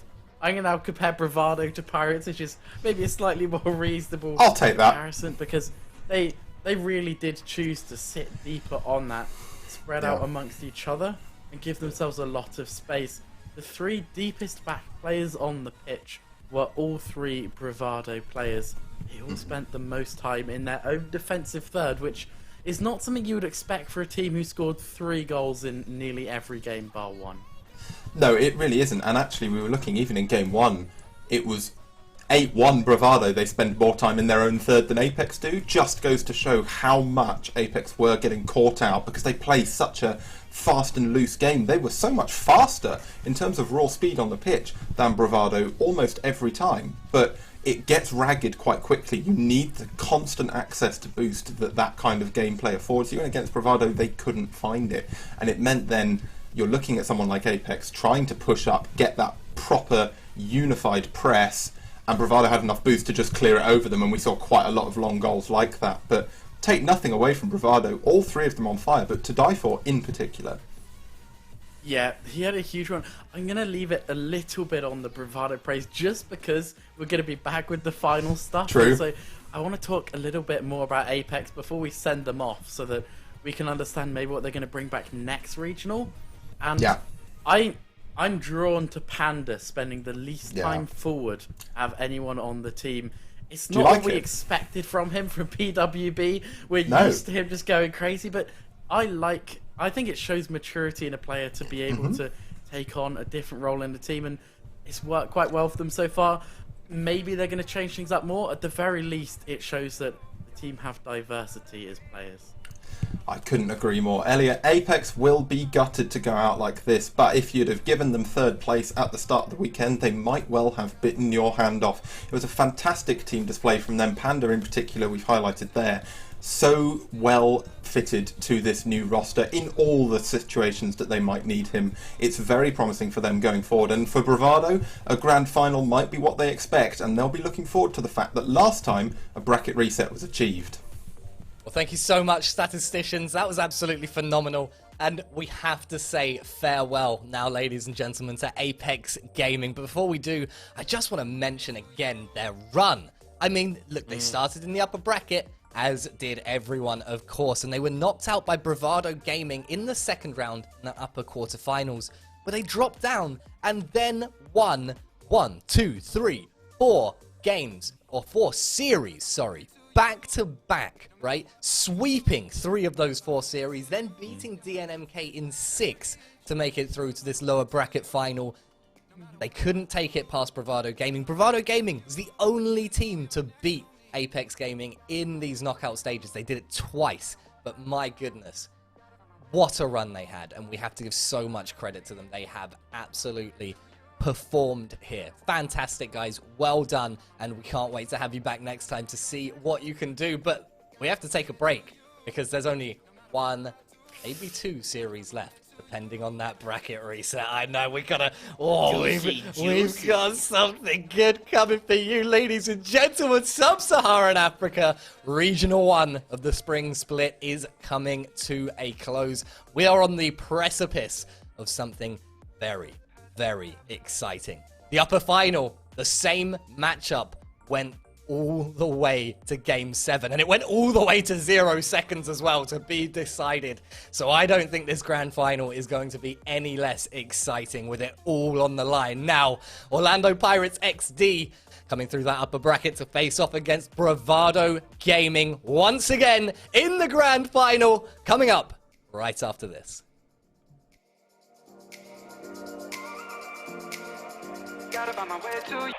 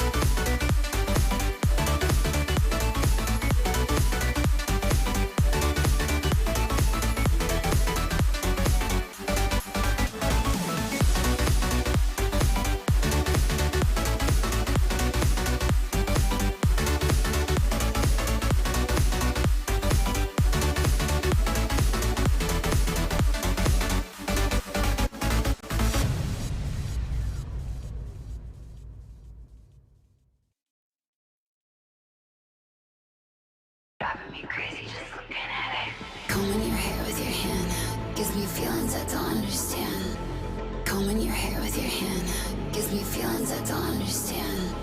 You do this thing when you're biting your lip. It's driving me crazy just looking at it.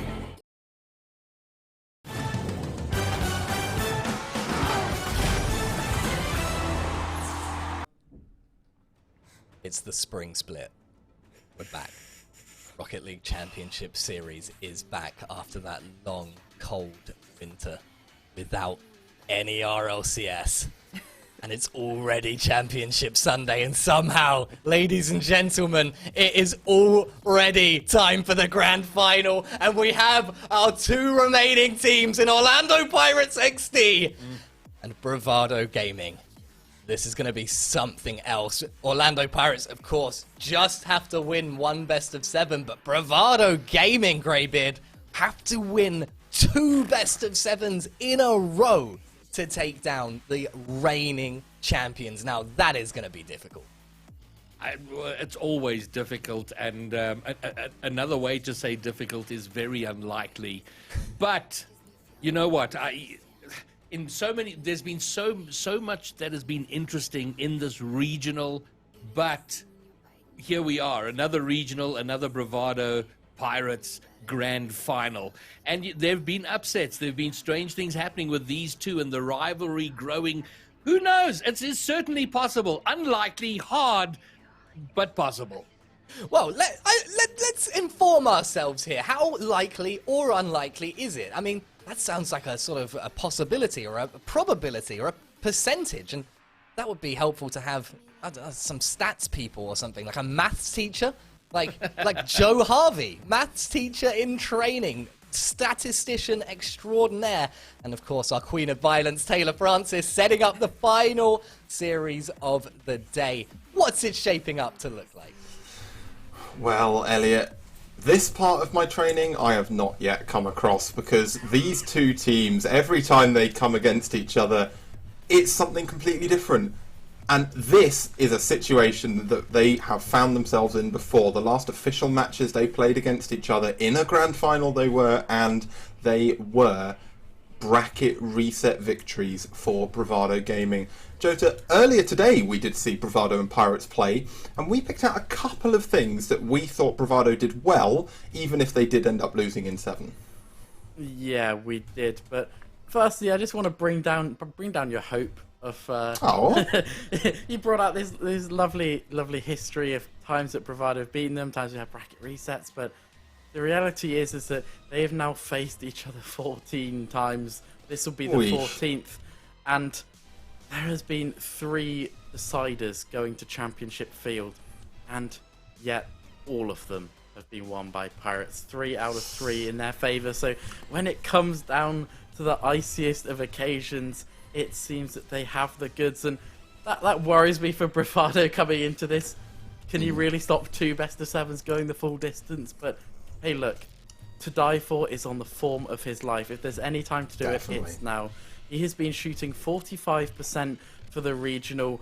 He shot an already very good 32% average in winter, and he has stepped it up massively. And this is not like the stats we see from groups and from early stages in Double Elim, where we're like, oh, by the way, that counts playing versus good teams and playing versus slightly weaker teams as well that they've padded the stats on. That is 45% after 7 games versus Pirates. After 5 games against Apex, he is still scoring nearly half of the shots he takes. It's unbelievable. And, you know, we prefaced our Stats Corner before the first matchup between these two teams with expect them to completely nullify each other's stats. We see it so often when the top teams play each other that their really good stat lines just get slowly ground down because they're playing such good opposition. To Die For put up 484 points per game against the Pirates over 7 games. It is definitely possible for them to win it, and I think actually we were discussing just before perhaps the best way to do it, because they play such similar play styles, or they have been this weekend. Bravado should probably stick to what they have been sticking to. Play Pirates at their own game. They are probably one of the only teams in SSA who can do that. Yeah, for perspective of just how close we're talking stylistically, they are within 2% of each other for the amount of shots they've conceded per game, and within 2% the amount of goals they've conceded per game. They are first and second in that stat. Of course, the top defenses perfectly matched with each other. I think the biggest gap we could find between the two was the amount of goals that are assisted. Pirates have assisted 80% of all of their goals. Bravado, a lower 71%, and that is a big difference. If we're looking for a reason why, I think we probably attribute that down to the goals that Bravad have been picking up from long clears and opportunistic snipes out of nowhere, but I don't know if Pirates are going to give them many of those. I really don't think they will. Elliot, it is going to be a grand final to savour. That much is for certain. To die for on the form of his life against a Pirates team who consistently outperform the region, and they will need a team effort on the side of Bravado, just like they did earlier today, to make it as far as they did. But they'll hope it doesn't have to go that far, because Game 7s have not been their friend. Thank you so much, statisticians. That has really helped to set the stage for this grand final. And now, all that's left is to see who we think is going to take it. Luke George, I'm coming to you first. Oh, it's so difficult. I said that up like before the upper final, right? It's so difficult. Bravado have looked the best they've looked since they were able to take down Pirates. They took Pirates. They showed that they were capable of it in that upper final, but just fell short at the last. They've got momentum. They've got to win in the lower bracket. But I think Pirates have their number. I don't think we're going to see a bracket reset. I do believe that Pirates will take the championship in the first series. Okay. You know, what else is there to say? We're going to move on and see what Lisa thinks. You know what? Hey, I keep riding my hype trains, right? I like riding the hype trains because when it comes to fruition, it's one of the most satisfying things in the world. If it doesn't, then it's all right. I was wrong. I've been wrong many, many, many times before. I'm used to it at this point. So right now, maybe not the full series if there is a reset, but I do think that Bravado can at least push this one to a reset. I've got faith to both to die for. To die for had in the last series 9 goals. Daisy had 8 goals. Those are insane numbers to be putting up. So like the statistician said, they're at the top of their game. I think right now Bravado can push this one out and set us to a reset. Okay. So we have one for each team so far. Greybeard, which way are you leaning? It is going to be tight. It's going to be close. It's going to be an epic clash, and I hope only that it matches that the upper bracket final, because that was sensational. I want to see that again, but I do think Pirates are going to pip it at the last. They're going to take it, and they're going to make it. What's that now? 6 out of 7. Okay. Yeah. Well, it's 100%. This seems like a pretty reasonable suggestion, and at the risk of cursing the only team with the opportunity to take down Pirates once again, I have to bet on the underdogs here. I have to. I love it, and I love the storyline. I want to see this reset so badly. They so nearly had it before, and I'm just praying that they can bring that same energy, that they can step up and match these Pirates. They've got an extra game now. It could work against them, right? They could have dropped to, the lower level in terms of playing against Apex and not being at that consistent Pirates top of the game that they were in the upper final. Or it could be that they've kept warm while Pirates have been waiting in that grand final, just chilling. So who knows which way it's going to play out. Let's go and find out. Ladies and gentlemen, the Sub-Saharan African RLCS Spring Split Regional 1 Grand Final. Orlando Pirates XD, Bravado Gaming. Greybeard, Muntz, take it away. Final time! Final time! I mean, it do be final time, Greybeard. We're here once again. Feels like a little bit of deja vu, to be honest.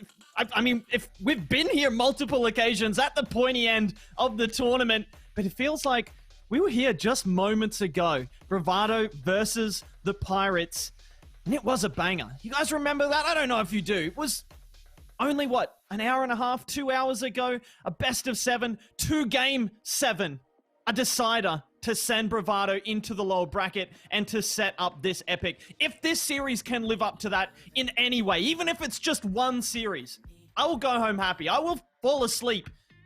The easiest I've fallen asleep in my entire life. I'm here for it. I hope it's a banger. And I just love how these two teams have risen to each other and are pushing each other forward in this region.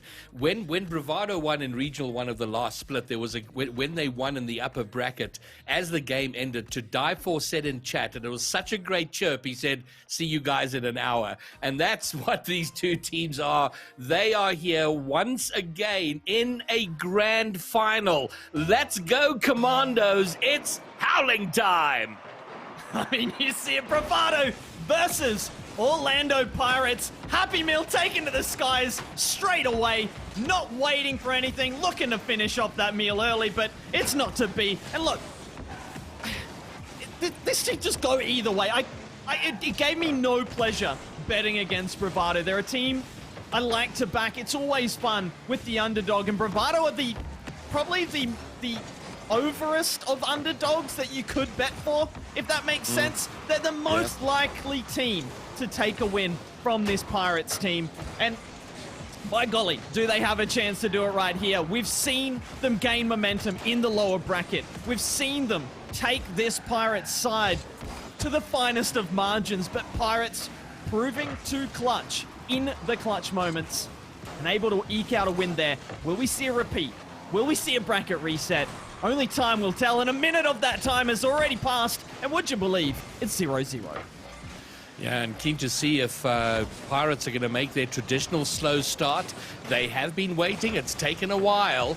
They've had to wait, a couple of hours for this to arrive. I don't know what they've done to keep themselves warm, and they might be a little bit dusty, a little bit rusty coming out of the gate, but maybe not, considering we've had a minute 20 and not a goal.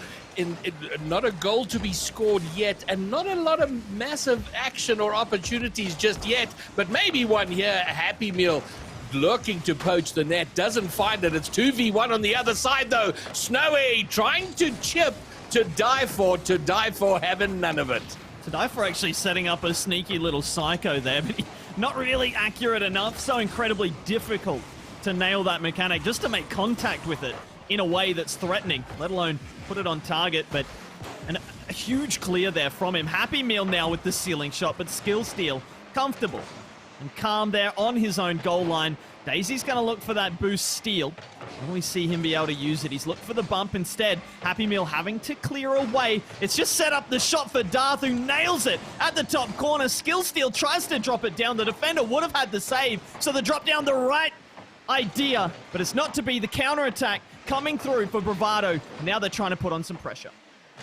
And the thing I enjoy most about watching these two play Skill Steal and Happy Meal with a touch away is just, it's all pace all the time with these two teams. And we see teams like Apex, the others who come up against Bravado or Pirates, try and match them on that, and it's just a constant struggle. But these two know each other and they match each other, and it's just relentless in the pace.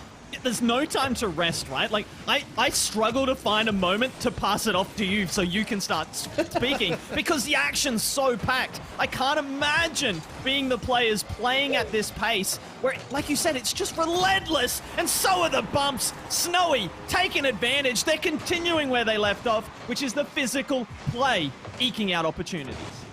Just savage and brutal. Skill Steal takes to the air to meet the final defender and keep him away from it. And it is Orlando Pirates goal number 1 in game 1 of the grand final of Regional 1. What is it, Greybeard? Is it the grand final? It's a grand final, Greybeard. Goodness. Daisy, though, not as... I mean, that touch maybe not living up to a grand final kind of standard there. He's just popped that high and given Pirates a chance to come on the offensive. Snowy with the pass down. Darth wisely pulling out there, both To Die For and another defender there ready to clear it. Daisy's going to get beat. Never mind. Pops it over the top of Darth. The drop down from To Die For does find its way to Happy Meal, but the shot a little bit soft, and Daisy's going to be removed from the calculations. Snowy's not got the boost to follow. It's too far ahead of him anyway. To Die For, though, using the resources to get that one clear. Just falling to Skill Steal. Darth does get a touch, but it's shut down. To Die For will get the 50 through. Skill Steal, though, will play it over the halfway line. Both teams, really, just getting pushed to the corners, unable to find those shot angles, unable to find real true opportunities. But the thing is, that's going to suit Pirates just fine as they sit with the 1-goal lead in the last 50 seconds. The first game of the upper bracket final, I think, from what I recall, went to 7 goals in that game. It was quite a goal fest here. This has been incredibly tight. A single solitary goal separating the two teams with half a minute left to go. And maybe it gets leveled up here. It's a little bit awkward, but Skill Steal doing well to get the clear. Darth letting him take it behind him, but it is Bravado on the hunt as we come to the last 20. They want to find a way through. They don't. And Pirates moving forward, looking to put it beyond doubt. Darth! He does get the read, but Daisy gets the save. Daisy with a read of his own on the defensive end, just stopping that double tap from coming through in the final 5 seconds. It's going to have to be a goal on 0 seconds. Daisy can't follow it up. To Die For keeps it alive. Happy Meal's under it. A little bit hapless. But the play into midfield, it's not grounded yet. No one there to turn. Snowy will secure game number 1 in the first series of this grand final. And how close was that, Muntz? I mean, really, 7 goals in the opening game of the upper bracket final. Here, a single solitary goal, and I don't know if that will hold. We saw a number of high-scoring games in that earlier series, amongst a few low-scoring ones. So maybe they're going to spread it out here. Maybe game 2 becomes a sort of 8-goal fiesta like we saw in that other series. But tight, close, Pirates slightly ahead now. It's so hard to predict how this is going to go, right? Like, in that last series they played in the upper finals, they just took game for game until Pirates managed to win 2 in a row at the last. So we could well just see that here, a one-goal game, but it goes Bravado's way in the next one. But can you bet against Pirates right now? They've already taken the win. They went behind early in the upper bracket final. They're starting ahead. Can Bravado respond in a way that gives them the lead, that brings them back into this series? Because, okay, it's a best of 7. There's a long way to go. But if Bravado are going to win the grand final, there's not just a long way. It's a marathon. They've got to win 2 series in a row. And they don't want this first series to go to 7 games. We see it so often in these formats, right? The lower bracket team takes the opening series, and then they just get absolutely wiped off the floor in series number 2. It can be a 4-1 or a 4-0. Because, and it has to come down to focus, fatigue, all of that kind of stuff, because they've just played more games, right? It's so much Rocket League. But I have no doubt that Bravado are going to come storming back here. They're going to make an effort. Oh, my word. The delicate touch from Darth would have been sensational. Doesn't find the net, but it is Pirates on the attack.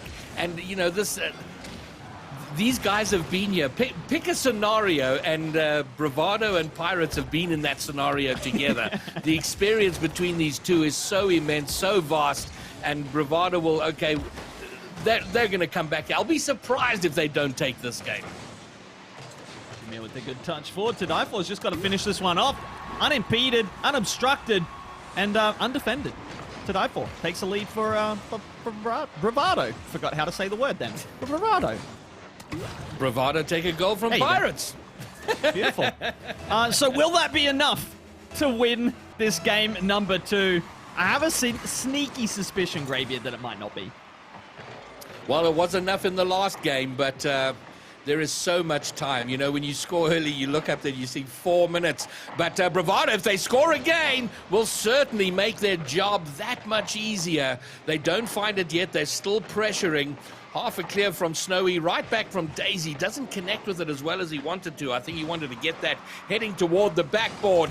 And Pirates now taking it out. And okay, so now we're settling into the rhythm of the tight game that we saw through all of them first. But Daisy gonna snipe one out there and double the lead. Just as we got into that rhythm, as we're all just lulled into contentedness, a bit of complacency, Daisy breaks that rhythm and just rocks it to the top corner. Defender gets a touch on it, but can't keep it out regardless. The too much power on it. And Bravado double their lead. Hey, if 1 goal was a little bit sketchy, maybe not enough. 2 goals a bit more comfortable, but we've seen both these teams make 2-goal comebacks against each other today. So you can't write anything out just yet. And look, it's barely been 90 seconds. 3 minutes 20 remaining. This game could still go either way. We could see 3 or 4 momentum shifts by the end of it. It's just game number 2. Yeah, well, we saw this in Game 4, the famous Game 4 from the last series where, there were a 2-0 lead overcome and then extended by 2, then overcome, then an overtime. We had everything there. So still plenty here for Pirates to shoot at, to aim at, to go for. And they will be gunning for it. And so much time here. Skill Steal doesn't get a touch. I think he was looking for the pass into the mid for Snowy or Darth. Doesn't come to pass, and it is Bravado holding on to 2-0 for the time being. And Pirates looking to somehow start yet another attack. Skill Steal doesn't quite get there. As we finally cross halftime in a game that delightfully feels extended in every way. When these two play, the time just ticks by slowly. At least for me, I don't know. Maybe it's perceived differently by other people, but just watching it all seems to happen in slow motion, but it's so quick. It's so fast. It's so reactive, predictive, and explosive. Happy Meal now trying to explode on the offensive end, but Snowy denying that. To die for, gonna get beat out on the 50-50. Skill Steal steals that mid boost out from under Happy Meal. Lacey's gonna get a touch on the dunk instead. Darth on the half volley. Oh, that's a big miss. The shot well wide though, out to the corner. But right now, Bravado looking a little bit shook, looking a little bit starved, and unable to break out of their own third. But we saw lots of periods like this. Skill Steal, that was heading toward the net, but it was to die for. Gets in front of it. Skill Steal now, surely! Yes, we'll halve the lead. And I think that's going to be a big relief, Munce, because we saw periods of time where Pirates' relentless pressure on the net and unable to score. They find a way through now and make it interesting. Look, I feel like the difference was in that previous series earlier today, when they were under pressure, they were really soaking it up. Even though Pirates were relentless, peppering the backboard, it felt like Bravado were just kind of bouncing off it, right? Absorbing it and then continuing with their day. That felt a bit urgent, a little bit scrambly, a little bit panicked. In the end, the pressure did tell. And Orlando Pirates coming roaring back into this game number 2. Still a lot of work to do yet. Well, not too much. They've just got to get 1 goal, but they've got a minute to do it in time. Ticking down quickly. Yeah, well, you say 1 goal, it's not a lot of work, but with these two it does, and certainly the context of this series, goals a little harder to come by than in the previous one, and 1 goal is tough. And yeah, you're always in it when there's just 1 goal, but just as easy as you can score that one, the opposition can extend the lead, and now 45 seconds. Pirates with all the work to do, a bit of a double commit up there in the attempt to clear. But they are all back in position to die for. Here he comes, Snowy off the wall with a long clear. Darth on the prowl following, but can't reach it. 30 seconds on the clock. Daisy looking to set it up, but Snowy, the gentle redirect to die for, just snaps the shot, takes the defense unawares. Everyone expecting him to maybe pop this high for himself or put it midfield for his teammates. Instead, no backlift on that, just bang at the middle of the net. Defense can't react in time. Classic Champ 1 move that. Just bang it at the 2 defenders in the net. Hope for the best. Worked out magnificently. Bravado, 2 goals in front. And should be taken down game 2 and leveling it up. And Munce, honestly, were we expecting anything less? I mean, we really weren't, right? It's just going the same way that the first series went in the upper final earlier today. And that is blow for blow, game for game. We could see this again culminate in a game number 7 with neither team winning 2 in a row until that game. I'm here for it. I love it. I said it in the previous series, Graybeard. I love Rocket League. This is SSA right here, a perfect representation of it. I hope it continues to be such a high standard. Yeah, and a great game for Bravado. It got close toward the end. Bravado had the best of it for most of that game. It got a little sweaty when it was down to 1 goal, but securing the 2-goal lead late in the game, Bravado do take it down after being shut out game 1. And once again, the best of 7, now best of 5. And so it goes with Bravado and Orlando Pirates, the very, very best of what SSA has to offer. And now, talking about high-quality Rocket League. I want to bring us back. I want to take our attention away from that briefly. And I want to look. You guys can't see it. I'm looking at the scoreboard right now in the lobby.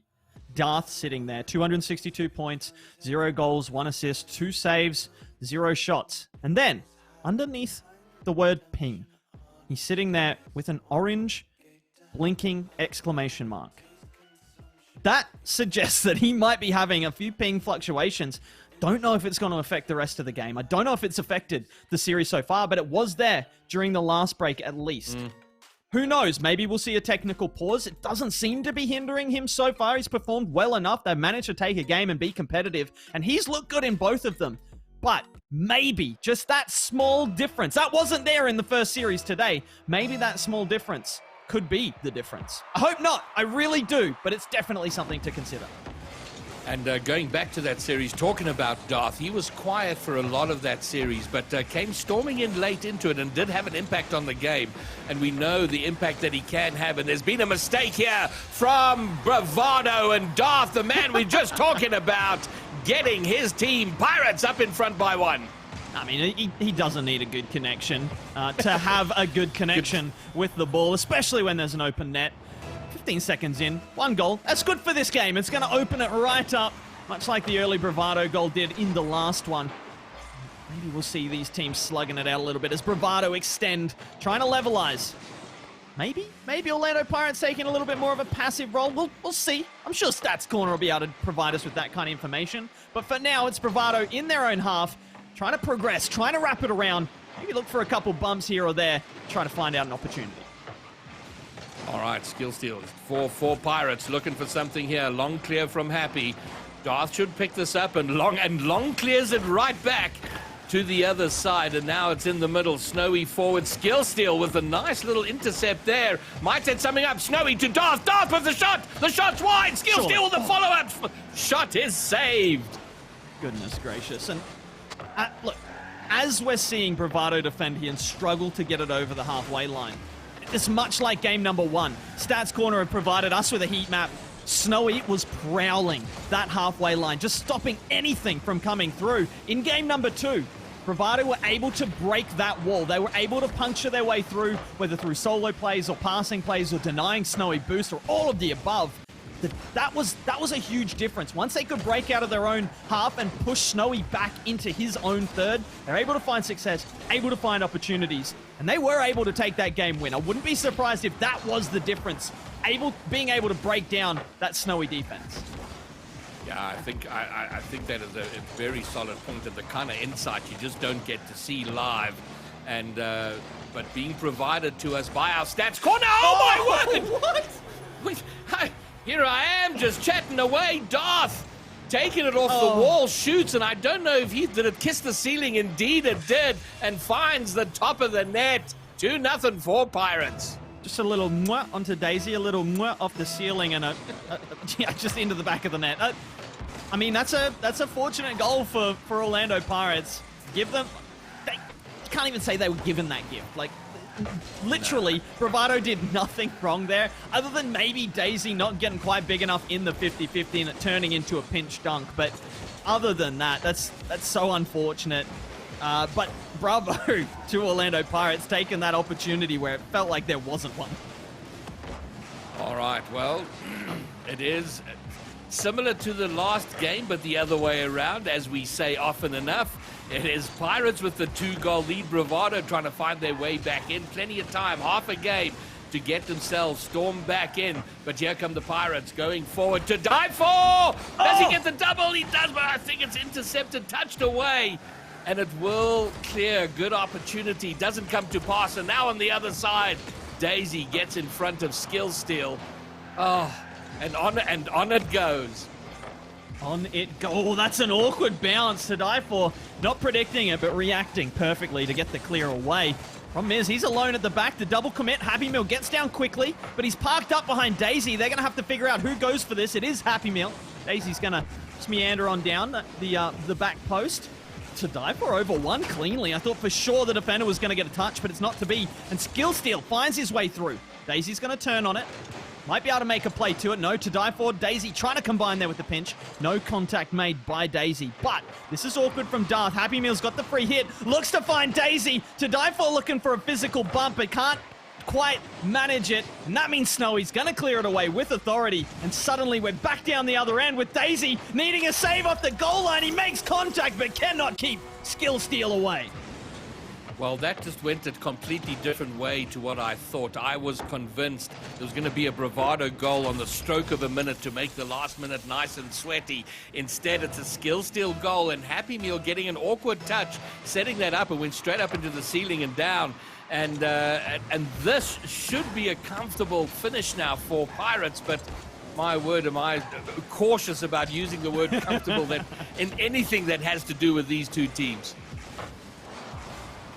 Meal playing to die for, playing slow, and it takes patience to do that with a minute remaining as it splashes across the players' screens as well as their own. They are playing patiently. Unfortunately for them, Skill Steal's just picked that patient play apart, and he's looking to take it direct. No patience there. All urgency despite the fact that Pirates are 3-0 to the good in the final minute. Darth looking to play it to Snowy, and okay. Pirates slowed that down. They played some patient play right there. Darth, little pre-flip into it and just picked the perfect pass to Snowy to finish. I mean, it was so... all it was missing was a silver platter and a butler. It was just wonderful. Great pass, great finish. So this game surely... I mean, it's following the recipe, right? It's following the script. One game apiece until we get to Game 7. Although it's suddenly it's dominating, and I don't know how much you read into these final, like these glut of goals. Of course, Bravado pushing everything up, trying to get some goals there, but it is still a 5-0 is a 5-0. It ain't nothing. I 100% agree. I have heard the term garbage time, and while I understand it, I do think that every goal at this point is relevant, whether it's for a mental reason. Well, it's usually mental reasons, right? Keeps the confidence of the winning team high, and it just frustrates the opposition. When you're down by 5 with 20 seconds left, you just want the game to end, right? Or you want to go down the other end and score a goal, like Daisy has here. But if the goals keep going in against you, you have to keep watching those replays. There's no skips in RLCS, right? The players have to watch every single goal that's gone in.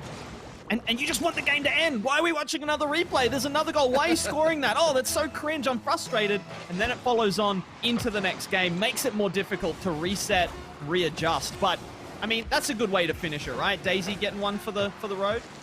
Yeah, for what it's worth, it's not a shutout, which we saw in Game 1, which was a very tight single-goal game. But here we are, Game 3, and in the context of this series, A, high-scoring, and B, dominated by Pirates in terms of the scoreline. So, well, there you go. The first question was from Orlando Pirates, answered by Bravado Gaming. They've asked yet another question of Bravado. Do they answer? I don't know. It's rebuttal on rebuttal on rebuttal. But all I know is this is just shaping up to be the series as good as the last one. We haven't quite seen the blockbuster 4-4 into an overtime just yet. But, I mean, that was game number 4, right? You know, that was just game... Was it? I think it was. Was it game 4? Anyway. Was game 3? I don't know. We can figure it out later. Look, there's plenty of time is my point. We got a best of 7. We could even have a second best of 7. So there's plenty of time to top that one, as untoppable as it felt. Again, pinnacle of SSA right there. But this is still SSA, and we are still seeing two teams just absolutely slugging it out here in front of us. And look, it's I've actually marked the wrong game win down to the wrong team. Bravado didn't win that one. Orlando Pirates did. And it's now Bravado's turn to strike back. It is indeed their turn. Or do Pirates pull away here and put paid to it? You know, they would, of course, dearly love to do that. They don't want to take it to another Game 7. They're not interested in the content. They're interested in the win. But that gets answered right now. And I do think we're a little overdue for an overtime. And I think we might expect it here in Game 4. I've just done the research. My inside sources tell me it was, in fact, Game 4 that we saw the 4-4 overtime. So we're set up perfectly, right? Oh, goodness. Daisy nearly opening the scoring off early. That would have given me a sure sign that we were ready to repeat. Happy Meal opted for the double tap. It gets bumped off, and it doesn't matter. Daisy follows it up, and we do get the scoring started early. Yeah, and you know, it's just with these two teams, neither can get that sort of killer distance. Every time one tries to pull away, the other one just catches up and dives forward, grabs the ankles, trips the leader up, and pulls themselves back level. And it is Bravado Gaming first blood here. What they struggled to do all of last game, they've done relatively early, but they've conceded now on the other side. A quick 1-2 punch, and it's level. It was a bit like that to die for goal from earlier, right? Where you just expect anything but the direct, relatively normal shot. You expect him to take that to the wall to look for a ceiling play, or you expect him to pop it high to the crossbar for a follow. Instead, just smacks it on net. Doesn't have to be particularly hard. Everyone's a little bit wrong-footed because they're expecting anything but that, and it somehow finds its way into the back of the net. But look, we're less than a minute in. We got a 2-goal game shared between these two great teams. Yeah, good start for Bravado. They get the lead, but they concede almost immediately. And now we have Pirates on the hunt once again. Snowy gets the touch forward. Skill steals up, but Happy Meal touches it away. And they're going to have to get back quick to die for. Looking to set something up. Snowy's up on the wall. Will get the clear. There's been a demo. I think it was Skill Steal coming out looking to pick up the end of that touch by Snowy, but not there to do it. And it's a bit scrappy in front of the Pirates net. We saw brief moments of this in the last series where they're a little bit panicked in defense. Just a sniff of it there, but they have gotten it out. All three players kind of wedged together on that front post. Not where you want your entire team to be, generally. But they sorted themselves out. The scramble defense coming in. Oh, that's an angle. It's not quite on net. Daisy was lurking. Was denied the opportunity, but to die for. Might look for a dunk here on Snowy. Does get the 50-50. He's going to try to just get in front of Skill Steal. Make that a little bit awkward. Daisy also roundabouts. Happy Meal's going to belt that on the bounce. Snowy, a little bit of an awkward one, but he belts it right back. Just belting back and forth right now. I don't know what to call that. Well, I think what you called it works just well enough, Monks.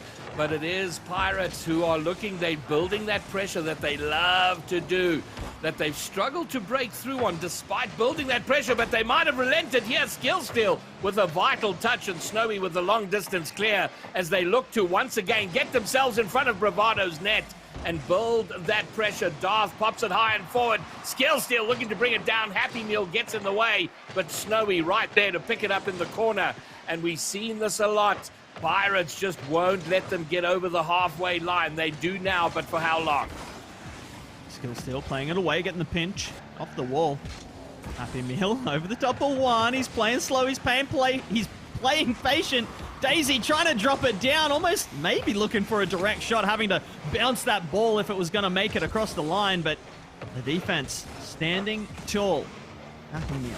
Skill Steal gets demo as he gets the play to die for. Nice and patient, lets that ball drop and pushes it underneath. Skill Steal calling his teammate off, can't get that back boost, which means to die for's got the free shot, except Snowy coming out of the goal mouth. Happy Meal, though, has been looking for the doubles all day long, gets the double tap, drop down. Daisy can't make the secondary contact, and Skill Steal's gonna take this one away. Yeah, the closest opportunity we've had for some time. It doesn't go. And it's way too early to call it, but it's starting to feel like a game 4 overtime here, as neither can break through the defense of the other. Snowy now, can he get it round? In front, there's been a demo, a defensive demo, and but for that, we might have had a Pirates goal. Snowy with the flip reset, trying to keep it in the danger zone. Skill Steal will succeed in doing that, pops it high, but to die for does get there first, and the stalemate, one apiece, continues. Daisy can't make contact with Snowy. Makes it over the second defender as well. To die for, he's got to play this one perfectly alone briefly at the back. He did have support coming into the back post, but was momentarily. Now Daisy alone. Can he get the touch? He does. I have to say, if Snowy had gone for a bump there, it could have been curtains, but instead they find out an opportunity in the midfield regardless.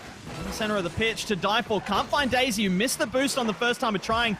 Does get it on the way back. Gonna grab that second corner boost as well. Not sure his teammates are gonna be too happy about that as they scramble around for pads behind him. But Snowy now, taking, not to the ceiling, straight to the ball, straight at the net. It's Snowy versus Tadai4 coming out on top on this occasion.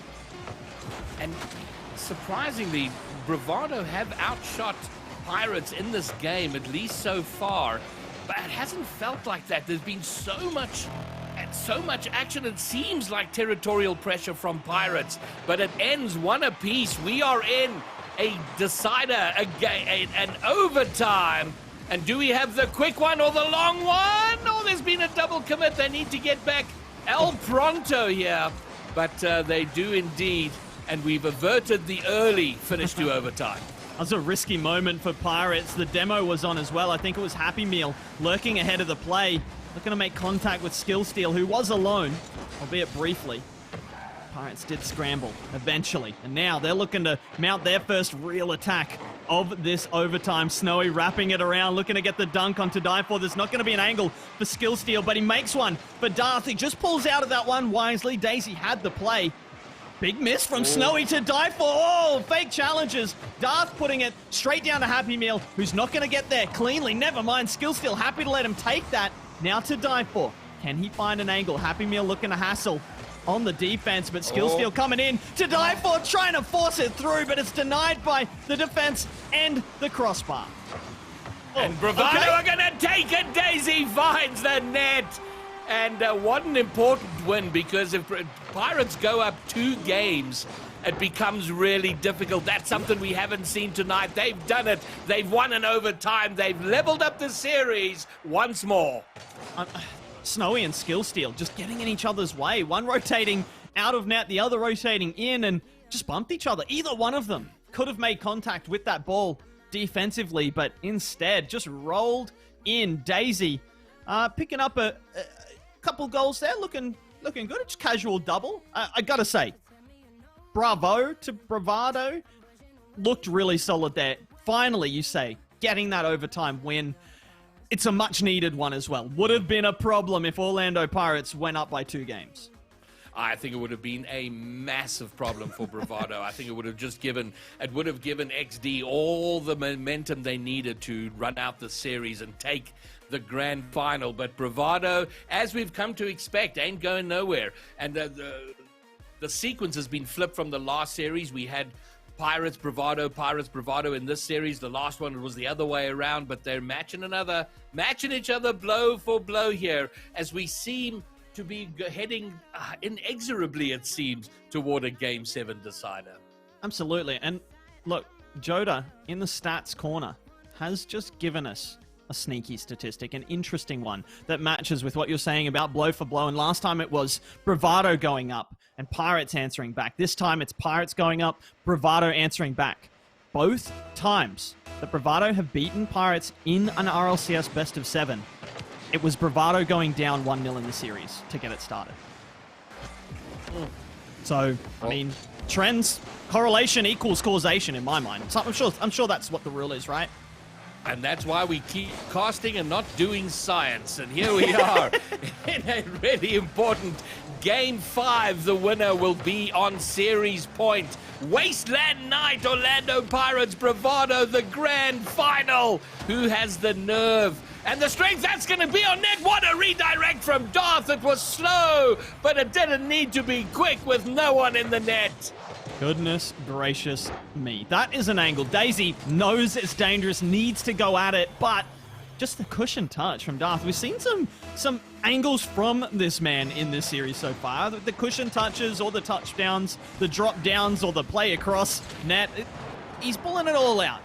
It's hard to predict what he's going to do at any point in time, and the defense is really struggling with him. Ooh. That's a little bit more predictable. Everyone knew Snowy was just going to smack that right at net, but it didn't matter. It's just about unstoppable.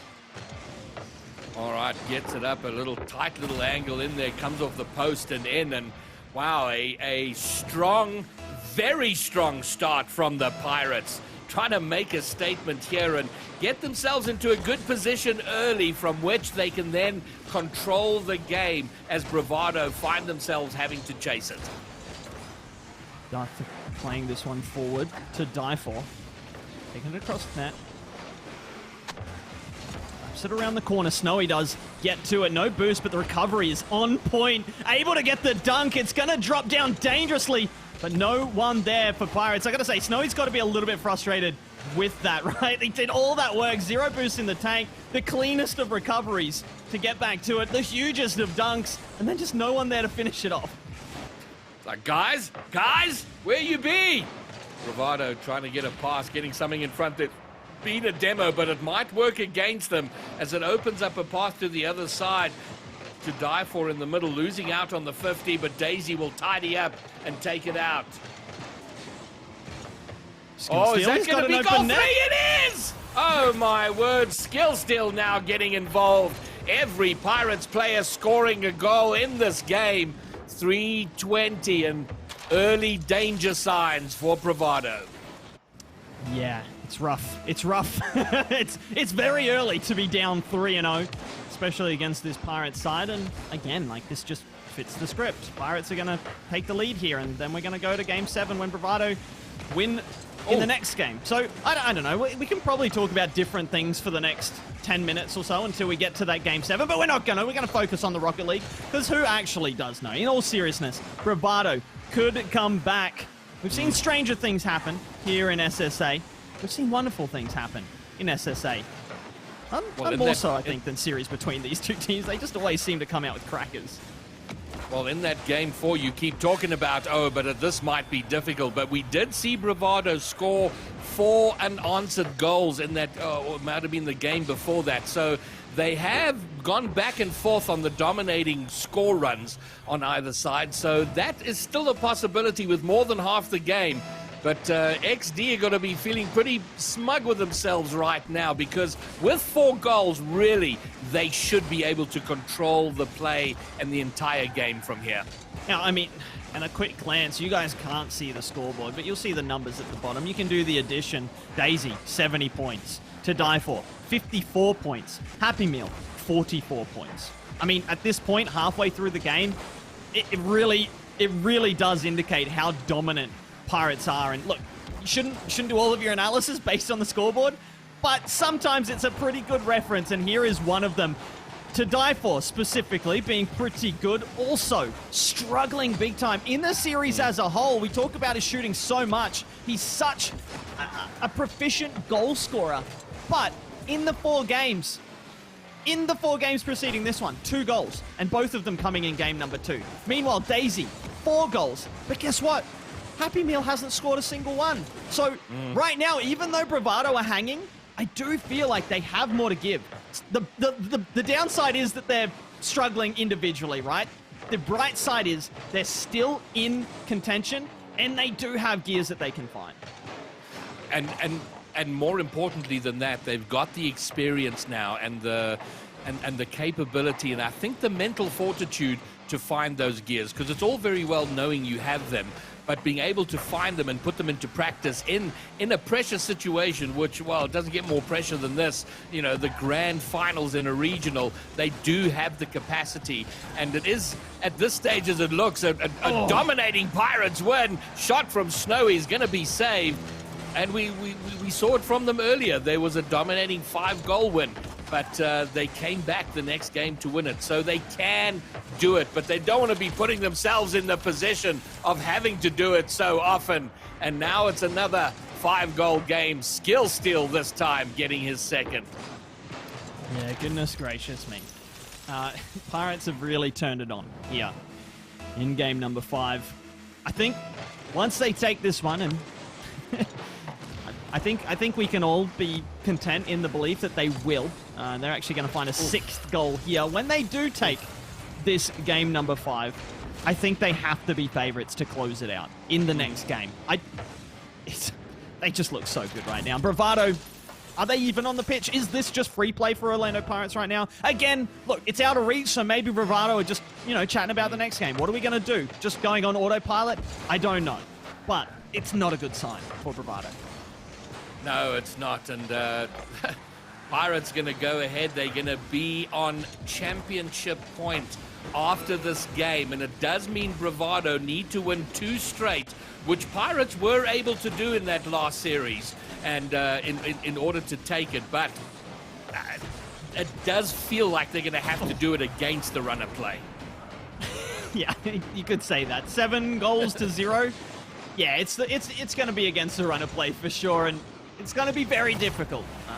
Elliot, our wonderful host in the chat earlier, saying it's a long, hard road for Bravado ahead of them. Well, it's not that long a road. It's only 10 minutes. And then they've But got to it do is it hard. again, Oh, Grey my Beard. word. Then they got to do it again. Oh, okay, I take it back. It's a very long, hard road. So, I don't know. What did you have something good for dinner tonight? Get a quick break in the broadcast to have a snack? Goodness No, me. I've been riveted to this action. And you know what? It's been a killer performance here from Pirates. But It has months, Bravado.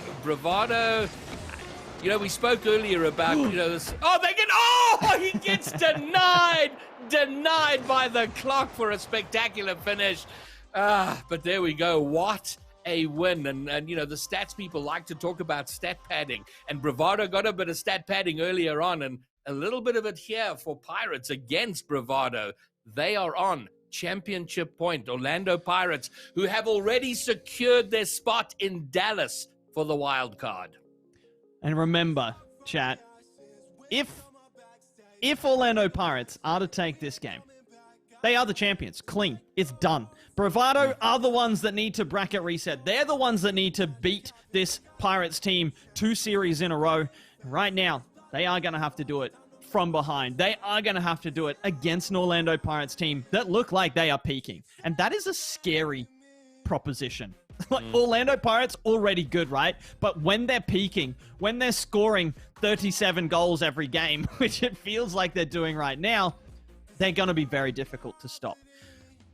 They are, but there's a but for me, Muntz, in that I think what's plagued Pirates a little bit is they've had periods of outstanding play, but can it be sustained over a good period of time? That's the big question, and they're going to have to do it here. And if they don't, Bravado are good enough to squeeze into any opportunity presented to them. All right, chat, I see you putting numbers in, chat. I'll give you a reason. Who wins this next game? This game number 6. Will Bravado start the comeback? Or will Orlando Pirates close it out and take the championship? You've got a little bit of a cheat here with the 1-0 from Bravado, but I'm not sure you can really put too much judgment on the game as a whole just yet. But put the numbers in the chat. 1 for Bravado, 2 for Orlando Pirates. Okay, but Bravado with the early lead. What happens in the next 30 seconds for me is critical. Because if Bravado get on top here, if they get a second, then I think we have the entire complexion changes. And I like how Bravado have started. There's been a demo. Daisy with the shot, and there we have it. Bravado 2-0. And there we go. They are already preparing an answer to a very difficult question. Oh, this is fantastic from Daisy. Look, it looked so eminently scoreable, right? But to have the patience, the calculatedness to wait for Darth to flip, to really commit, and then to put it behind him, that's fantastic, but it doesn't matter. Darth has just eliminated the awesomeness of Daisy's goal with a goal of his own. Well, there we go. I mean, these goals are worse than the busing system. You wait for ages and then a bunch come. 30 seconds, 3 goals in a really important game 6.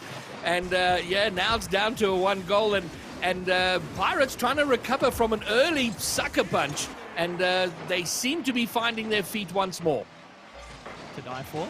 Trying to get the dunk on Skill Steal. Snowy with the in and out. The squishy, if you will. To die for just combining with an offensive player to kind of ping that towards his own net, but nothing doing. Skill Steal, though, doing some work here in the corner. Happy Meal, plenty of boost. We'll be able to get this down to Daisy eventually. There's the flick. Daisy with the shot. Oh. Skill Steal with a fantastic save to deny the opportunity. And it was shot by Daisy, and Skill Steal with the save. Is that gone the other way? No, it's going to go wide. and Skill Steal making a Daisy-esque save. A save that Daisy has made often. We see him do that, and it keeps it to just the 1-goal game and almost a counter. And Daisy, I think that ball rushed up on him a lot quicker than he thought and almost got him in trouble. Did very well to get solid contact to get the clear. Snowy playing it past Daisy. Daisy with the touch, just enough to put off Skill Steal. And oh my goodness, he manages to recover, gets over the top of the entirety of Orlando Pirates, and somehow finds an open net. He just maintained his momentum all the way through, and Darth couldn't get back in time. Oh my, these two teams refuse to make it easy. They refuse to make it easy on their fans, the producers, the casters, everybody involved gets to sweat when these two come up against one another. Happy Meal's up. Happy Meal's continuing. Snowy's a bit awkward here. His teammate's there as well, and Snowy gets eliminated as well. Darth over the top, Skill Steal down. Happy Meal's going to be able to smack this hard and get back up to it. Looking to drop it down, but a little bit too close to Snowy. He's able to play that away. Daisy's up, feeling confident, up quickly, but Skill Steal keeps it away. I just want to highlight the concentration it takes to say Skill Steal without saying Still Skill. And I just want credit from that. So if chat, you could give me some credit, please. Or Greybeard. Well, Skill Steal is one of the few players that has a nickname of his nickname. Oh, Darth with a double. Oh, that was the direction. Well, the direction putting it slightly wide and had everything else going for it. It is still 2 goals. 2 goals behind. Maybe one to Snowy. Get this. It does. What a sensational double to get it within 1 goal. And look, we've been writing them off because of the pattern so far, which is 1 game apiece all the way to Game 7. But Orlando Pirates are not out of Game 6 yet. And if they do come back, 2 more goals potentially, their key, their route, their road to the grand, or to become champions with a grand final win. It's right within their grasp, and I think we need to kind of remember that. They're doing it so nonchalantly, right? Just kind of grinding out the goals, but they are potentially 2 goals away from a tournament victory. Yeah, being regional champions once more. But if they concede here, to die for, it's heading toward the net. It's a slow looper, one of those really awkward balls, but it is touched and cleared away. If briefly, but there's been a bump, there's been a finish, and Bravado 2 up once more. And Orlando, they were 2 goals away, now it's 3. Bravado refusing to go down without a fight, taking the cushion back once more, looking a little bit more comfortable, but there is still so much time for Orlando Pirates to make a last-ditch effort here in game number 6. Or will we see the prophesized, what feels inevitable, Game 7? It's just amazing. After that last game, which was such a thrashing, and then they come back and make it as tight and, well, and do as well as they have here to have the 2-goal lead on multiple occasions. Darth trying to bring it back within 1. It is saved away. Daisy might have a shot at goal. He does. Snowy with the save. So Bravado not letting up. And it is Pirates looking for 2 goals in the final minute to at least level things up. The shot on net easily touched away, relatively easily touched away, and Bravado continue with their 2-goal cushion. Darth, flip reset, does get it over the top of 1, but not finding a scoring angle for himself or the teammates, but Skill Steal staying with it. That's a big pinch. It might be on target. I don't think it is. It's going to come off the post. Snowy wasn't back in time, but to die for, getting on the end of the pass from Daisy, who picks up that midfield maestro reward. The 3 assists in the bank, 3 big ones, and to die for securing. Okay, well, I'm just going to back it up. Maybe not securing game number 6 just yet, but putting themselves firmly into the favorite seat. Yeah, but how you feeling, Muntz, about a consecutive Game 7 finale between these two teams, and potentially having to reconvene to do it all over again? Goodness. I mean, we won't know until we find out, right? Like, we're just kind of rolling. Just rolling with it, rolling with the punches. I'm here, I'm having a great time. It's pain at times. You can't predict what's happening. My brain is suffering trying to comprehend what I'm seeing in front of me a lot of the time. Like, how do we go from 8 goals from one side And then it's so close again in the very next game, and it happens again and again, Greybeard. Look, it was 1-0 to start us off. Then it was 3-1. Then 5-1. Then 2-1. Then 7-0. Now 3-2. It doesn't make sense. It doesn't, but it is, you know, these two teams, what scenario haven't they been in? They know each other so well. They understand each other, and they have, really importantly, experience. You know, if you go all the way back to the fall split, Regional 1, 2, and 3, we were all new to this, you know, starry-eyed, like, you know, deer in the headlights. Here we are on the big stage. We're in the RLCS now. It was nerves from start to finish. Everything was tense. These guys have traveled so much road, and much of it together, and Bravado getting hammered last game, but man, they came out here strong, and a commanding win of their own. 5-2 is a solid victory against XD. What I love, Greybeard, one, I love you. I love SSA as well, and I love these two teams. And it feels like you and I especially, we have partnered on the broadcast to cast these two teams so many times together.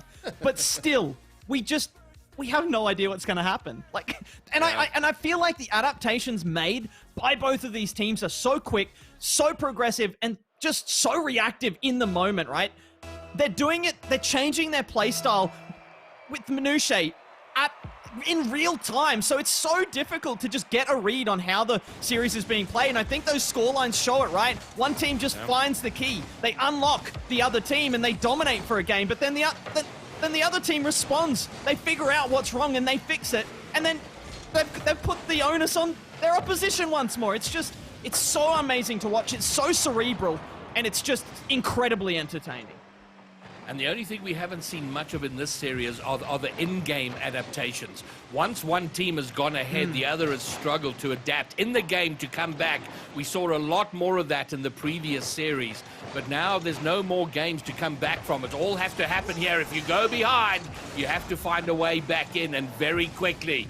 And this is it. It's Bravado in the grand finals, game 7, looking to bracket reset against Orlando Pirates. Pirates, they're going to want to go to bed soon. They don't want to have to do this all over again. They just have to win this one game, and they will be champions. They might not want to do this all again, Greybeard, but I sure do. Give us the bracket reset. I predicted Pirates, but I don't care about that. Give me the bracket reset glory. Give me the entertainment. But to get there, Bravado are going to have to buck a trend, a concerning one from their point of view. In 3 appearances against Pirates in a Game 7 or a Game 5, Pirates have won every single time. Wow, I mean, statistics are there to be changed, broken, shaped, molded, but it is a concerning one. Snowy will find goal 1. We haven't had the early goals like we've had in the preceding 2 games, but after close to 2 minutes, Snowy puts Pirates in the driver's seat to be champions. And to die for a round just about relevant, but just a tiny bit too slow. Couldn't make up his mind whether to dive out for the boost, go to the back wall, or challenge early. In the end, did none of those. None of the things listed above, and Snowy just had a free shot.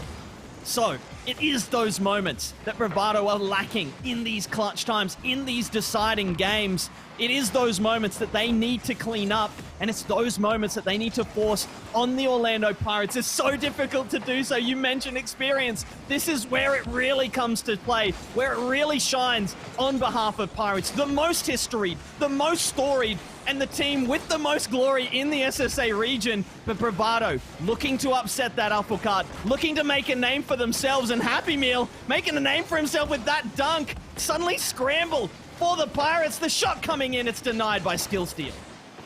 Yeah, but the pressure's still on. Happy Meal coming off the wall. 2 to die for. To die for follows. Trying to get it round. Skill Steal on the wall. Takes away the ball, takes away possession, but Happy Meal for Bravado. trying to keep it in, trying to build that pressure, sustained pressure to die for. It's going to come down sharp off the back wall, but Snowy, long distance clear, Daisy there to meet it and bring it right back. But here come Pirates. Can they break out of their half? They've struggled for a little bit. This is dangerous and awkward. Oh, and somehow Snowy misses it, and that might just have sealed it, but it remains a 1-goal game. And we were just talking about the clutch factor for Pirates and how they were comfortable under pressure. Snowy had the chance to seal the deal. Comes up short. Instead, it's Daisy looking to pinch it. Darth playing away. Happy Meal's going to stand between him and the goal, allowing to die for to come onto it. Darth looking for one of those angles he's found so many times in this series already. Can't quite find it with the same efficacy there. To Diefor's alone. A big clear, but it's unimpeded for Darth. He's going to send it right back. That's a pop-up for Skillsteel, who just rushes it a little bit. My goodness, he's found the top corner. He's found the post, and against all expectations, found the back of the net. That was so... Daisy bet his house. He knew that ball was going to bounce out and he was going to take it out. But it clips the post at the worst angle, goes in, and may just have handed Orlando Pirates their 6th regional title. I would have bet my house on it, Greybeard. I was sure I wasn't even... I was like, oh, he's throwing that ball away again? Never mind. 2 goals now to the good. Orlando Pirates looking to close it out. A 3rd goal now for the good, looking to close it out. They are making the case that they are the undisputed champions of SSA. There's less than a minute for Bravado to make that dispute. And you know, Orlando Pirates XD doing this a lot of times, making it a sweat fest. But when it counts, when it comes down to it, finding a way, they're doing it most times. In fact, the only team that has unsettled them with that has made them lose their rhythm, has been Bravado. But it hasn't been often enough. It's only been on a few occasions, and it doesn't look like it's going to be on this. Orlando Pirates, the undisputed champions of SSA, are strolling now. They are marching forward to their 6th regional title. Snowy's looking for a 4th as well. He might just have it. Darth can't get to it. And right now, it just feels like a victory lap. How much can we run the score up? How much can we pad our stats to really get to the top of those Octane GG ratings? Right now, Bravado are gone. It's over. Ladies and gentlemen, before this ball hits the ground, before the 0 seconds elapses, it is Orlando Pirates XD that will take regional #1 here in the spring split. And there they do it. And Pirates once again find a way. No team anywhere for the last 4 or 5 years has pushed this team as close as Bravado have. But Bravado still have more work to do to close that gap. But Pirates, they are the champions once more. They are, and look, we talk about the big moments, the experience showing, and how Bravado's the only team to shake up this Pirates side. They can't shake them up into siders. It's just not happened yet. Orlando Pirates following the stats of Stats Corner and pulling out a 4th decider win in a row. They've never lost to Bravado in a Game 5 or a Game 7, continuing the trend. My goodness, look, I'm exhausted. I'm overwhelmed. Greybeard, you look the same, to be honest. No offense intended. I think we get some of the other fresher faces in here to have a chat while we cool down a little bit. Elliot, how are you feeling? I've got no channel points left again. Oh my goodness, look, you can't be too upset. Congratulations once again. Orlando Pirates XD take a 6th regional out of 7 this season. They are steamrolling this region, but my goodness, wasn't it exciting to see that go all the way to Champions Field. Jolly, we were in the green room with about 60 people just then. Everyone just jumping in to get involved in this action. SSA brings so much hype. It's so exciting, but Bravado just couldn't quite get that win. It was close, and we got to game 7, right? And yes, we had everybody in the chat. Of course, it didn't matter who we wanted to win. We all just want more games. We all just wanted a bracket reset. We wanted another best of 7 to go the distance, so everyone was screaming behind the scenes, trying to see if we could get Bravado, you know, kind of cheer them on. But it did seem like towards the end, you know, they kind of, it felt like they fell on their sword, like they recognized, okay, you know what, we're tired. We've been playing all day long. And at that point, it was a really hard-fought effort for them to try to push it out. You know what? We got a best of 7 to go the full distance for grand finals. That at least is one box checked off my list. Well, ladies and gents, if you just joined us for the grand final, that is it for our Rocket League. But we do still have a couple of segments coming up, both Stats Corner and I believe we're going to get Snowy in here for an interview, one of the reigning champions. But first, it is time to hear the statistics. Joe Harvey and Taylor Francis, please give us the rundown for the final time this weekend. Well, Elliot, what a weekend it has been. It's been such fantastic Rocket League. Another 7-game thriller between these two titans of the SSA scene. And Jota, this series you could almost cut in half by itself, particularly on the side of the Pirates. Yes, we can. And not just cutting it in half as even and odd games as they were doing during the games, but we saw when we were looking after game 4, the shooting percentages from both teams, they sat at 21 and 22%, which is both a lot lower. They both averaged 33% through all of the winter regionals, as that's the baseline of really solid, good shooting from them. And they were both down at 20%, keeping each other there. By the end of the series, they'd pulled their series average to 35% at the Pirates in 3 games. They just did not miss for the rest of the series. And we also, in the same vein, we stay on shooting. We talked a lot about the assist percentage before the game as a key point, didn't we? Yeah, we really did. I think, you know, we were looking, I'm always looking for the idea of an assisted goal and a good infield pass. Really excites me, and I think Bravado are the most exciting team in SSA for that exact reason. Across 7 games, all of their goals were assisted. They scored 11 and assisted 11. It's a fantastic team effort from them. You might be tempted to look at the stat sheet and say, and pick out someone like Happy Meals, say 200 points per game in the grand final, not great, but it was the role he was playing. That's why you can't rely on points for everything when you're looking at the stats, because he's sitting back, he's not taking many shots, he didn't score. And that was what they needed him to do. That's how they managed to keep the series so close. But in the end, Pirates just played the Pirates game, and nothing that Bravado could do was enough in the very end. Yeah, and you think back to emphasizing about the 100% assist ratio. We were saying that the reason that they had a lower ratio before, they came into significantly lower than Pirates in that stat. We put that down to they were getting lots of opportunistic goals where on defense, soak up the pressure, one long clear, the clear goes straight into the opposing net. The fact they got 0 goals unassisted just perfectly shows Pirates didn't give them an inch, they took them all the way. But yeah, really, I mean, they gave them nothing. And if you had to highlight one player, who would it be? Oh, it's tricky. I think it's going to have to be Snowy for me, though. 473 points per game, shooting 26%, perfectly reasonable, getting lots of saves in as well, leading the lobby 4 saves on top of that, 2.43 per game. It was a really great performance from him. He was just so quick to everything, fastest player on the pitch by some distance as well. Bravado tried for those demos. You love them, the queen of violence, but in this case, perhaps violence was not the answer.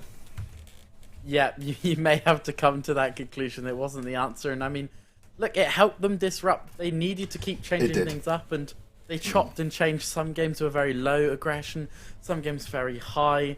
They took the opportunities when they came, but yeah, I mean, in some of the games it worked brilliantly when it landed. In other games, not so much. But yeah, again, I think it's just one of the tools they have in their arsenal to keep chopping and changing and surprising Pirates to come back from those big defeats. But speaking of the big defeats, I think you'll agree with me when I say that the biggest difference between the two teams is that when Bravado get ahead, Pirates keep on their tails. So they have to work so hard to hold on to a lead.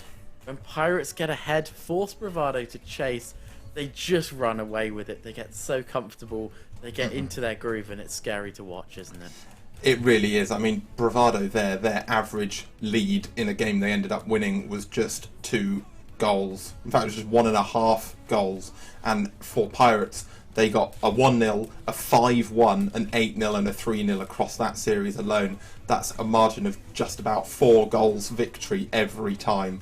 On average, that is just unstoppable when you think about how much defending Bravado are being forced to do. They just don't get the time. Elliot, it was a very spirited contest. They played fantastically on the side of Bravado. They played Pirates at their own game and took them to 7. If you think back to the fall regionals, to the winter regionals, that is not something we would have said. People wouldn't have been able to play Pirates at their own game and do so well. But at the end of the day, it was Pirates' game and it was Pirates' grand final. Well, thank you so much, statisticians. The final stats corner of the weekend. And what a way to close out that series it was. I mean, just magnificent.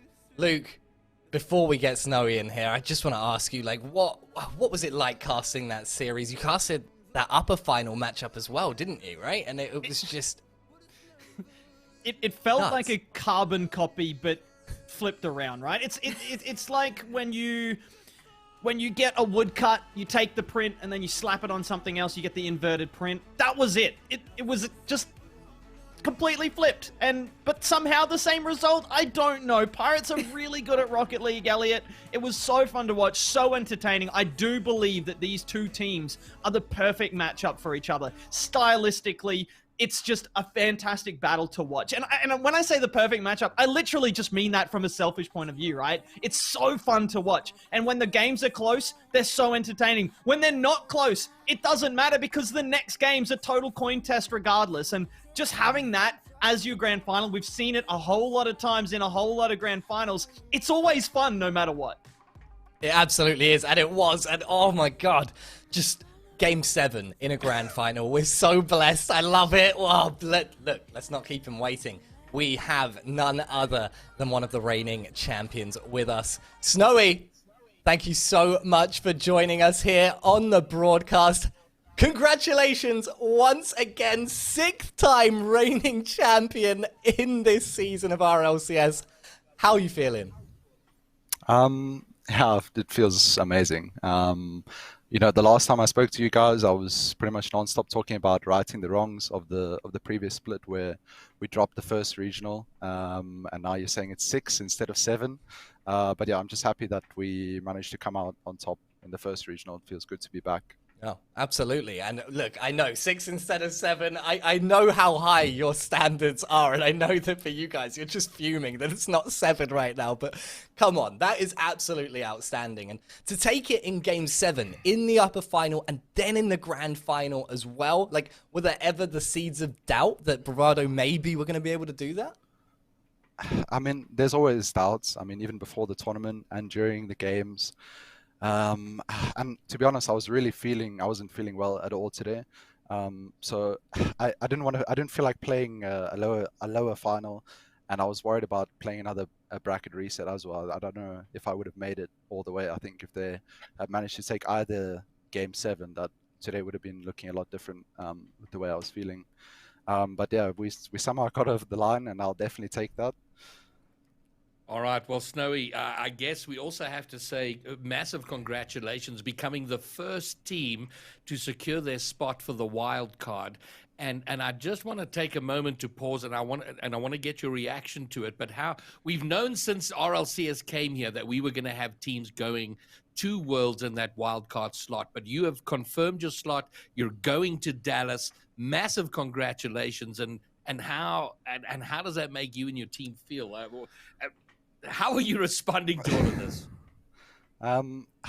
It's incredibly exciting. I mean, RLCS just in general to be included was amazing, but pretty much every top level player in South Africa or SSA from day one, you always think about that day where we get our equal chance on on the world stage against the best teams in the world, and finally it's happening. And obviously now we mathematically secured it.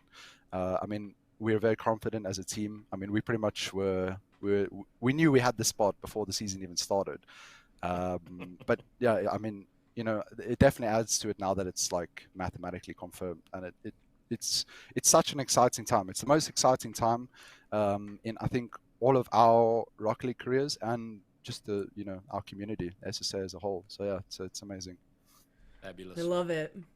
All right. So since we're talking about your confidence and all that good stuff, I gotta ask you some questions about that. What is something, especially given the fact that you guys are going to be going international, right? You're coming to America. I think it's in Dallas, Texas, that's actually going to be held here. So what is something that you guys excel at? The reason that you're number one here, and what is something that you're going to be bringing to the international that is going to put you guys above the rest of the teams? Well, listen, we know straight away, off the bat, it's going to be extremely tough. I mean, I've said before, the teams that we're playing at Wildcard are seriously good teams. I mean, it's the best teams in the world, bar 8 of them that go straight to the main event.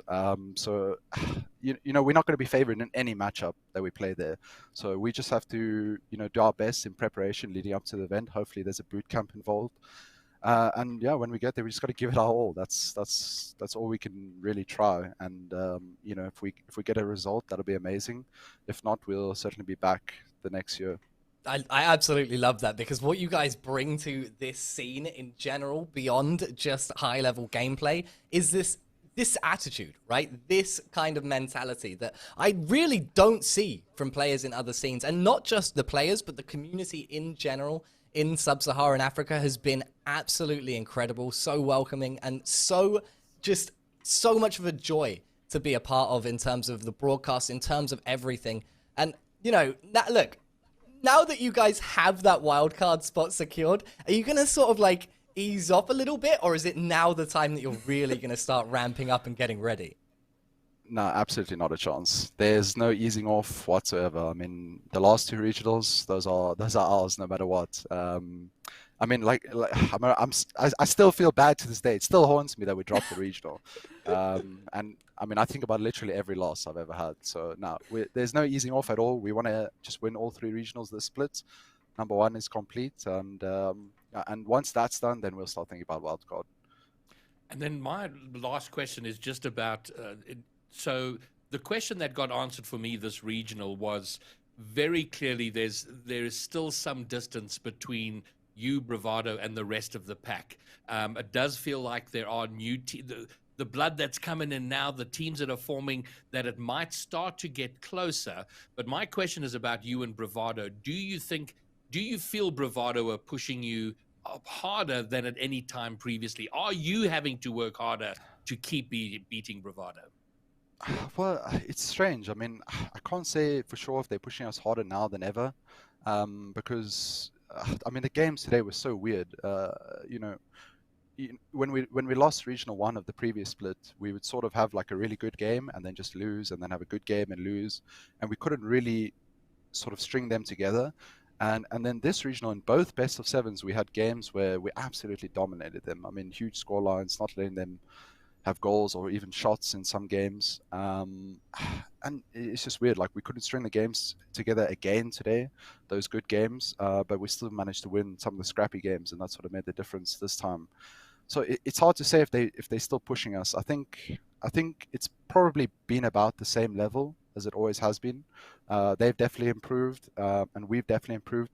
But the main thing is we are pushing each other. I mean, there's no doubt about that. I mean, every scrim, every tournament that we play, it's always just about, nudging here and there, trying to find something, yeah. I mean, it's great to have a competitor like them. And I'm just hoping that more teams can sort of step up to the plate in future.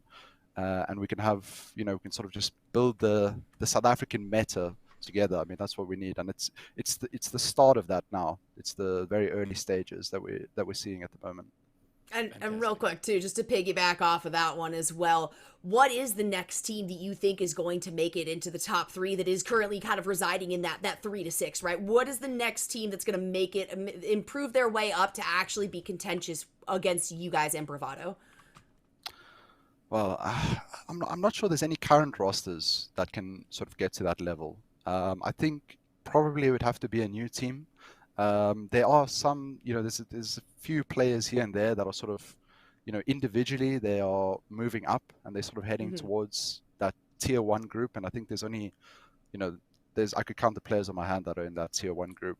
And I think the quicker that players get up into that group, whatever team they find themselves on, or if multiple of them join the same team and form a roster that has a bit of synergy and whatnot. I think that's when we'll see it. But at the moment, I don't think there's any rosters that are going to make that sort of leap. And this regional in particular, I think with some of the results that we saw, it kind of just threw a spanner in the works. I mean, we thought maybe ATK was moving up into to fight us in Bravado. They took down Bravado twice in one of the regionals last split. They gave them a good run in another regional.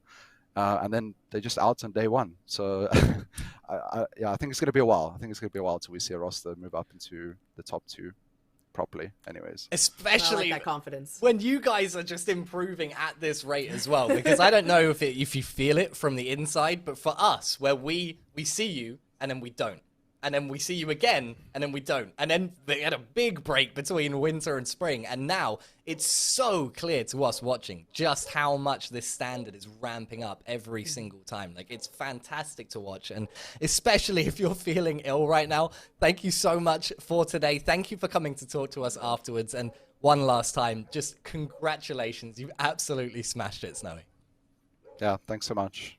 All right. Feel better. Thanks very much. Ladies and gentlemen, Snowy from Orlando Pirates XD, again, reigning champion for the 6th time out of 7 in this region's history of being involved in the RLCS. And the only real feeling he has is the rage at not being 7 out of 7. Honestly, Luke, right, I mean, we touched on this, I think, the very, very first time we hosted a regional broadcast here. And I have to say it again. The interviews coming out of this region, and to be fair, it's almost always Snowy we talk to, so coherent, so incredibly insightful as well. The players are just an absolute joy. Absolutely. It really shows a maturity that is so refreshing and unexpected. It seems so considered. And I used the word, right, during the broadcast, cerebral. Like, these players are thinking about things. They're not just going out, hitting the ball, chasing that ball, and smacking it in the back of the net. They're thinking about Rocket League. They're thinking about how they can improve, where they are in the world order of Rocket League. And to see that humble attitude, I do think, look, there's everything to say about confidence, about even a healthy arrogance when you are at the top of a sport. But they have kind of turned it around. They know that they're the best in the region, right? Snowy knows his team is the best in the region. They're upset that they dropped a single regional of 7. And yet, they do know that they have so much room to grow. And you need that, right? You need to stay hungry. You need to keep improving.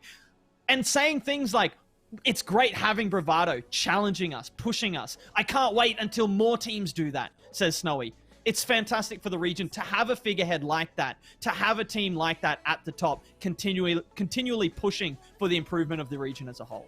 Yeah, it's absolutely magnificent, and it makes it so much easier for us as well as broadcasters to be able to talk to someone with such a head on his shoulders as Snowy. Ladies and gentlemen, that's it. And Orlando Pirates XD are our champions, our first spring champions. And look, if you're new here or if you have a memory like mine, let's take a look at the bracket to see how they got there during this regional. Of course, however they did before the knockout stages, that's not pertinent to us. But they came into upper round 1 and got a pretty fortunate, well, let's not pretend they wouldn't have won it anyway, but an easy start. A forfeit win over Highborn Killers to put them into the quarterfinals, where they took down Team Espionage 3-1. I think pretty impressive stuff from Team Espionage to take a game there. And once again, impressive stuff for Digital Devils in the upper semi-finals to take a game. They actually pushed really hard, and that was a much closer series than the scoreline would suggest. But the Pirates prevailed and went through to that upper bracket final, in which they got pushed all the way to Game 7 by Bravado Gaming, who then dropped down, took out Apex, and came back again in that grand final. Won Pirates again, all the way through to Game 7, Champions Field, but they clinched it, they took victory, and they, once again, were crowned champions. Greybeard, what a story. I just want to say, you know, since the start of all of this, and you guys have been a part of it for a lot of this journey, I have seen so many people getting involved, not just at this top level, but just in the community at large. We have these community groups forming, you know, we have the bros who are organizing teams and get-togethers for low-ranked players to come and enjoy the game. We have other people wanting to get into casting and other talent. So much is going on, and I sit here with so much pride about what's going on in this community. Whatever you are doing in Rocket League right now, do more of it. Get more involved. Get others involved. We are going to be magnificent. And to the players at the top of the game in our region, outstanding from all of you. Thank you for being there. It's so amazing to be a part of this. What a fantastic note to end on. Ladies and gentlemen, that's it here for the first regional of the spring split. But we still do have 2 more. So join us in a couple of weeks when we will be back Friday, Saturday and Sunday to bring you all the action from the second regional. But for right now, that's the end. So I want to say a big thank you to everyone involved in this, the players, the coaches, the managers, everyone both on the panel and who worked with me all weekend long to bring this broadcast to you. A big special shout out, of course, to Chris, the Sunderlad behind the scenes to my right, giving me one of these over the monitor, who keeps this production running. We couldn't do it without him, and I know that everyone who's been hanging with us all weekend wants me to shout out and thank Shady.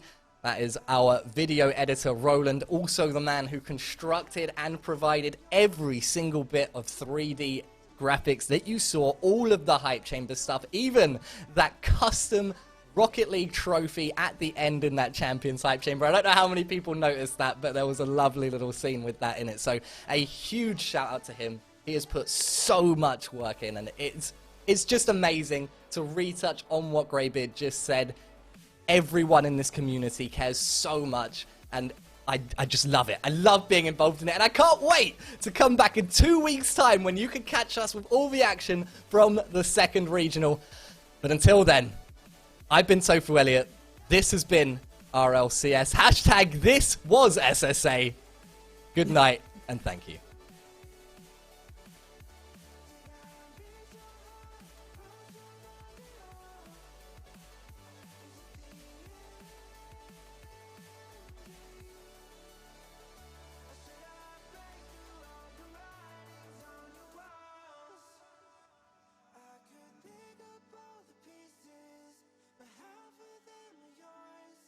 And if you don't really need this, then I've gotta close the door.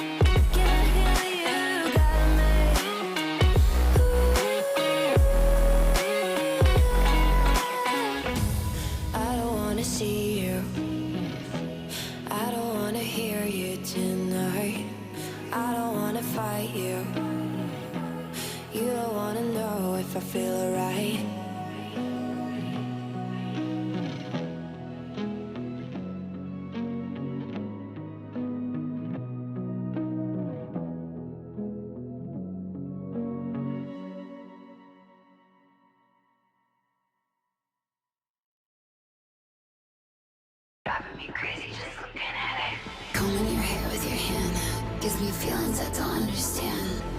Combing your hair with your hand gives me